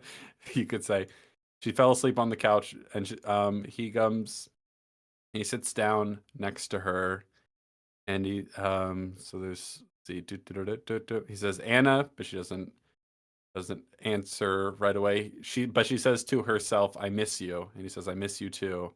And then she says again to herself, knowing the full context, she's saying to herself. She's kind of like in a half waking state here. She says, "Why, Malcolm?" And he says, "What?" It's like, "What? Why did you leave me?" And he says, "I didn't leave you." And then Then his wedding ring that's then his wedding ring falls to the ground and clatters to a out stop of her hand, yeah, and it out of rolls her hand. away from her and to the floor That's a in really front of her. nice touch too, as well, because that she was holding it and then it fell to the ground. I like it. And then this is the this is what kind of sets things off for him he's like, oh fuck, he's starting to have the brain blast, right? And then we're intercutting between Cole saying, "I see dead people," like They they don't don't know know they're they're dead. dead, all that sort of stuff. How often do you see them? All the time. They're everywhere. And Bruce Willis is like kind of stumbling around, like it's literally like knocking him off balance. Like what the fuck? He's having a big old brain blast. He starts looking behind him, and the blood is coming out of his shirt. Yep. Yep. And so like and then there's the doorknob turning, being recontextualized to like the door actually being blocked. There's the gunshot. Anna screaming, like we're cutting all around, right? There's a really great Um, match cut too, where like he's leaned up against the wall with the yes, yes. wallpaper, right? And then the Mhm. gunshot happens, and it pulls out and reveals that he's lying on the bed, which has a Bec- similar pattern to the wallpaper. yes, it's It's it's the same or similar pattern. That's the kind of that's the only kind. What am I saying? That's the kind of stuff you can only get from like production design. You know what I yeah, mean? Like that's the production design really shining through in the look at me sort of way. It's yeah, great it's that the really good. wallpaper and the bedspread have the same or very similar pattern. So it looks like he leans up against the wall and then he's in the bed, all that sort of fun stuff. It's great. There's a little detail that we don't see the first time around that I quite like when she's screaming and going, oh my God, when he got shot. And he's like, it doesn't even hurt. Like, don't worry about it. You know what I mean? He's like trying to reassure her that he's fine. Of course he's not. And then he dies. Yeah, And then, yeah, doesn't even it hurt doesn't even anymore. hurt anymore. I think it just went through. Yeah, In and out. And then we're back. And then he's back with Anna on the couch. Right. He kind of walked around and he comes back and you can see her breath because it's cold and she's like yep, really um like trying to like cuddle under the blanket, to stay warm. He comes back to her and he says, I think I can go now. I just needed to do a couple things. I needed to help someone, and I think I did. yeah, And I just needed to tell you something. You were never second, ever. yep. And then one of them, him or her, says, I love you. I can't remember which. It says, you sleep now. Everything will be different in the morning. Good night, Malcolm. Good night, sweetheart. And then boom. Fade to That's white. the end. Fade to white instead of fade to black. We've done a lot of fading to black, but this time we fade to white. Obvious imagery signifying that he is moving on to heaven. Um, then There's there's a a little very scene of them kissing at their wedding in the oh, wedding and it's tape. great. And it's not, it doesn't overstay its welcome. It's just a brief little shot of them happy at their wedding, and then that fades away. And then the only part of the ending that I don't like is plastered on screen as an M. Night Shyamalan film. It's like, okay, buddy, I know you're proud of yourself, but that's a little, it's Like, like, you should be. You should be proud of yourself for this one. yes, I can't say you didn't earn it, but it is a It little is. like, look at me. Look at me! What a twist! You'll never forget the name of who brought you this film. Yeah. And just wait, you haven't seen the last of M. Night Shyamalan. Yes. But like other than that, obviously his resolution there, he realizes he's a ghost. He realizes that Cole was in a way helping him, and what he needed to do to move on was to help someone else in a way that he felt like he had failed with the kid. Obviously, that's what resulted in his death, Hmm. and to tell her that he loves her and that like she was never second best and that cared about her and that like now he can move on. And he tells her, I like that he tells her like things will be different in the morning. Like you'll feel better, you'll be able to move on. Because I like that he wants that for her. You know what I mean? It's Yeah, a sort of emotional maturity to that I like. Um, because he spent a lot of the movie thinking that she's maybe cheating on cheating him. on So him. like Yeah, that it's like you'll feel better, you'll be able to move on in the morning. It's like I like that in this movie presents it like I think I can go now when they're talking about Kira like I don't think she'll be coming around anymore. It's like it's a letting go in a healthy way that yeah, I think is nice. There's like a maturity to that, I would say. And then he fades to white. That's an obviously very nice choice, right? And then the very brief, but like not too, we don't hang on it too long, just the shot of them at their wedding. It's like a really nice note to end on, I would say, because this movie puts you through a lot emotionally. That it ends happy is a very nice thing. We get like just a little bit of that sweetness at the end, And then, like I said, the only thing I would change is the an M Night Shyamalan film is kind of a little, I don't know, a little tacky, but that's all right. Set the expectations for my next project sky high. Yes, and that's That's the Sixth that's the Sense. Sixth Sense. That's the movie. Uh, it's pretty It's great. it's pretty fucking great. It deserves the hype. I think there's very little about it I would change, honestly. It's really that good. It's as good as people say it is. It Maybe really is even better, incredible. Maybe honestly. even better. Maybe even better. Like I think perhaps something that's slightly unfortunate about the film's legacy is that it's really just known it's most known for the twist, which is really impressive, and they handled it really well, and it was a really cool like cultural phenomenon that everyone was talking about it, but like everyone was like, oh, you got to see this movie, I'm not going to tell you, but you got to see it, like it was a huge deal, and it was very influential in that Yeah, regard. But I wouldn't want to see all the strengths of the movie reduced down to just the twist, right? yeah, Because because it's not. there's so much more There's there. so much more. There's so much at work besides just he was a ghost the whole time. It is ranked 89th on AFI's top 100 list. I think that's a So little too that's low. That's a little too low. that's American movies, Yes. to be The clear, for those who American don't Film know. Institute's Yeah. 100 Years, 100 Movies, the 100 greatest American films of all time. It is ranked 89 out of 100. Too low, in my opinion. I would Pump say that so number because up. I've certainly seen some of the other movies on that list that some of them I do not think deserve to be there. So it could certainly go up at least a few spots, I would say. Yeah. Yeah, I think it is an incredible movie. I'm on the verge of considering it a masterpiece. It's very, very good.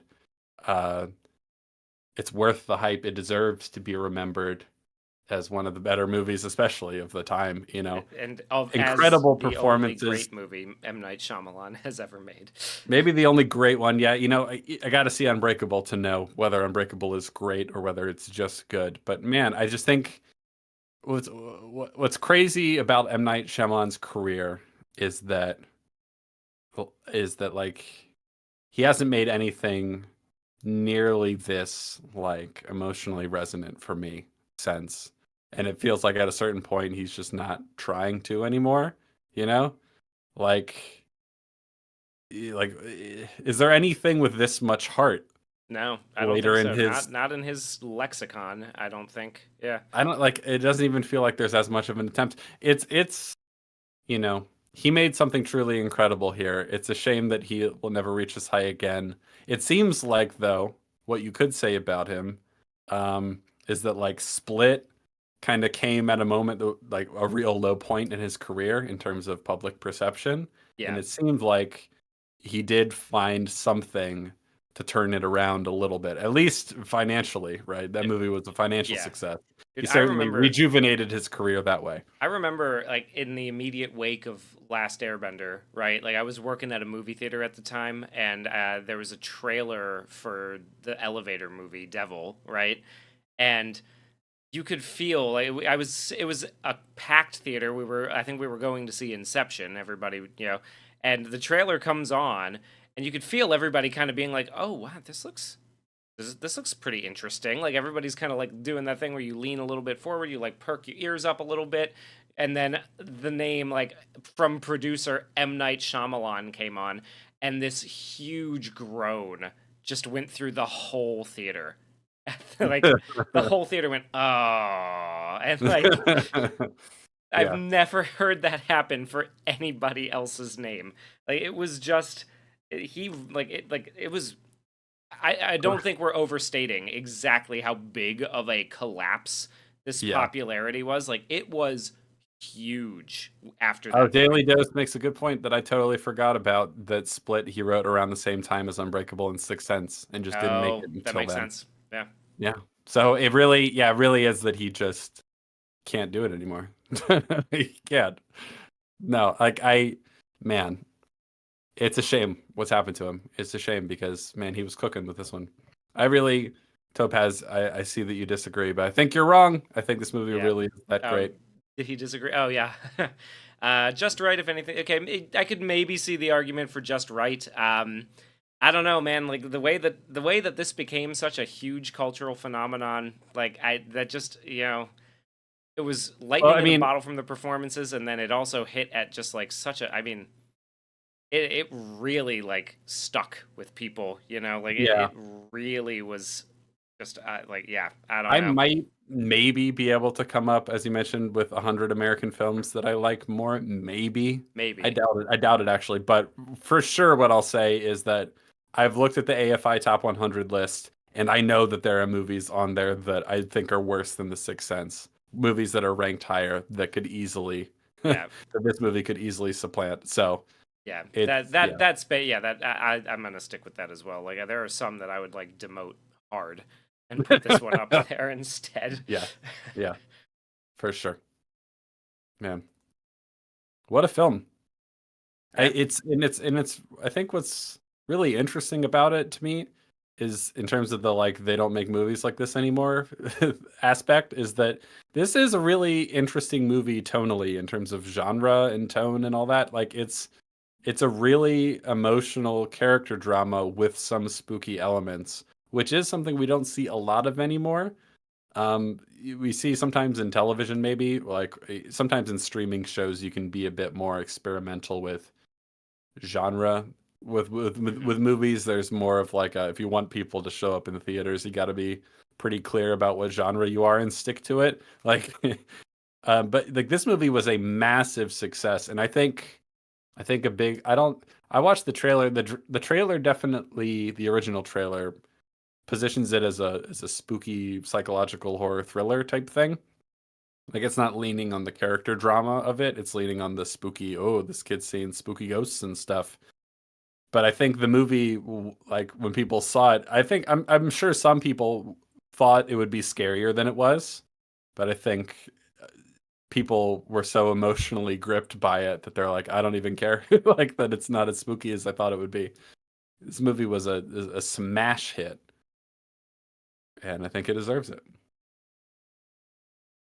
yeah, Topaz agreed. Dude says if this movie came out today, I sadly don't see it breaking even, assuming the budget is still 50 million. I don't. I'll tell you why I don't agree. I think this movie, if this came out exactly as is today, assuming a world where it never came out before, obviously, I think this movie would be a pretty big hit, and I'll tell you why. I think it would like certainly the aesthetics of the movie would feel very refreshing in the current climate. B, that it would be this like sophisticated in terms of its like, It's setups and layering. Yeah, payoffs and it's its layers of characters. I think that would come across as very refreshing. I think perhaps we underestimate how, how the legs a movie can have when it's actually really good and speaks to people. You know what I I mean? mean, I think this movie would be very refreshing in today's climate, and I think that would, I think it would have really great word of mouth. I I yeah, I I think this movie would be pretty successful today. As successful, I don't know. yeah. That's hard to say. That is hard to say, but I think this is one of those ones like a Top Gun Maverick or a Puss in Boots Last Wish, where it would stay in theaters fucking forever. Like Well, because I'm glad you mentioned that. Hugh, do you know how long this movie was in theaters? no, If you had to guess, what would you say? I'm 1999. All the Think about all the great movies that came out in 1999. 3 months. 9 months. Not 9 months. Yes. This movie was in theaters for 9 months. Dude, yeah, no, it would still hit. It would still be a hit. Maybe not to that level. Maybe Maybe not there to was that level, something but in, like in yeah. theaters for not in 1999 with all of the great movies that were coming out at the time, people still wanted people were still paying to come and see this movie. I mean, yeah, that makes that yeah, absolutely would still hit. Yeah. I mean, one thing you could definitely say that was different about then is that studios were more likely to do that sort of thing to keep it in the theater and like, you know, um nowadays like a lot of people bemoan things leaving theaters too early. Like sometimes it's hard to say you should keep it in theaters longer if it's not making any money, But like we did see I'm glad you mentioned it, Puss in Boots 2 and Top Gun Maverick were movies that had legs and word of mouth was incredible for those films, and they were in theaters forever. Like Top Gun Maverick might have been in theaters for that long, maybe 6. It was in the theaters for a long time. Yeah. And Puss in Boots 2 started when it first came out. I don't think anyone expected it to be great. It's a sequel to a movie that was kind of meh in a lot of people's minds. And but then the word of mouth, like people were like, "Oh, you got to see this movie. You got to go see it." Like I told everyone I knew that they had to go see Puss in Boots 2 because it was just that good. And I think even like a movie like this today would have that effect. I think I might even be as bold as to say that this movie could have been even more successful if it came out as is today because it's so refreshing. Yeah. Yeah. Top Gun was in Maverick was in theaters for 32 weeks. So that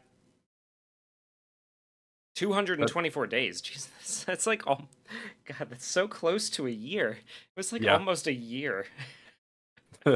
Yeah.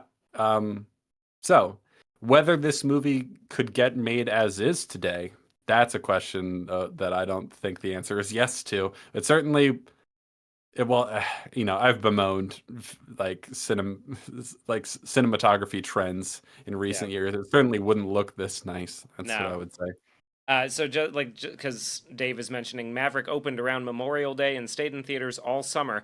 It did open around Memorial Day. It stayed in theaters until December 16th, Yeah. 2022, from So Memorial Day. So yeah, and I it's a think a big long part of why time. that one hit so hard, like Top Gun Maverick is like a decent movie. I don't think it's amazing. I don't think it's as good as this, for example, Yeah, but it was refreshing and it felt like a movie they don't make anymore. And I think that yeah. that really I worked for think that would people. work for it to its advantage, honestly. Yeah, I think this movie Especially would with be a big like hit. the strike movie, like if we're talking like specifically today, while we're getting the strike movies, but Yeah, yeah, I do agree. Like it getting it made today would be a difficult task, like you're that saying would be right a there. Yeah, difficult that would task, be like, especially if you wanted M. Night Shyamalan to do yeah, it. Yeah, yeah. I think this movie deserves to be remembered yeah, as a for sure, classic. Very, very absolutely. good. Well, Well, that is the yeah, Sixth Sense, boys. Thank you for hanging out and talking with us about that. Jamie, about it. Yeah. do we want to pull for a couple more movies? Well, here's the thing. I can't stream next Sunday, so Yeah, and I can't stream the Sunday after that. so what you what are we gonna do about that? We're gonna try and figure it out, trying to see if there's another day we can make work. Um, there's a decent chance we won't have any more streams for the rest of the month, unfortunately, as life gets in the way. But we are gonna try and see if another day will work. We might as well pull the next movie if you want. Yeah, we could do that. Do we want to do two and like plan for a double feature, or do we want to to make up for the missing I two don't in a know. row? Sure, why not? Let's all right. Let's do that. Two solo streams. No, I'm not interesting enough to listen to on my own, unfortunately. Oh, Steven. I mean, I don't know. We'll figure something out. I mean, I have a video. I got the cards right here. Well, yeah, I was just gonna say, regardless of whether when we'll next stream whatever movie you're about to pull, got a big video in the works that's near done, so I might drop that on the Sunday that we don't have a stream. So All right. to tide you over.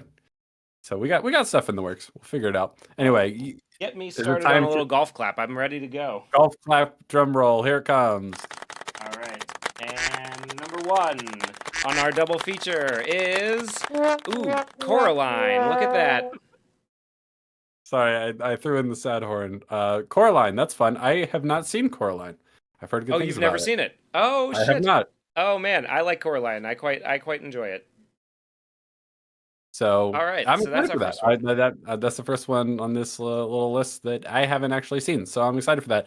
I've been wanting to for a long time because I've heard very good things. So All right, we'll be talking That's a about good one to Coraline start. at some point. Yeah, and now for When the second part of the double feature, because this is nice. This is a nice short one. It's a nice kids is it? movie. Is it short? I think How it's only short is 90 it? minutes.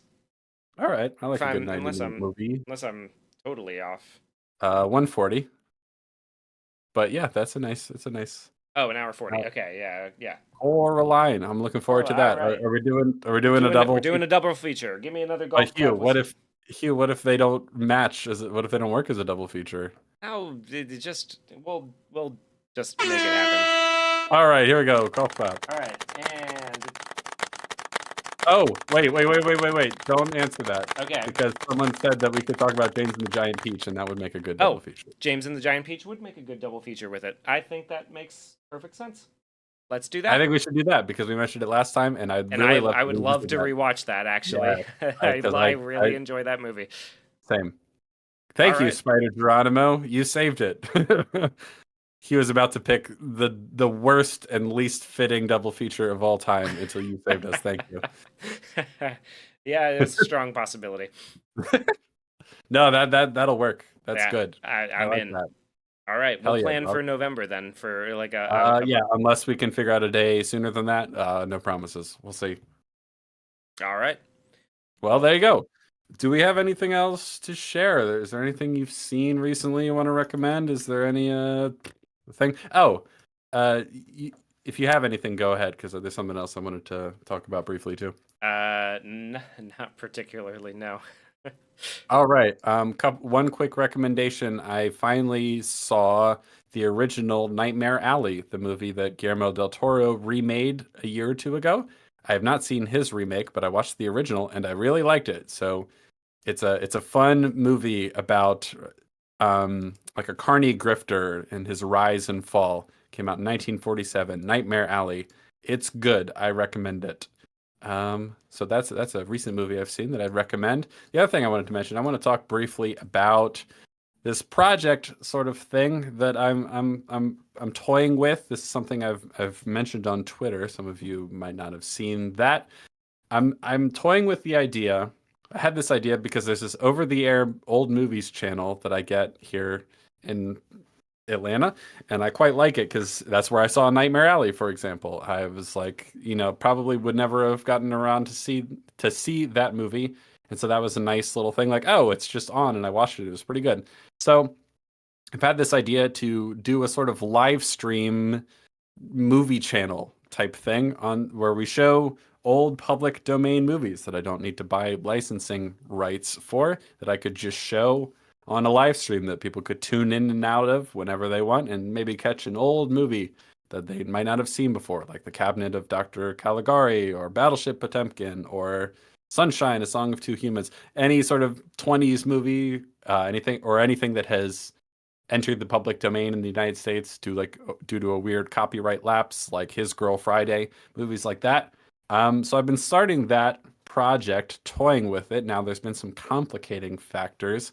One of them is a perfectly legitimate one, is that a lot of HD copies of some of these movies that are in the public domain don't necessarily have scores that are in the public domain because they've been rewritten or re-recorded scores from like the 90s or even from the 50s or whatever.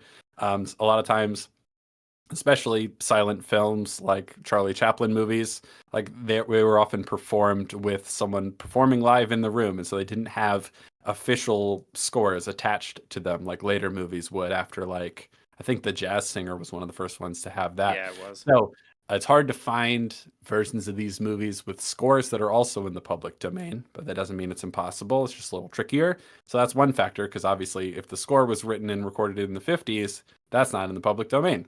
And I think it'd be a little boring maybe to show them without any music at all. So that's a complicating factor, but there's still quite a few movies that fit this bill. The other problem that I'm running into, and this one is way less legitimate, is that YouTube is just automatically blocking things that are in the public domain anyway, which is very cool. Thank you, YouTube. I love you so much. For example, Metropolis, classic movie from 1927, Yeah, is Francis Ford blocked. Coppola's Metropolis. Yeah, Yeah, is is like it does this thing where it immediately blocks and removes it before it can technically even be copyright checked by the system, and it says this has been removed. It cannot be uploaded because a takedown request has been issued in the past. And for example, for the Metropolis one, the takedown request, it gives you a date, was supposedly filed in 1969, like 36 years before YouTube was even a thing. So I don't know what's going on there, but YouTube is blocking things erroneously, even though they're in the public domain. So that's a complicating factor. Now, obviously, I can appeal those if I'm just uploading it to YouTube, and I'll probably win most of those appeals, but not all of them. The problem with showing them live is that means the stream could get taken down Yeah, like every time. erroneously, and I'm not sure what there is to do about that.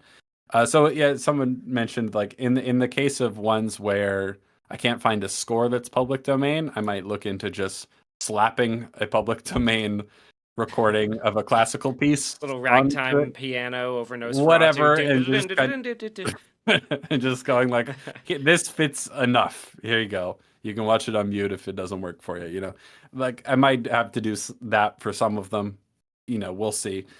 But in terms of the live stream idea, like a movie channel, because I quite like, I think there's something that was lost in the move to streaming, and that's the sort of like having things programmed for you, so you don't have to think about it. Because overwhelming people with choice, actually, I think a lot of streaming services have realized leads to like people, they don't end up making a choice at all, right?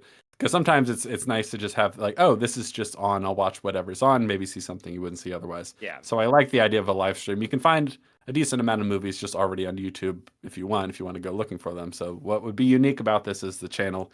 So that means probably, unless I can find a workaround, some of the ones that are just getting flagged automatically, like Nosferatu, for example, just gets flagged automatically, even though it's in the public domain, which is great. Thanks. I don't know if I'd be able to show that on the live channel, but there are, for example, I downloaded 25 movies that are all in the public domain, and only 6 of them got through unscathed. So Good it lord. might be just a matter of I get a ton of movies, and at least at first I can only show the ones that get through unscathed. So I'm still working that through. That's something I'm still working on that problem, trying to figure out what the best way to make that work is, but I haven't given up on that yet. That's something that might be fun to do. I was kind of hoping maybe on Halloween night I could launch one that only has kind of spooky horror adjacent movies that are in the public domain.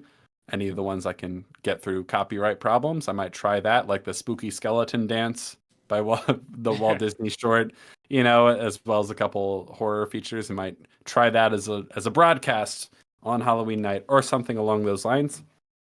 Anyway, that's something I'm working on. You can, if you follow me on Twitter, there's a post where I'm talking about this. You can request things that you might want to see. Let's see. I guess the question I wanted to ask was, like, if I can find a movie, but I can't find a score that's public domain, like, what do people think I should do? Like, should just throw some random music under it, or like show some of these things on like mute? Like, would anyone watch it if it was on mute on, like, like if they were listening to their own music or something? Would that even interest people? I don't know. Let me know what you think about that. I'm trying to figure this out. There's still a lot of things to figure out, but that's something I'm working on. And hopefully eventually that can turn into a thing. It'll be a little channel where you can just tune in and watch some old stuff you might not see otherwise. Yeah, A Trip to the Moon, that's a fun short that I have that one downloaded. So there's some good stuff. There's some really good stuff to check out. So I'm going to try to make that work. And if I can't make it work, maybe I'll just do it on Twitter, because Twitter doesn't give a fuck. Yeah, as a test, I just uploaded all of Metropolis to see if that would get flagged, and it didn't. It's just there. Oh, good. So maybe that's a thing that only works on Twitter, because its copyright system isn't quite as overeager. We'll see. Record myself singing show tunes. That's a good one. Make a slide whistle score. Yeah, I got my slide whistle here. Discord doesn't like to let it come through, but if I talk, if we found this out on the Joker refab, if I sort of talk into it, you can kind of hear. Oh boy. Anyway, so I could do a slide whistle score. That would be fun. That'd be a little tedious for me, but hey, if that's the best If that's option, what the people want, Jamie. Yeah. So that's that. Do you have anything else to? Can we watch on our screen as we watch you watch it? No. It won't be that sort of thing. I imagine eventually, in an ideal world, when I can make this work exactly as I hope to, this would just be like a 24-hour stream, or at least a long-running thing that people can just tune in whenever. Yeah, Not that'll be neat. necessarily. I wouldn't have to necessarily be there. And as the public domain expands, more movies added. Yeah. Georgius Rex makes a good point, and I totally agree. I don't like it when silent movies just add generic sounding piano score. Yeah, see, that's the problem. Like some of them, like the piano score they add just is kind of lame and isn't really fitting the scene, and I wouldn't necessarily want to add something that's not fitting. So it's complicated. Got to figure it out, but I'm working on it. So I got that the project brewing, and then we got a big video. It'll come out soon. It'll be about an hour and 45 minutes long. I think that's going to be pretty good. That'll come out soon. I'll probably drop that on whatever Sunday we can't stream. So that's what's in the works for the channel. And at some point soon, hopefully sooner than later, we'll be talking about Coraline and James and the Giant Peach. It'll be a Indeed. stop motion extravaganza. Thank you very much for joining us for a chat about The Sixth Sense. I hope you enjoyed it. Thanks for hanging out. Thanks for the super chats. We appreciate it, as always. My girlfriend tells me that my dog is upset about my slide whistling. He doesn't like it. He's distracted by it. The other day I was playing around with it and I could hear him howling along from the other room, so that was pretty funny. Just do that. Just put that over the silent movies. Yeah, just my dog Score howling by along Rupert. the slide whistle. Yeah. All right. Anyway, well, that's thanks it. for hanging out. That's it. Go home now. Yeah. Bye-bye. Go home now. Go live your life. Goodbye, friends. We'll see you next time. Toodles.